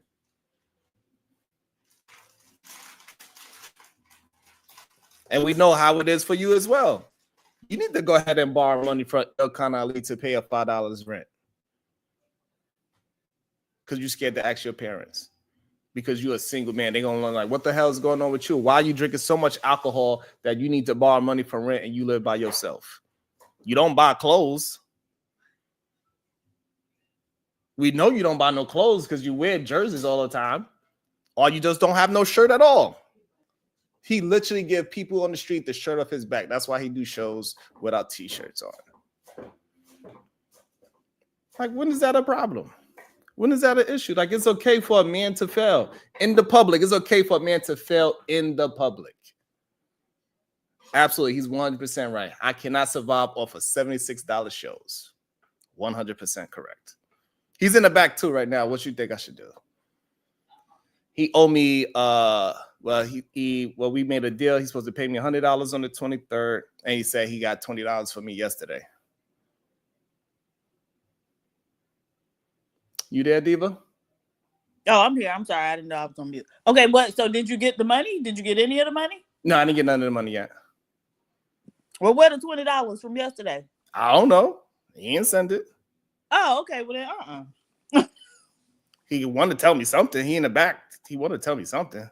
Tell him to write it in the back chat. Guys, you know what? Since he's I know he's a good sport. Maybe he could tell some of his untouchables to bring him up. Because he's my man's in them, right? Right. Yep. But he want to come here and try to disrespect me on my own show. It's crazy. Not disrespect you. You know what I'm saying? Like I allow it to happen. Like, it's all good. But now you try to act like it's like you really like nah, bro. Like, nah, bro, that's not really it. And it's okay. It's okay for you to not be who you are. It's okay. Be yourself. I'm not on here acting like something that I'm not. Shout out, man. Thank you. I really appreciate that. All right. The one and only verbal assassin. I support as much as I can, Sharon. Keep doing your thing and be patient. You will succeed. Thank you. That is really thank you. I really, that is awesome. That is very true. Like that's why I do my best not to just ask all the time. That's why I ask for likes and shares, because I think we can just get to a broader audience. The same people don't have to feel like they're obligated to help to keep the show going, because we could get it to a broader audience. Once we get to a broader audience, everything's going to take care of itself. But we got to get people to stop being afraid to share. For whatever reason, they're afraid to share.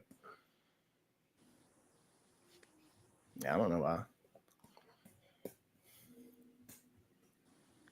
It's interesting sometimes.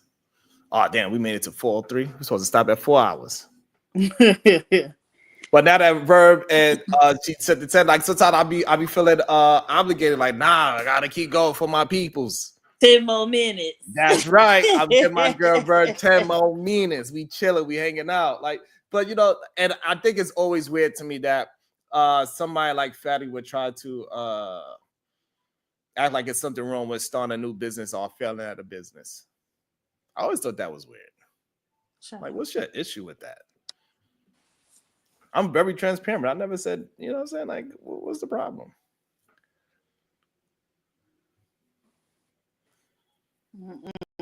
Yeah, that's a possibility, Robin. He do it to try to scare his competition, but I don't understand why. By now, you should know that I'm not fearful of those things. By now, like I say a whole bunch of crazy things. Like, it's okay. Like, it's all right. The dating pool roast reactions. Remy never lost. All right. Well, she haven't. Not in Fight Club. She hasn't. Jabba the Rainbow Boogeyman. Hey, Jabba. Dope donation for the dope conversation. Bring him up and keep it civil, gentlemen. Thank you. You know what, Jabba? I really appreciate Jabba too, because he always holding me down too. Yeah, we like Jabba. Yeah. And he's always honest. He hold me accountable when it's time to. He'll curse me out quick, fast, in a hurry too. Jabba will cuss my ass quick, fast, in a hurry. So Fatty, now you know it's crazy. He left as soon as Jabba said, Fatty, you can come up now. It's okay. You don't gotta be scared anymore. You could come up now. Jabba said it's okay. He looked both ways. He said it's okay, Fatty. He said, but you gotta be a gentleman. Let's see if he'd come up and be a gentleman. Because see, he don't like when, like, so like, you know what I mean? Like, instead of him being supportive, say, yeah, I'll wait and see if we can get some money. He don't like that. He don't want nobody to make no money off of him. You know what I mean? Because he want to be the main. He want to be the. He got that main character syndrome. He think that he actually always the main character, and he don't realize that he is not the main character in this space. Well. And for some reason, I don't know why he don't understand that. Like in reality, we really wanted to get this thing popping. We all got to actually work together with the ones that's doing good work. The people that put on shitty shows, we need to discard them. The people that's actually pushing decent shows and moving forward, that's the people we need to all be producing and pushing. We shouldn't be beefing with ourselves. Well, maybe they aren't able to distinguish between those two. You know, how to categorize these different people or content creators.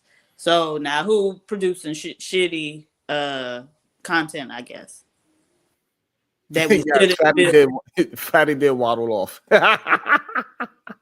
But he is free now. So if he come and hit the panel, he is more than welcome to hit the panel now, because Jabba said it's okay. Look both ways. Just be nice. Just be nice. Yeah, so I think a lot of the people, what it is that they believe that being a part of my team is what is considered good content. Instead of actually making good content. Okay. Like he can't see past himself because he want to keep the hierarchy, because it's probably his first time ever having a hierarchy that he could actually control. He never been a man outside of these boxes. Damn. And so he don't know how. He's scared that he's going to lose control with other people that is as skilled as him or better. And we clearly know we know who got the skill set and who don't. But we try to act like we don't, because we feel sorry for certain people. Oh, you know, get the fuck out of here. We know exactly who he is. We see the play that he's doing. Like he literally just came up here just to say something disrespectful to me. He didn't say hello to nobody, nothing. What did he say? Oh, Sharon can't keep on doing this with $76 shows. That's what he said. That's the first thing he said to me today.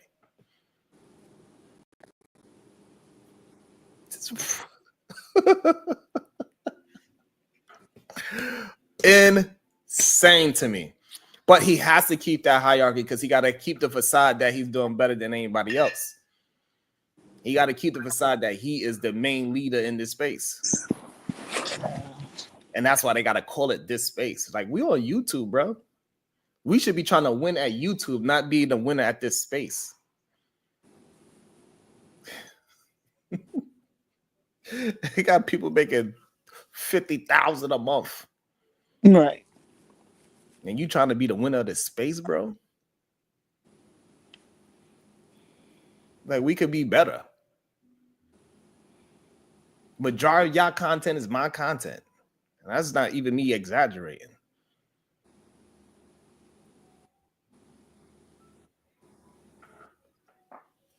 And then they be trying to act like if I start talking like this, then I'm the one that's acting all crazy. Man, some of these motherfuckers never came up with an original idea in their life.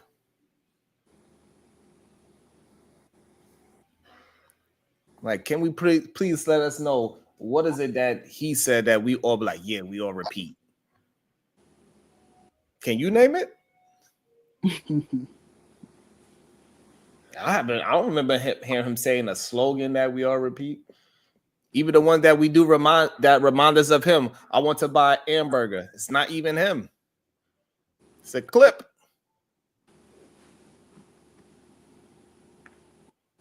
You got all these goddamn people on your payroll. You still get barely do. Come on, bro. It's okay. Just admit it. That you need to take a red pill and an estrogen pill. It's okay. You got too much fat. That's why your mind cannot be focused. That's why you got to always constantly be involved in problems because you actually think that's what's going to get you somewhere. You think that gossiping is going to get you somewhere. If you want to be a gossip columnist, go ahead and be a gossip columnist for real. Go talk about Papoose and Tia Mowry and who else? Whatever things that's going on. You need to go and speak about that. Be a real gossiper. Like, because I know what they're gonna say. Like, hey, Sharon, aren't you gossiping? No, because I turned what they did into a conversation. It's a difference. I'm ready to bring Cynthia G talking about black women shouldn't date broke men into a conversation. It's not gossiping. They are just the catalyst to start the conversation. I didn't really gossip. And I think that's the problem that a lot of them don't understand.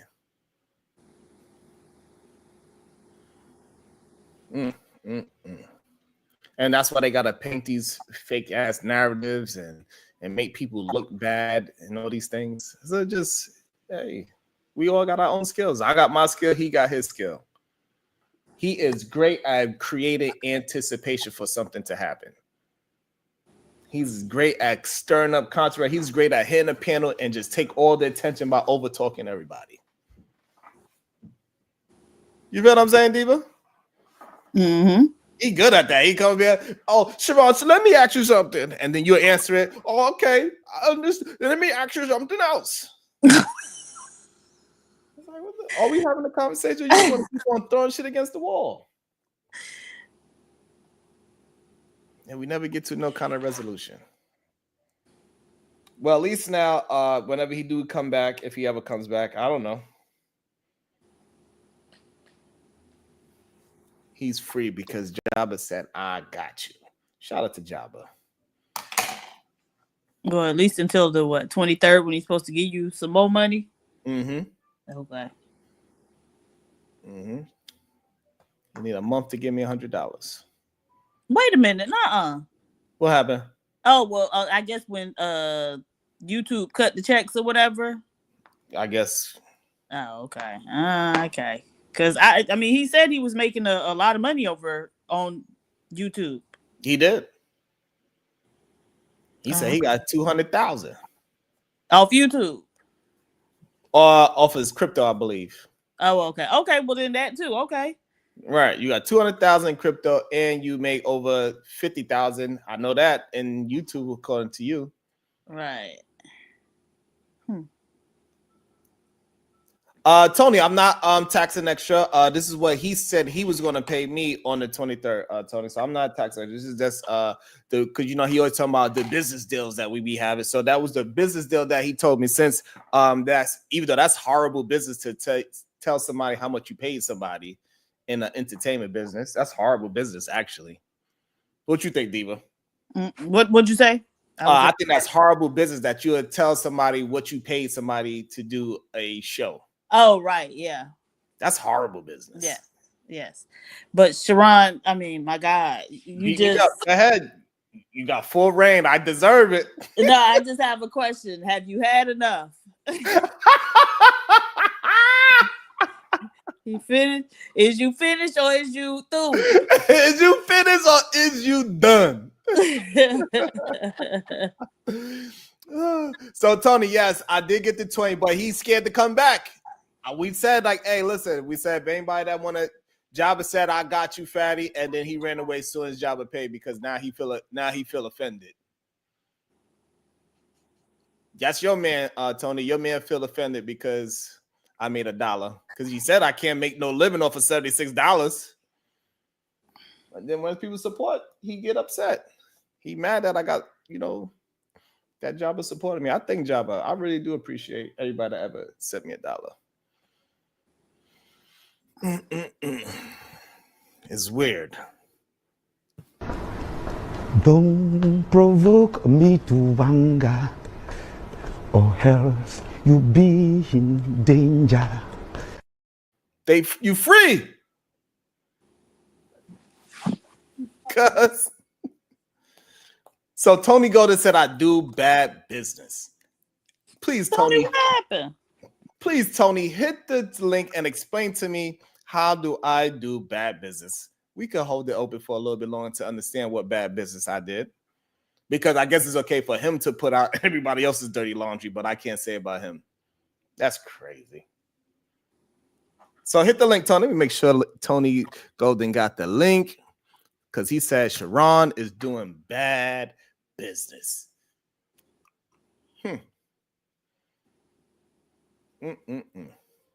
Cuz, you there, cuz? You back? Oh, he probably busy though. Yeah, I'm back, cuz, and let me just say this, man, to these Rem brothers, no good suckers, these weak men, right? So, they know I haven't been around. They know, the queens haven't been uplifted. They know, when I come on a panel, I bring awareness to what the queens, the ladies, and the women need to run away from, right? And they get offended by that. They take umbrage with that. They got an issue with that, right? But instead of, hitting the panel like strong men and telling me where they disagree with me and, arguing against my opinion, they move and act like cowards by doing anonymous, $40, won't even put their name on it. Ooh. These are how weak these men are. These are how much cowards these men are. They're not, willing and able to just face you. And this is just, words, right? Because they're protected by the internet. We get that, right? That's why a lot of these men, they don't have a problem with yelling and cussing and calling people out of their names because they're protected by the internet. These same men, if you would see them face to face, they would be acting all meek and mild, and they won't even look at you in your eyes. They have their eyes tilted down and all that stuff because they are used to being intimidated. They're used to being pushed down. They're used to being bullied, right? So they come on the internet and they want to bully the women. They come on the internet, they want to bully the queens. They come on the internet and they want to bully the ladies. And then the weaker men champion those knuckleheads. And they get together and trauma bond one with another. It's just weak, it's soft. I want to hear how Eater Man feels about it, because I need to know from Eater Man, does he agree with these weak men, or is he a strong man? That's what I want to hear from Eater Man. Uh-oh. Well, Put E in the hot seat. Put E in the hot seat. No. I knew that since Brownsville was back, that he was going to have his equality, you know, His what? his equality. You know, I'm going to go ahead and put Okay. that word out there, right? Somebody, yeah, spell that. PhD will spell it for you guys. But, you know, I think I'm a very balanced. I think it's delusion on both sides. Definitely it's delusion on the men's side that people think. Because one thing that I have learned is that I'm in most people's city. I go to people's cities, and people don't know on the back end of it. I'm gonna tell you in my city because I ain't running for no smoking. I'm not really on no drama like that. I usually say, let's grab a bite to eat or have a conversation outside of the internet. And one thing that I learned going from city to city, a lot of men are keyboard warriors. Damn. They like, nah, I can't meet with you for whatever reason. Like so shout out to like people like Brownsville. I went to New Orleans and Brownsville was one of the men that was willing to meet with me, you know, compared to like I said, it's not for me to drag nobody, but I call people out and say, hey, I'm in your city, and then they be ghosts. You know, they be like, and like I said, I'm not on no drama. I'm not a tough guy. I tell people No. straight up, I'm not no tough guy. I'm not trying to fight, but I just wanted to see if their energies be the same that it be online. So that's the one thing you know about Edelman Williams, that I'm willing to sit down and talk to anybody. But yeah, you got some guys who just they don't understand how to act in the real world. But and vice versa. You definitely got some women in this space the same way. So I think I'm just my own man. I run my own race. And I What the learned hell that it's two happened to different Tony worlds. Golden? Did he not get the link? Let me make sure I send it again because he said I do bad business. I want him to substantiate that. So, Eda Man, do you think if Fatty come up on the thing and say, "Hey, Sharon, he cannot continue to do the show, making $76 a show. Time is running out. TikTok." Should I be embarrassed by that? No, no, Why do okay? You said no. Why do you think he feel I should be embarrassed by that? I think you have an illusion that people are making more money on YouTube.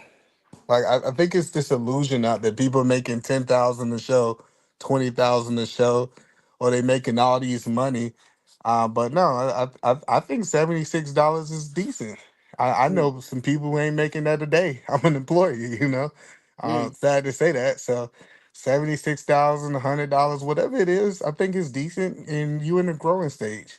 This idea that you gonna come into the game making 1 year 10,000 a show, you know, in I 1 year. think you're doing good. I think what you do is you measure where you at in any business, measure where you at, and you say, how can I grow 25, 30% 6 months from now and continue to grow it over a period of time? I think when we look at content creators like Anton Daniels, people don't understand he's been in this space, what, 20 years? I know at least 15 years. Of course, he's making that type of money, but if you really look at it over time, Right, you know, he done put his time in. It's almost like a rapper. You know them rappers in New York. Everybody think that they're gonna hit it the first year, but no, you right, invest your time, you invest your money, and then once you become a staple, that's when you get that type of money. right. I agree. But why do you think he could use that as a weapon against me? What was the Uh, what is the strategy to that? You think? I think he finally found somebody who made less money than him. That was the first time for him to say, "Hey, you know, I found somebody who's beneath me." And I think he's happy that he's making more than 76,000. Be honest, that's what I think. Usually when we see people punch down, it's because they're doing better, right? So I think he said, man, shoot, he's making $76 and I'm making $100 a day. And you know what I'm saying? I'm making a little bit more than him. So I think that's what it is. Like, of course, I'm not in his brain. I don't know what he was thinking, but I do think that if he's looking at it that way, that you're not doing enough, that means that he's doing it. But me, from a business aspect, I done took a loss in a year, so I'm in the negative. So anytime I think a business is actually making a positive revenue, is a good thing, especially if you're taking care of your people. Everybody is still taken care of. And if I know in most businesses, they pay all their employees, pay all their vendors, and they made a profit. That's saying something, That's especially it a lot. in your first 3 years of business. So I just think people don't understand the game.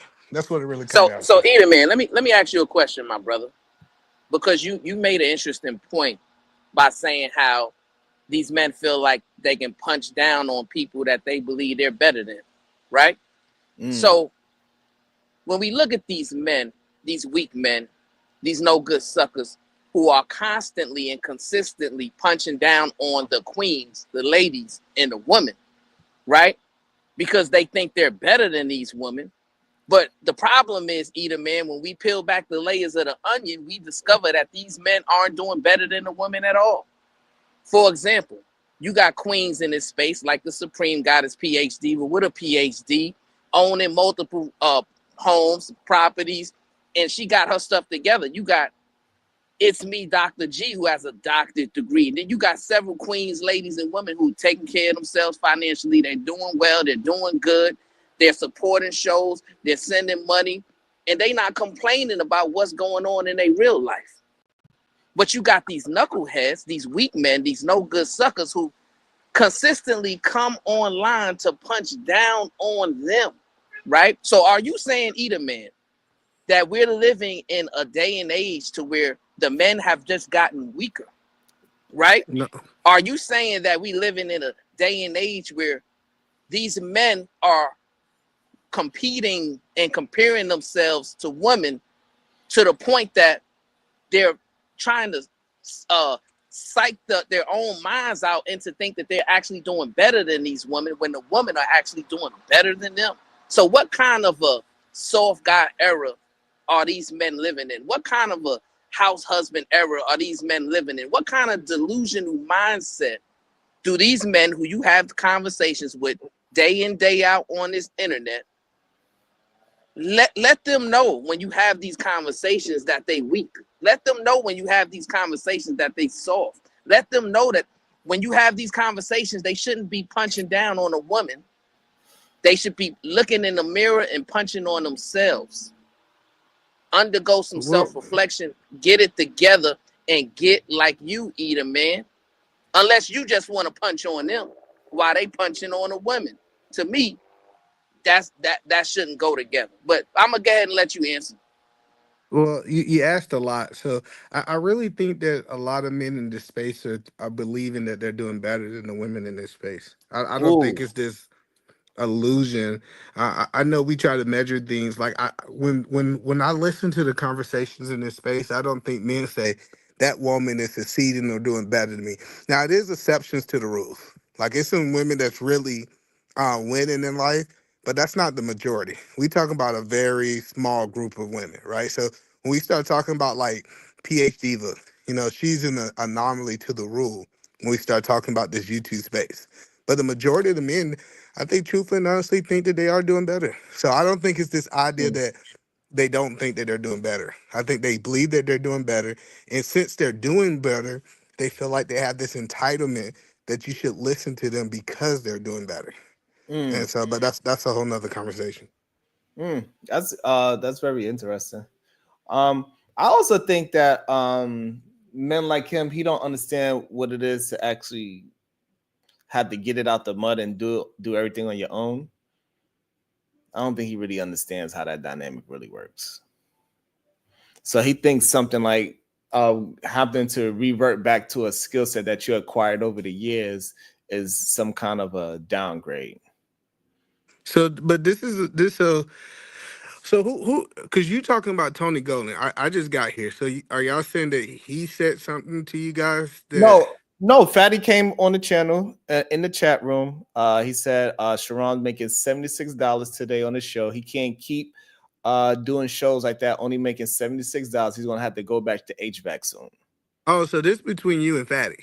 I guess because okay. I guess he felt that, I don't know, maybe he just don't feel like I'm making enough money, and so he feel like he had to voice that I'm gonna have to go back to doing my profession on the physical level.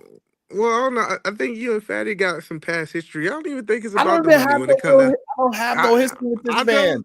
I know you don't want to acknowledge it, but y'all two, it's like, it won't be a Batman without a Robin. We wouldn't acknowledge Batman. Y'all two are like the Joker and the Batman of this space. It just seemed like even when y'all guys want to be cool and don't want to beef with each other, it's just natural that y'all supposed to go against each other for whatever reason. It might be the sides of the field that you on versus the side of the field that he's on.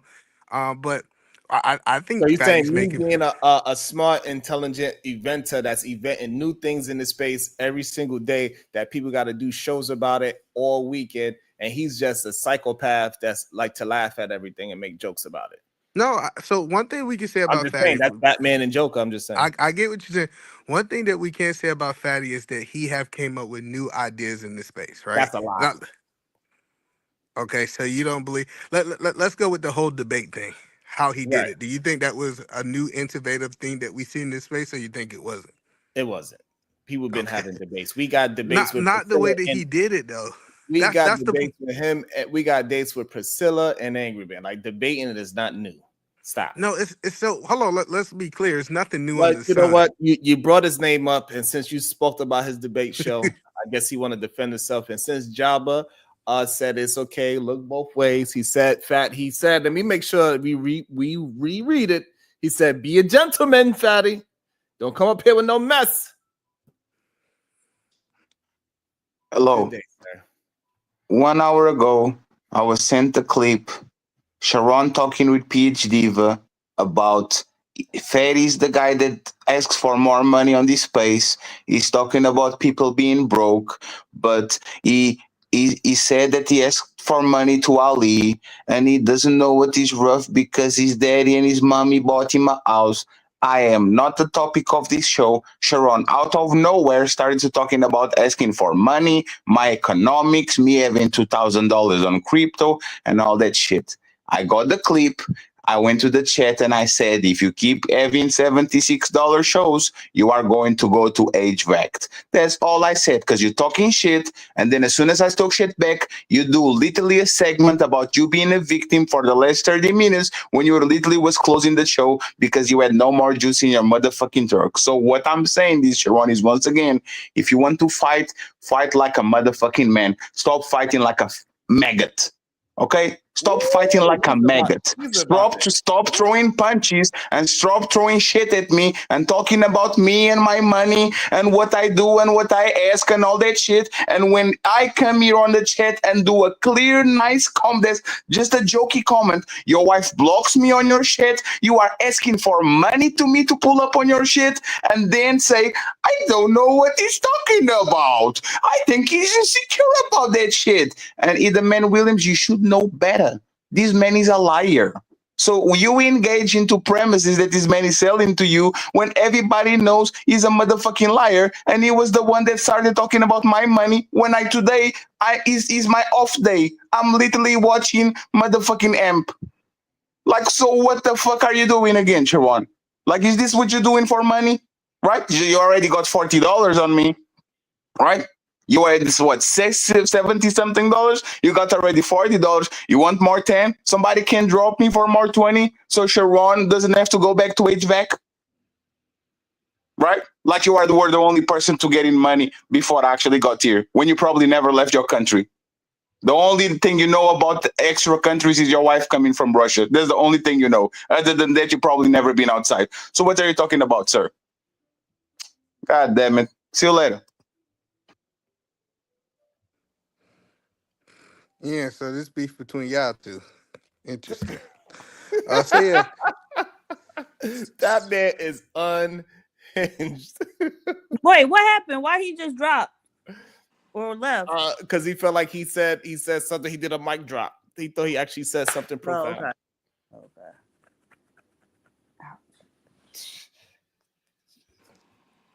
Jesus. So I don't know. Maybe he need to tell his people to stop sending him clips. I don't know. I don't got it. See, that's the thing, right? Happy man. I don't need to fight back because that he said means anything to me. He actually think that he said something. He didn't say nothing. He didn't know what the conversation is. His people who try to keep him in mess. We were just literally having a conversation about what happened. With it is what it is.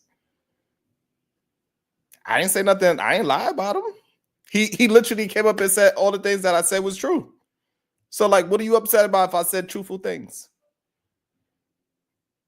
I literally do not understand it. Like, why are they so afraid of the truth? Did I lie about something? Please explain to me what I lied about. I ain't lied about anything. And then look, he came up here to talk about what? You literally got money off of me. Like, bro, chill out. So Cuzzo, Yeah. so are you telling me that Fatty's the one who dropped me anonymously? No. So what was the $40 he was talking about? I have no idea.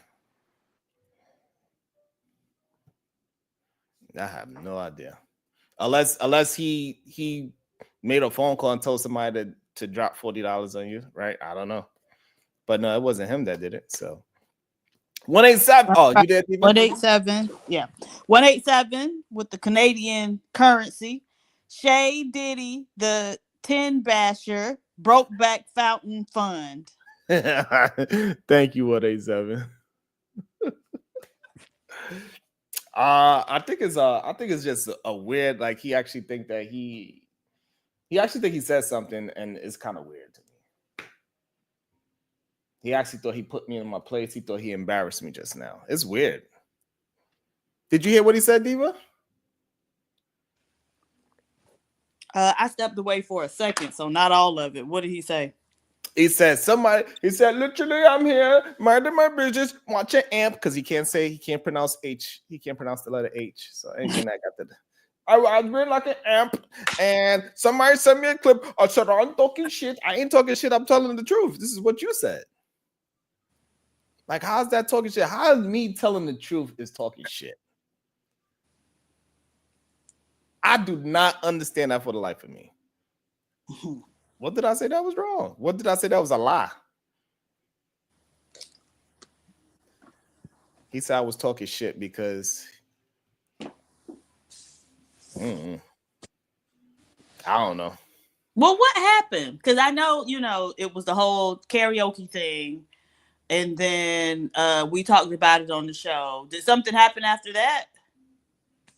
No, I don't know. Well, the thing happened when the next day with Joseph, and he was, remember when I was telling it earlier, how he was trying to say Joseph is not a PDF file, and then kind of found out that he is, and so he had to end the show. I didn't even talk about that. I don't even say nothing about the man.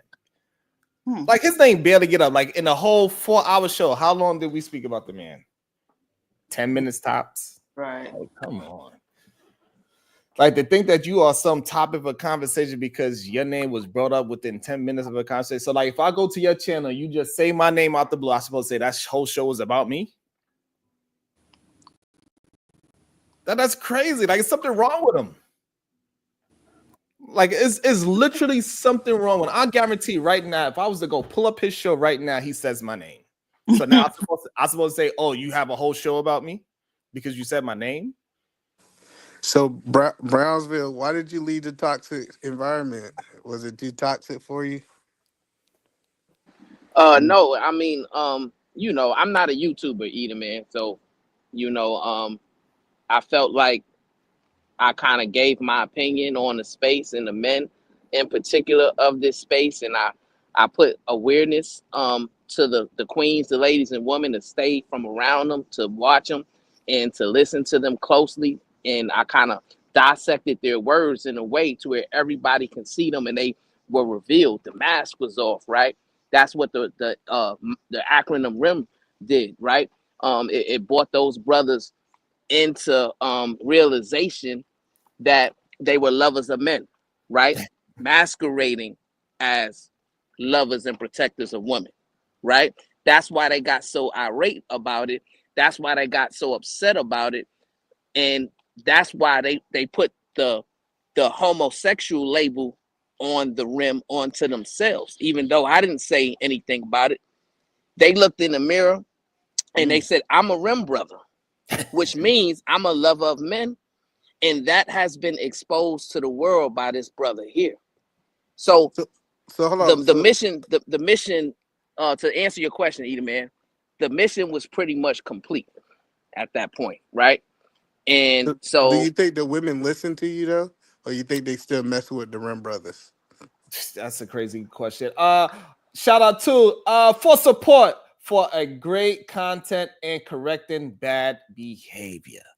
Thank you so much on the Cash App. I really appreciate that. Thank you so much for real.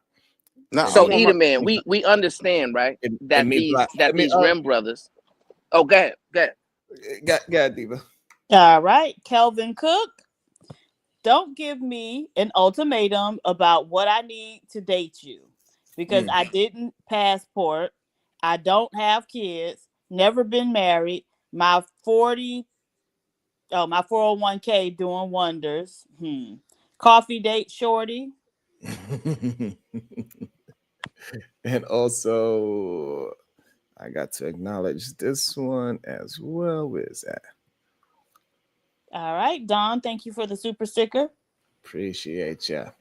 Hello, PhD, but why did you pause on his 401k? Oh, because he left the one out, the 401k. Yeah, I was trying to figure out, did he mean like 40,000 or 401k? So it just took me a second. Oh, okay. I just made you use that degree, huh? Okay. Go ahead, but to answer your question, Edie man, right? So we understand that these Rim brothers are liars. We understand that these Rim brothers are master manipulators. We understand that these Rim brothers are wolves in sheep clothing, right?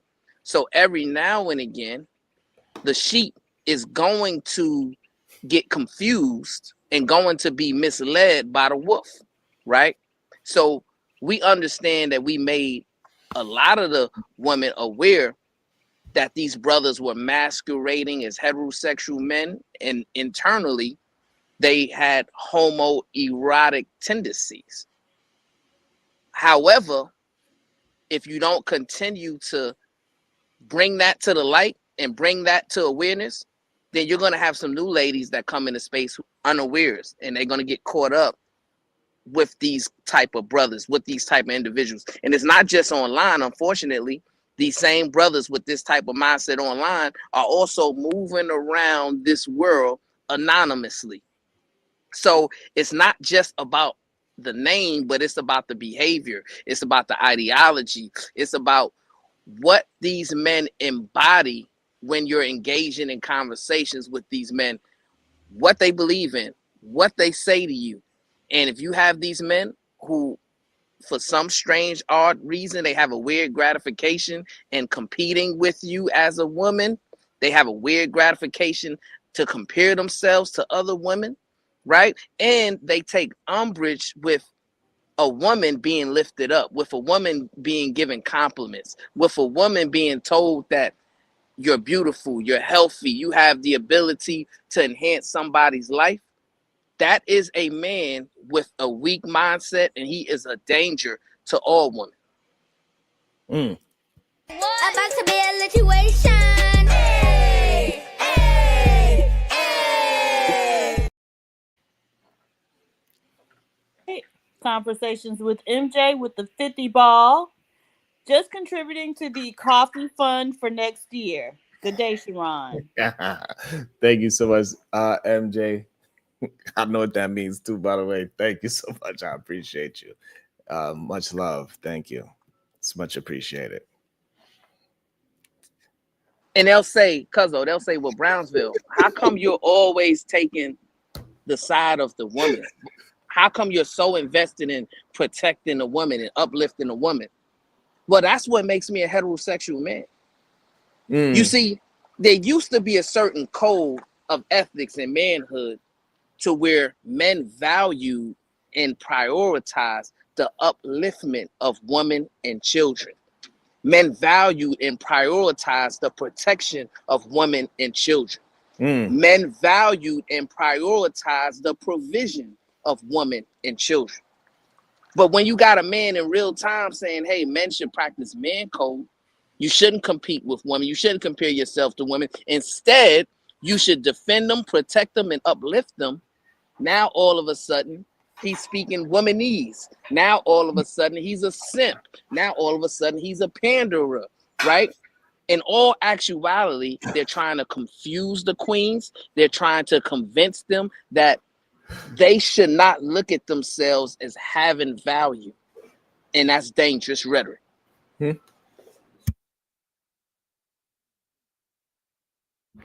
Yeah. And for some strange reason, they believe that they have to they attack things that is not important to conversations. Like he came up here acting like I attacked him when all I did was tell the truth about his situation. Like, so me telling the truth should not be considered an attack. Just like I didn't consider what he said as an attack because you didn't say nothing that is attacking me. Even though you thought it was going to be an attack and I was going to take it some kind of emotional way. But it's really not at all. It's not. If you tell us the truth, that's just the truth. If I started a business that is failing, then I have to move on to something else. That is just the truth of the matter. It's weird. But I think the reason why, like some of the people, whoever sent in the clip, for example, right? Like those, that's probably most likely a person that never contributed to the show, most likely. Their contribution is sending Fatty a clip of my show. You're going to get your own karma because you probably get paid for sending him clips. You probably get paid for it. And then you are not paying the person that you, it's going to come back to you. I don't have to say nothing about it. Karma is a funny thing. The universe is a funny thing. It moves a certain way.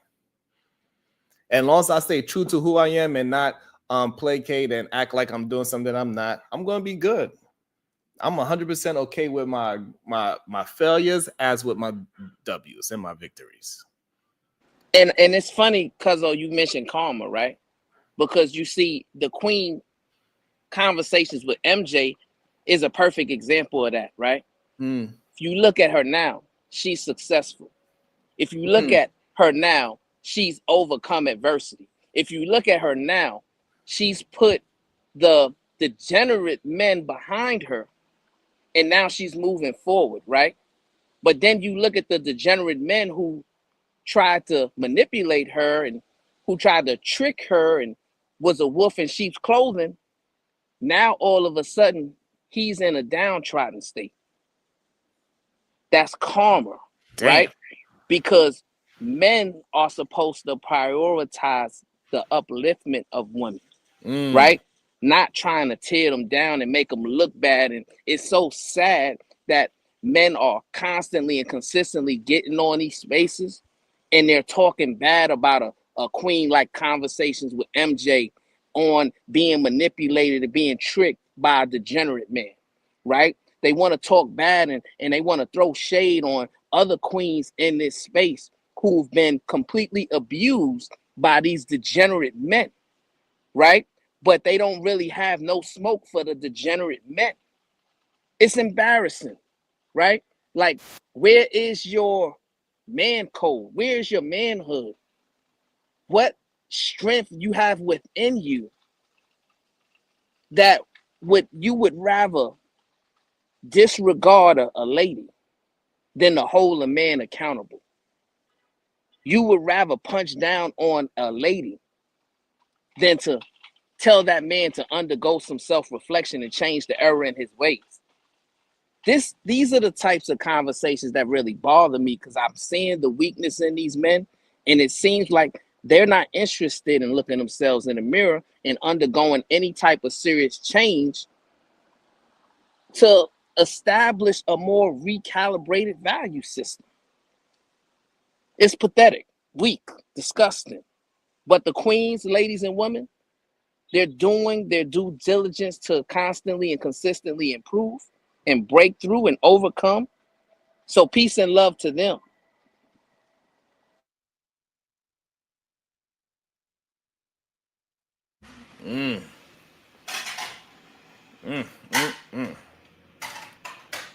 It's hard to disagree with the truth. What's up, Lee? You finally paused up. What's going on? Why you? Had to pause real quick. What's goody, man? You can hear me? I got these Yeah. new headphones. All right, that's what's up. Hope you're having a good day, man. I don't know, yo. Y'all, I don't know. I thought you and Fatty was cool. So Hey. I'm gonna stay out of that shit, man. Y'all gonna be cool like 2 weeks later. So y'all all Hey. content creators. Let me Yeah. jump in right there for that.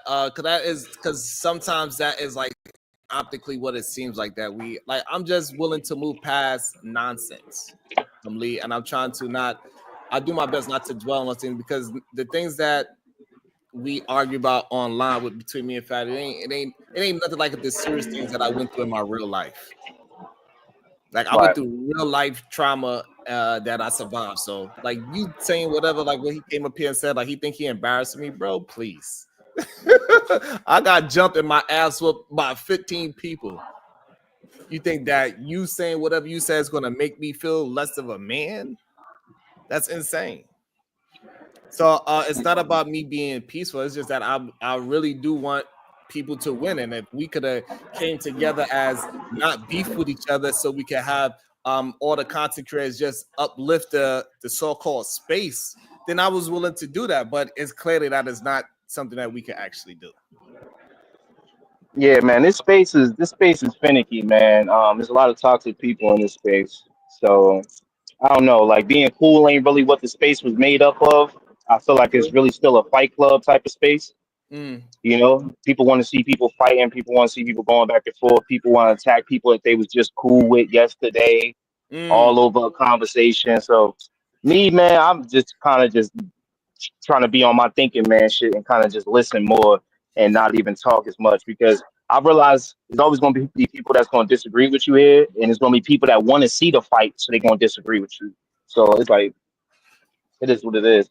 absolutely. And Robert got like, hey, listen, I forgot I had to walk back and pick up one. I forgot one of the bags. So I had to pick it up. Now I'm finished. Like how Diva asked me, are you finished or are you done?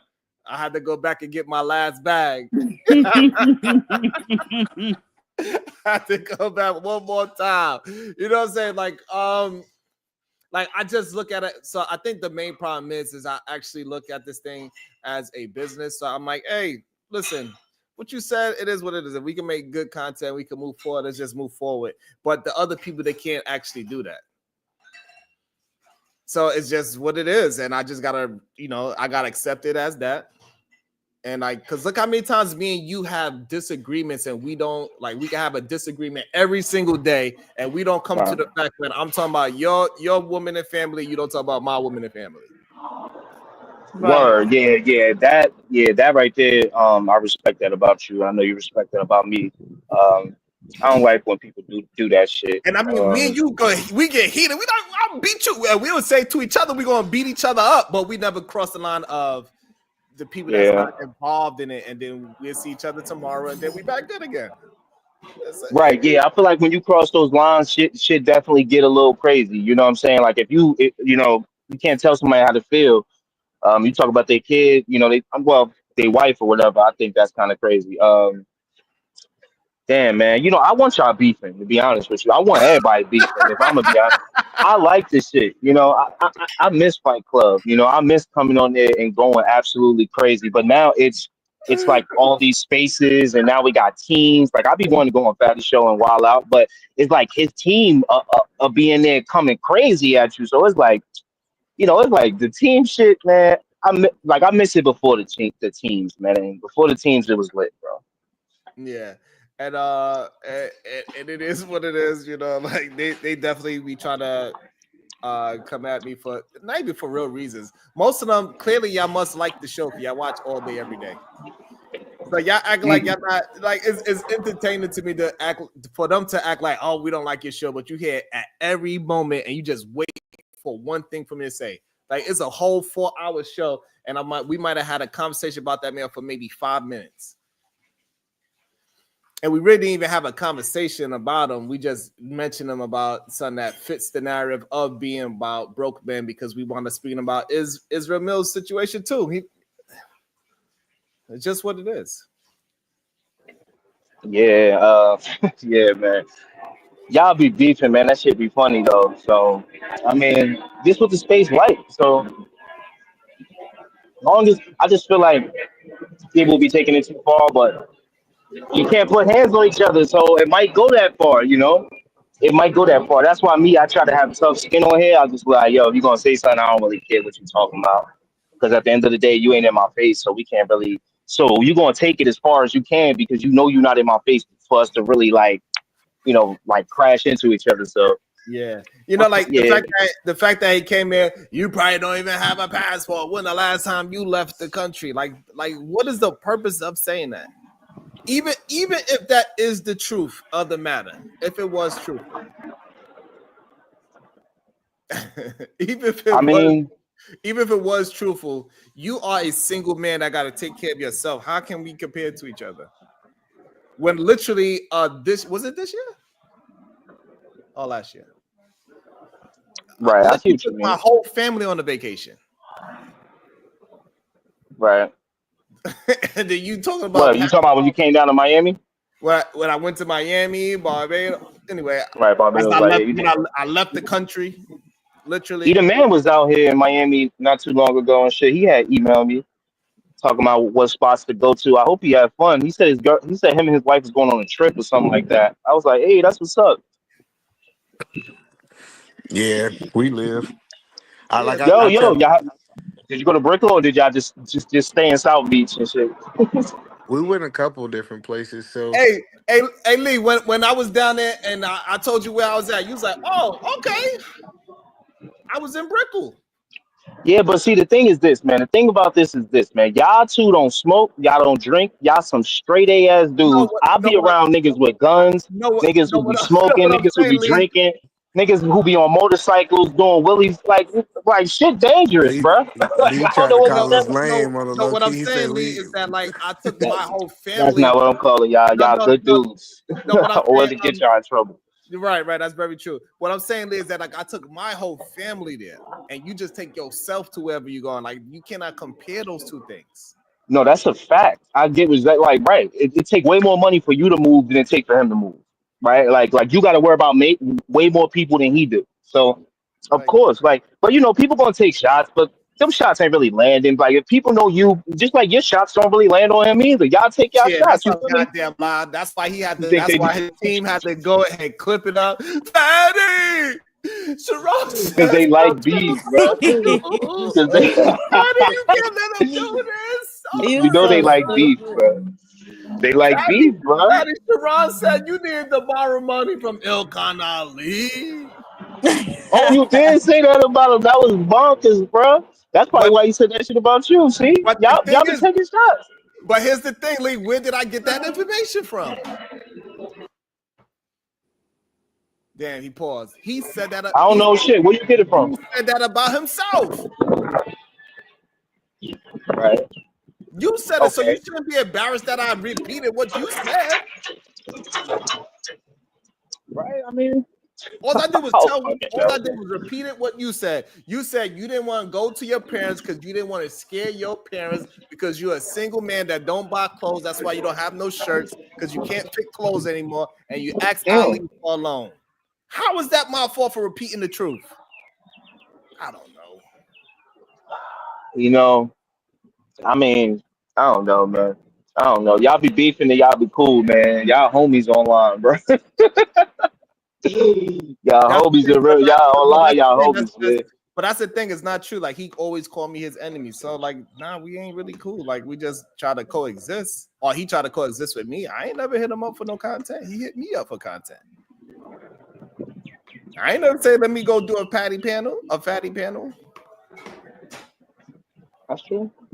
But you think he was doing that because he rocked with you though? He's that because he know, bruh. Everybody knows what the NFL is, and everybody know what commentated is. Right? We He know like that we that. know They it's the difference. friends. It got the NFL, then it got ESPN. One Yeah. actually creates the content, and one talks about the content. Mm-hmm. I think they friends low key. I think they. I just hate him, man. I I just say think. friends, bro. I Y'all think his tripping. next trip is gonna If you be. think that's what a friend is, y'all are tripping. Y'all crazy. I Well, think he gonna online go out friends, there. it's weird. It's not real friends, but it's online. Go ahead, E-Man. I think he gonna fly out there. He gonna take you out to eat. Y'all gonna be like, yeah, let's get another year being enemies. That's crazy. Y'all gonna toast it up. I mean, I guess it can actually look like that, but it's not that. It really ain't. We are not Can y'all frenemies. hear me? Yeah, we get you. We are not frenemies. No. No. I mean, y'all had an adorable show when y'all was singing as y'all did karaoke together. Like, come on, how many friends you know that you could say that you did karaoke with? Right. That's only because I'm professional. I know you're professional, but that's okay. But okay, professionalism. I get it, right? Right. But no, you professional. Okay, that right there does give a huge excuse to why you still go over there. But I still think y'all homies. I know this. Like, hold up. I feel So you. It could look let, like let that. I get it. well let me be clear. I don't think that y'all are friends. I just don't think that y'all are true enemies. Like I think that y'all guys, maybe associates might be a better word. Y'all might be good associates. Like y'all, like if y'all worked in the same office, I would have called y'all associates. I wouldn't. That's what I would have called y'all. Co-workers or something. Maybe that might be a better word. YouTube I think co-workers. I think it's like we was having a conversation earlier. That's the reason why he came up. It's all about ego, and people are not producing what they think they are yet, and that's just what it is. He think that he's gonna be the person that is gonna blow up into space, and he's gonna take it to the next level, and all these other things. Even though there's no proof of that, and he's living in that world in his mind. But see, that's what I don't understand about y'all. I've been watching y'all. I don't understand why can't it be two great people in space? Like he could be great, he's gonna blow up, you gonna blow up too. Like why it gotta be like you ain't gonna be great? That's what I'm trying to understand. I don't know because I think some people believe that you could. I don't know. I always try to explain that to be like, hey, listen, I'm trying to be big on YouTube, not big in the space. He want to be big in the space versus being big on YouTube. That's my opinion. I think y'all both want to be big on YouTube. I just think that it's like I said, man, this is the Fight Club space, and not even Fight Club. Look at society, bro. Everybody putting their dirty laundry out there, or just dirty laundry just getting spewed, and the views go up, bro. So it's like. Like the drama breeds the views, man. It sucks, but that's American shit, bro. That is fine. That's fair. I think that is a fair assessment. However, I think it's also fair to say who is the main one that's trying to conjure up beef versus if it happens naturally. I think that's the issue that I have with it. It's one thing if me and Lee were naturally, we just on the panel long enough, we are going to scream and yell at each other. People can look at it as beef. It's going to naturally happen. Me and Lee do not have to fake it. It's like when we disagree, we're gonna disagree hard. We're gonna prove our point. That's it. It ain't fake. I think a lot of the beefs that we do see that's online, a lot of it is not fake. And I think he tried to conjure up beef by just being obtuse and being silly and disrespectful. I don't think so. Like I know content creators won't say this, but I can say it. I think it's the viewers' fault. Like I really do, because like I I tell learned. you, Listen, I learned that when everything's going copacetic, they don't want to support the show. They don't even want to put a like on it. But soon as some beef come, we start seeing the $50 super chats, the $100 dues. Like why couldn't we was having such a great conversation before? We couldn't just support it naturally. And I think that content creators are just put in a bad situation where if I'm going to make this from a income point of view, I got to have a level of drama. And if I So don't have the drama, so it's almost like they're catering to the viewers. right, so I spoke about this earlier. Then I PhD, I said, why do people do not say Sharon is trying to get money off of having good conversations? When I'm had a whole 2-3 hours of nothing but good conversation, why nobody say, God damn it, Sharon, you just want my money trying to have good conversations. But soon as something happens, oh, they only doing it because they want money. I think that's weird. Yeah, I agree, but I think like if say for us, for example, if you just had like a group of viewers that just supported content because the conversation was good, I think that content creators wouldn't turn to the beef. But I done seen people go 2, 3 hours with no super chats. And as soon as somebody get to yelling, they like super chat after super chat after super chat after super chat. And I just think that that's just the space we in. We in the space that like drama and that like beef. It is what it is. I want to disagree. It's hard to disagree with because it I does just happen. said the same thing. I want to because I think people do enjoy good conversation. Majority of the people that's in my chat, they say they enjoy the good conversation. That's why they're here. Well, It gives support the them, show. helps Send them, 99 it cents. helps them If get to. Sharon tells the truth, hold on, I'm gonna show you. If Sharon right, send 99 cents. We want to see who just want to have the conversation. Let's see how many 99 cents. We talking less than $1. Because I know right now, if me and you was yelling, I'd be getting kicked out for $20. So let's see how many people just want to have good conversations for 99 cents. I wait. Any 99 cents yet? Nope. Let me see. Nope. Nope. That's what I'm telling you, bro. Like I get that we want to live in a made up world, but that's not how this world is. The world is they want to support something that's toxic. That's right. Look, my girl Dawn, she sends me $1 every day. So you got one of 120. So that mean that 1%, 1% don't want toxic stuff, but the other 99% do. Nah, that's not true. It's not only it's more than yeah, there we go. Renee said nope. I don't want no toxic. She said she likes good combos as well. What you mean? Okay, we got 2%. Let's see if we get up to 50%. Because I think you could build the conversation on 50% of the crowd. But as a content creator, can you cater to 2 to 3% of the crowd? No, you got to cater to the other 97%. Oh, well, All you know what right, I'm starting to learn? Howard. Oh, What I'm thank you looking for at, the maybe the super women sticker, don't want to have flower. conversations. Who don't want to have conversations? I said maybe the women want to see the conversations because that's the only people who see these dollars over here. Dollar, dollar, dollar, dollar. Thank you to the cash. I'm not sure if you want me to say your name, but I believe it's a man.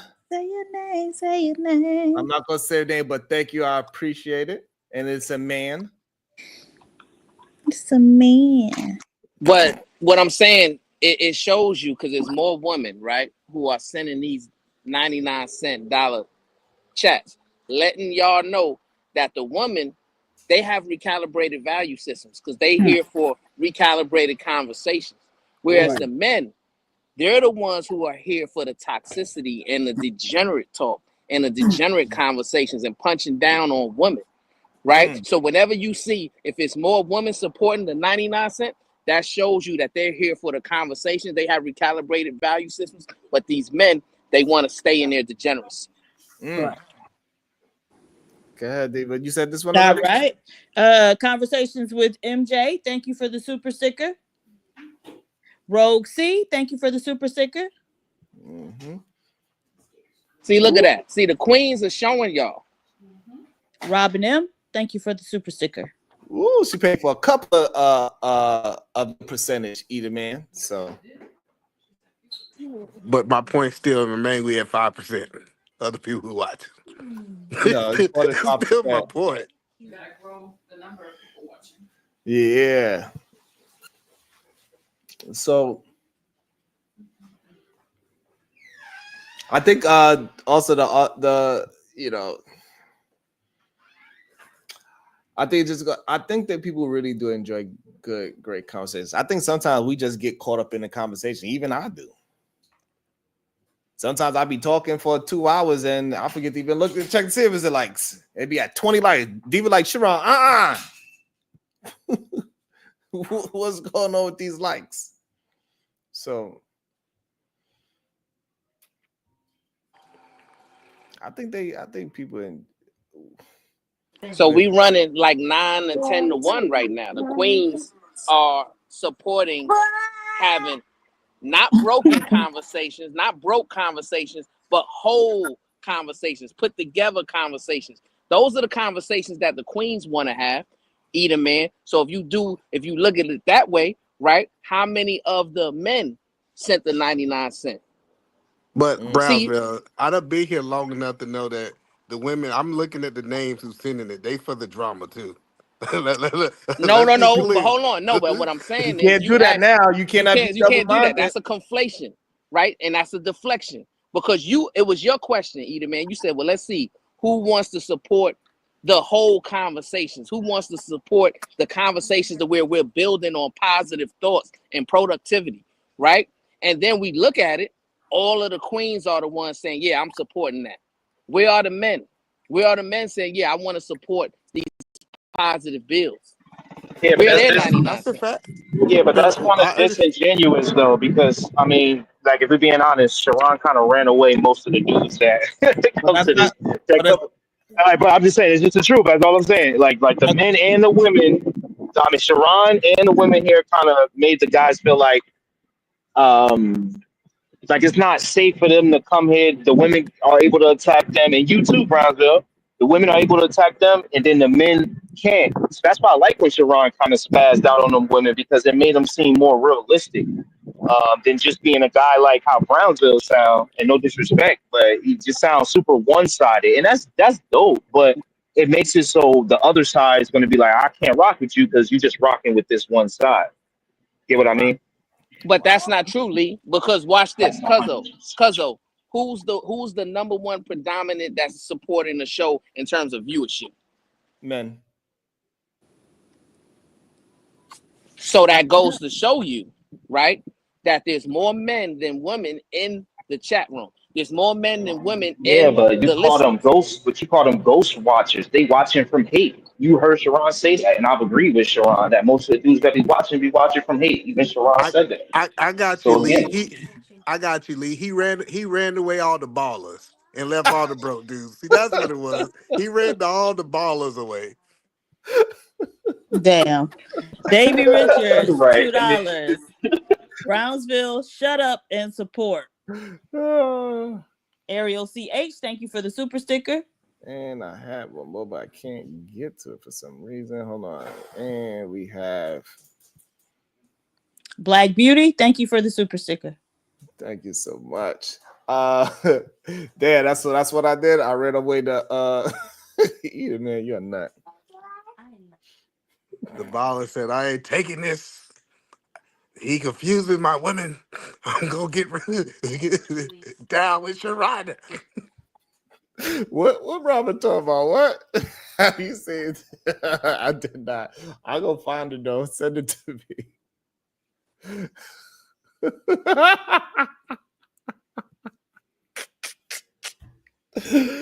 Oh, that is hilarious. Robert, that is And Lee, hilarious. I want to correct you, right? Because you kind of mischaracterized me by calling me one-sided, right? I'm not one-sided at all, right? It's just about, are you a strong man or are you a weak man? You see, a weak man is a man who punches down on a woman, and a man who gets some type of weird gratification to put women down instead of lifting them up, right? That's what weak men do. Strong men uplift women, and they prioritize the protection of women and the provision of women, right? So what I'm telling you is, you got to look at it that way instead of looking at it with one side or the other side of being balanced. No, that it doesn't make much sense, right? Because when we're in the competition, right, which that's what YouTube is, you're competing, right? It's okay for Sharon and Fatty to go back and forth in competition. They're both men. That's fine, right? But leave the women and children out of it. Stop punching down on the women and children. Stop bringing them in and then making them, accessories to your manipulation, right? So stop talking about what happened to this woman. Stop talking about what happened to this woman, because we know these men mistreated them. We know these men deliberately wanted to ruin their reputation. We know these men had nefarious thoughts when they decided to entice these women. But yet, we're going to blame the women who are overcoming this turmoil and overcoming this abuse, and we're going to continue to re-victimize them by talking about this bad experience. I think it's wrong. I think it's cowardly, and I think it's weak. And any man that's standing on the side of that side is a weak man. So I look at it as, if you a strong man, you're going to be on this side. If you a weak man, you're going to be on the other side. It is what it is. Pick a side and stay there. Yeah, I mean, Go ahead. Yeah. Scorpio. yeah. Scorpio, Oh, a sorry, freak sorry. 75. All right. Scorpio, Dang. a freak 75, became a YouTube member. Thank you very much. Christian, thank you for the super sticker. What's going on, Lee? Thank you, Damn, I'm Christian. sorry. I'm moving and shit. My bad. I'm not even looking down. Sorry, guys. Yeah. So good. That's how the men treat us. They don't care about what we say. They just want to talk what they talk about. Ain't that right, Lee? Yep, that's right. That's right. Everything Brownsville say, I agree with you, but the question still remains: is that if I were to ask you, what do you think the space looks at you as? Do they think that do you think that they look at you as one-sided for the women or balanced? And if we did a poll, most people would say that you're not. They'd be like, yeah, you're on the women's side. So I get what you're saying, and I'll be agreeing with most of the stuff you say, but it's not about what we think sometimes in this space. Is about what people perceive us as. And when I was speaking about you being one-sided, I was speaking on how people perceive you. Just like how people are starting to perceive Sharon. I don't see Sharon as one-sided. Shit, I seen him curse out some shorties, and I was like, "They go Sharon," and I knew Sharon says Fight Club. I know Sharon ain't one-sided, but people will start to perceive you as a certain way, and then they start to run with that narrative. That's what I was speaking to. But see, and that's kind of a twisted thought, right? Because let me explain to you why it's a twisted thought. Because Lee, what did you think of those guys that you seen playing double dutch with the girls? What did you think of those guys that you seen playing hopscotch with the girls, right? And You then they asking me? want to play football. Yeah, I'm asking you. So the guys who were playing double dutch with the girls and then want to play football with the guys, they playing both sides. What did you think of those guys? I thought it was strange. I don't know. I wasn't around the double dutchers. I was around the footballers, so I don't know what the hell them people was doing. But I Right, see but what what you're if you saying. see, I'm asking you though, you see the guys who were playing hopscotch with the girls, right? And then And go play then football. they playing football with the guys. What did you think of those guys that's playing both sides? Okay. I thought it was strange. Like I said, I thought it was weird. If Right. I did see it. So what I'm saying is, if you use that same logic, right? These Mhm. guys who are playing both sides and they're saying, well, hey, yeah, I want to punch down on a woman. I want to disrespect the woman. And then at the same time, I still want to uplift the woman. I still want to. Those are double-minded men, right? And you called them weird. Yeah, but I You gotta called I them gotta pause you strange. right there. And those Wait, but you're using double-minded a men are unstable. I know, but you're using a real, that's not a good analogy because it's like, okay, being balanced is, okay, don't denigrate the women. But if a woman denigrates you and start calling you bitch ass nigga, then bruh, fuck her. That right there is being balanced. Now, with what an unbalanced, what a person that's just on one side would do is will let the woman call the dude all out his name, and then when the dude try to spaz, now you calling him he's not a man because he's going back and forth with a woman. Oh, don't do that. I think that's where the imbalance kind of happens. No, see, a balanced man will handle everything in a balanced way, right? So if a woman was to come disrespect me right now, say Brownsville, all this crazy stuff that you were saying, what I would do is I would de-escalate the situation using my masculinity and my testosterone in a way to bring calm to the storm, right? You see, I don't have to ever reduce my standards, right? Just to show that I'm balanced. No, what shows that I'm balanced is you get the same me regardless, right? And I'm sure you've heard even men come on this platform cuss me out, disrespect me, say all this different kind of things, but I keep my same energy the same, right? When it comes to women, though, I understand there's a difference between men and women. Men shouldn't compete with women. Men shouldn't compare themselves to women. Men should bring calm to that storm and handle those type of situations with a de-escalated mindset. That's called a man having emotional intelligence and stoicism.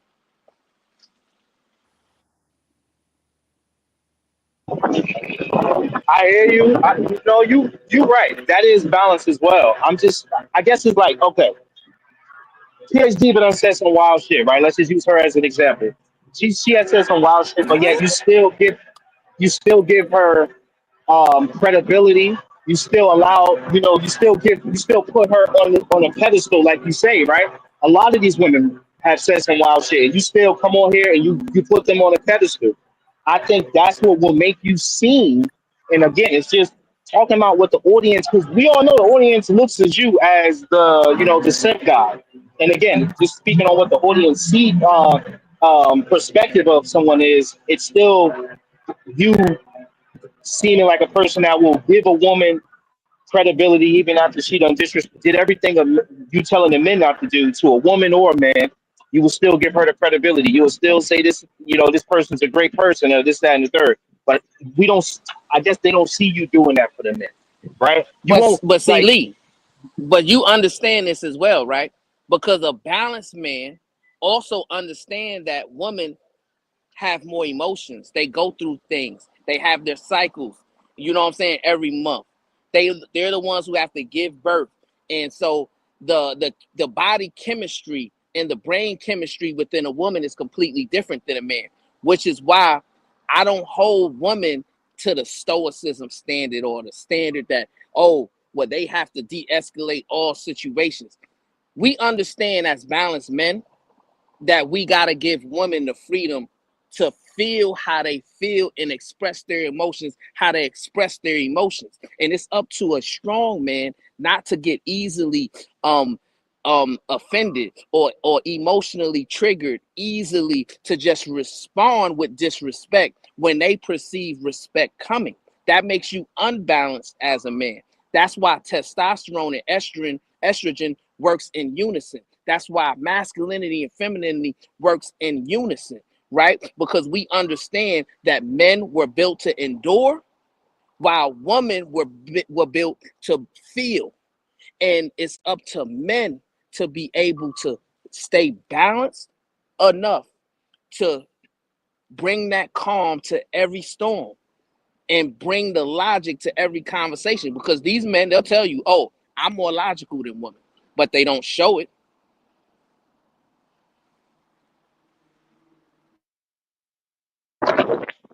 Is that him ended? Damn, it's coming back. So was that him ended? Oh. Men on I mean, I'm not defending the men on this space about logicality or anything like that. Right. Again, I just see that these people are putting us in different boxes. Like I've been put in the simp box. That's all I'm saying. Like it is what it is. Do I think you balanced? I don't know. Not really. I don't think. I think Sharon is balanced, but I think that that's a part of nature. Like if you like, I don't think it happens on the first try. A woman to say something, bitch ass man, blah, blah, blah, and then the man to show that deference, and then he come back the next show, and then on the fourth show or the fifth show, I can't keep telling them, yo, show deference. Eventually, if I don't tell the woman, yo, chill out, then I'm kind of being one sided. If I just keep letting her come here, he comes here, he tries to show deference the first time, the second time, and then the third time. I can't be mad at him because I understand part of being a man is violence. So eventually a man gonna resort to his nature, and I don't want to say I respect it when it's happening towards a woman, but if you're standing in those corridors where you sitting there talking shit and getting big, then I think you're gonna get what comes with that, and usually it's aggression. Mm. But see, that's not the nature of a man. The nature of man is not to be aggressive with a woman. The nature of a man is to be loving to a woman. The nature of a man is to be uplifting to a woman. The nature of a man is to be protective over woman, right? Now, it is the nature of a man to be aggressive when they're in combative situations with other men. That is what a man's nature is. See, I think a lot of men just have this false reality of what testosterone and masculinity is and what balance is, right? Because a man who is balanced is a man who has self-control. A man who is balanced is a man who has self-discipline. A man who is balanced is a man who understands how to control his emotions in every single situation, right? So it doesn't matter if I come on this panel Monday and a queen disrespects me. I'm going to still have that same energy when I come on a panel Tuesday. And if she disrespects me again, I'm going to still have that same energy when I come on a panel Wednesday, because I know eventually the masculinity that I'm showing her, the self-control that I'm showing her, the self-discipline that I'm showing her is going to naturally put her in a state to where she's going to respond to me also in a balanced way. But see, then y'all look at balance in a competitive way in regards to women. And that's where y'all are falling short. Okay. I like it. I hear you. I'm listening. I'm listening. I like it. And I think we I think we as a people that enjoy the back and forth, I think we moving in the right direction. The people that's gonna fall off is gonna fall off, and the people that is rock with us, that we have these tough conversations and we do not. I think the best thing about, regardless they say the women are running the channel or whatever, we don't have an echo chamber at all, in my opinion. Shiesty, like everybody disagree with me at some point in this chat. Everybody. Like, Sharon, you wrong on this one. You off on this one. Nope, Sharon, you don't got this. And I think that's the beauty of it. And I think some people don't recognize that we can absolutely have disagreements without going and disrespecting each other. And I think we do a pretty decent job in our chat doing that. And some people just take it too far. They think that they disrespectful jokes are supposed to be tolerated. It's not. You're like, why did you tell me? All I did was disagree. No, you did not, sir. Oh, ma'am. You said something foul, and then you trying to act like you didn't say it.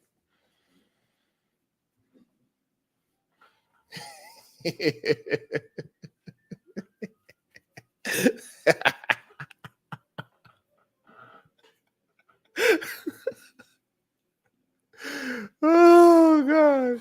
You know what I'm saying? So I think that's the difference. Like we could completely disagree with each other without being disrespectful. And that's okay. We could do that. It's a strong possibility that we could do that. And the fact that some of these men feel like just because they have a extra limb between their leg, some not even a real limb, right? Some of them is well below average. And they think that just because they are a man, that a woman's not supposed to be funny or intellectual, making money. It's weird. And it is what it is. But I enjoy y'all. Hopefully y'all enjoy me. Shit. Sometimes I'll be loving, man. I'll be just about to hop on and just pack all our shit up and just go, man. I love to see that goddamn t-shirt and the sun and palm trees. Bro, I don't know why you still up there. Come, everybody in Jersey and New York moving out here, bro. I said I was going back up. I can't do it, bro. It's too cold up there, bro. Go and take all your peoples with you. Damn. I don't know. I might be. I was thinking about going to Texas as well. So I don't know. I thought about Texas. I like all the guns and open space. Oh, lady. I like too. So I'm always in between those two, PhD. But I like seclusion, and I also like the city. I can't make a decision which one I like. But we have 5.5. I think this is a good time to end it. I might be doing the show later on tonight. We're going to handle some more culture later on tonight. With Aaron O? Yeah. Oh, okay. All right. And y'all let me know if y'all getting y'all notifications at nighttime, because sometimes it's weird. I don't understand how we can have 200 in a day and then 5 people at night. That's crazy. What you think, Diva? Isn't that kind of crazy? I don't know. Maybe the men aren't as into sports as they lie and say they is. Or maybe they want to have D and P conversations. That's what they tell you. Or maybe they just don't have no testosterone. No, that could be it too. Yeah. Any final thoughts, Supreme Goddess? Bye, y'all.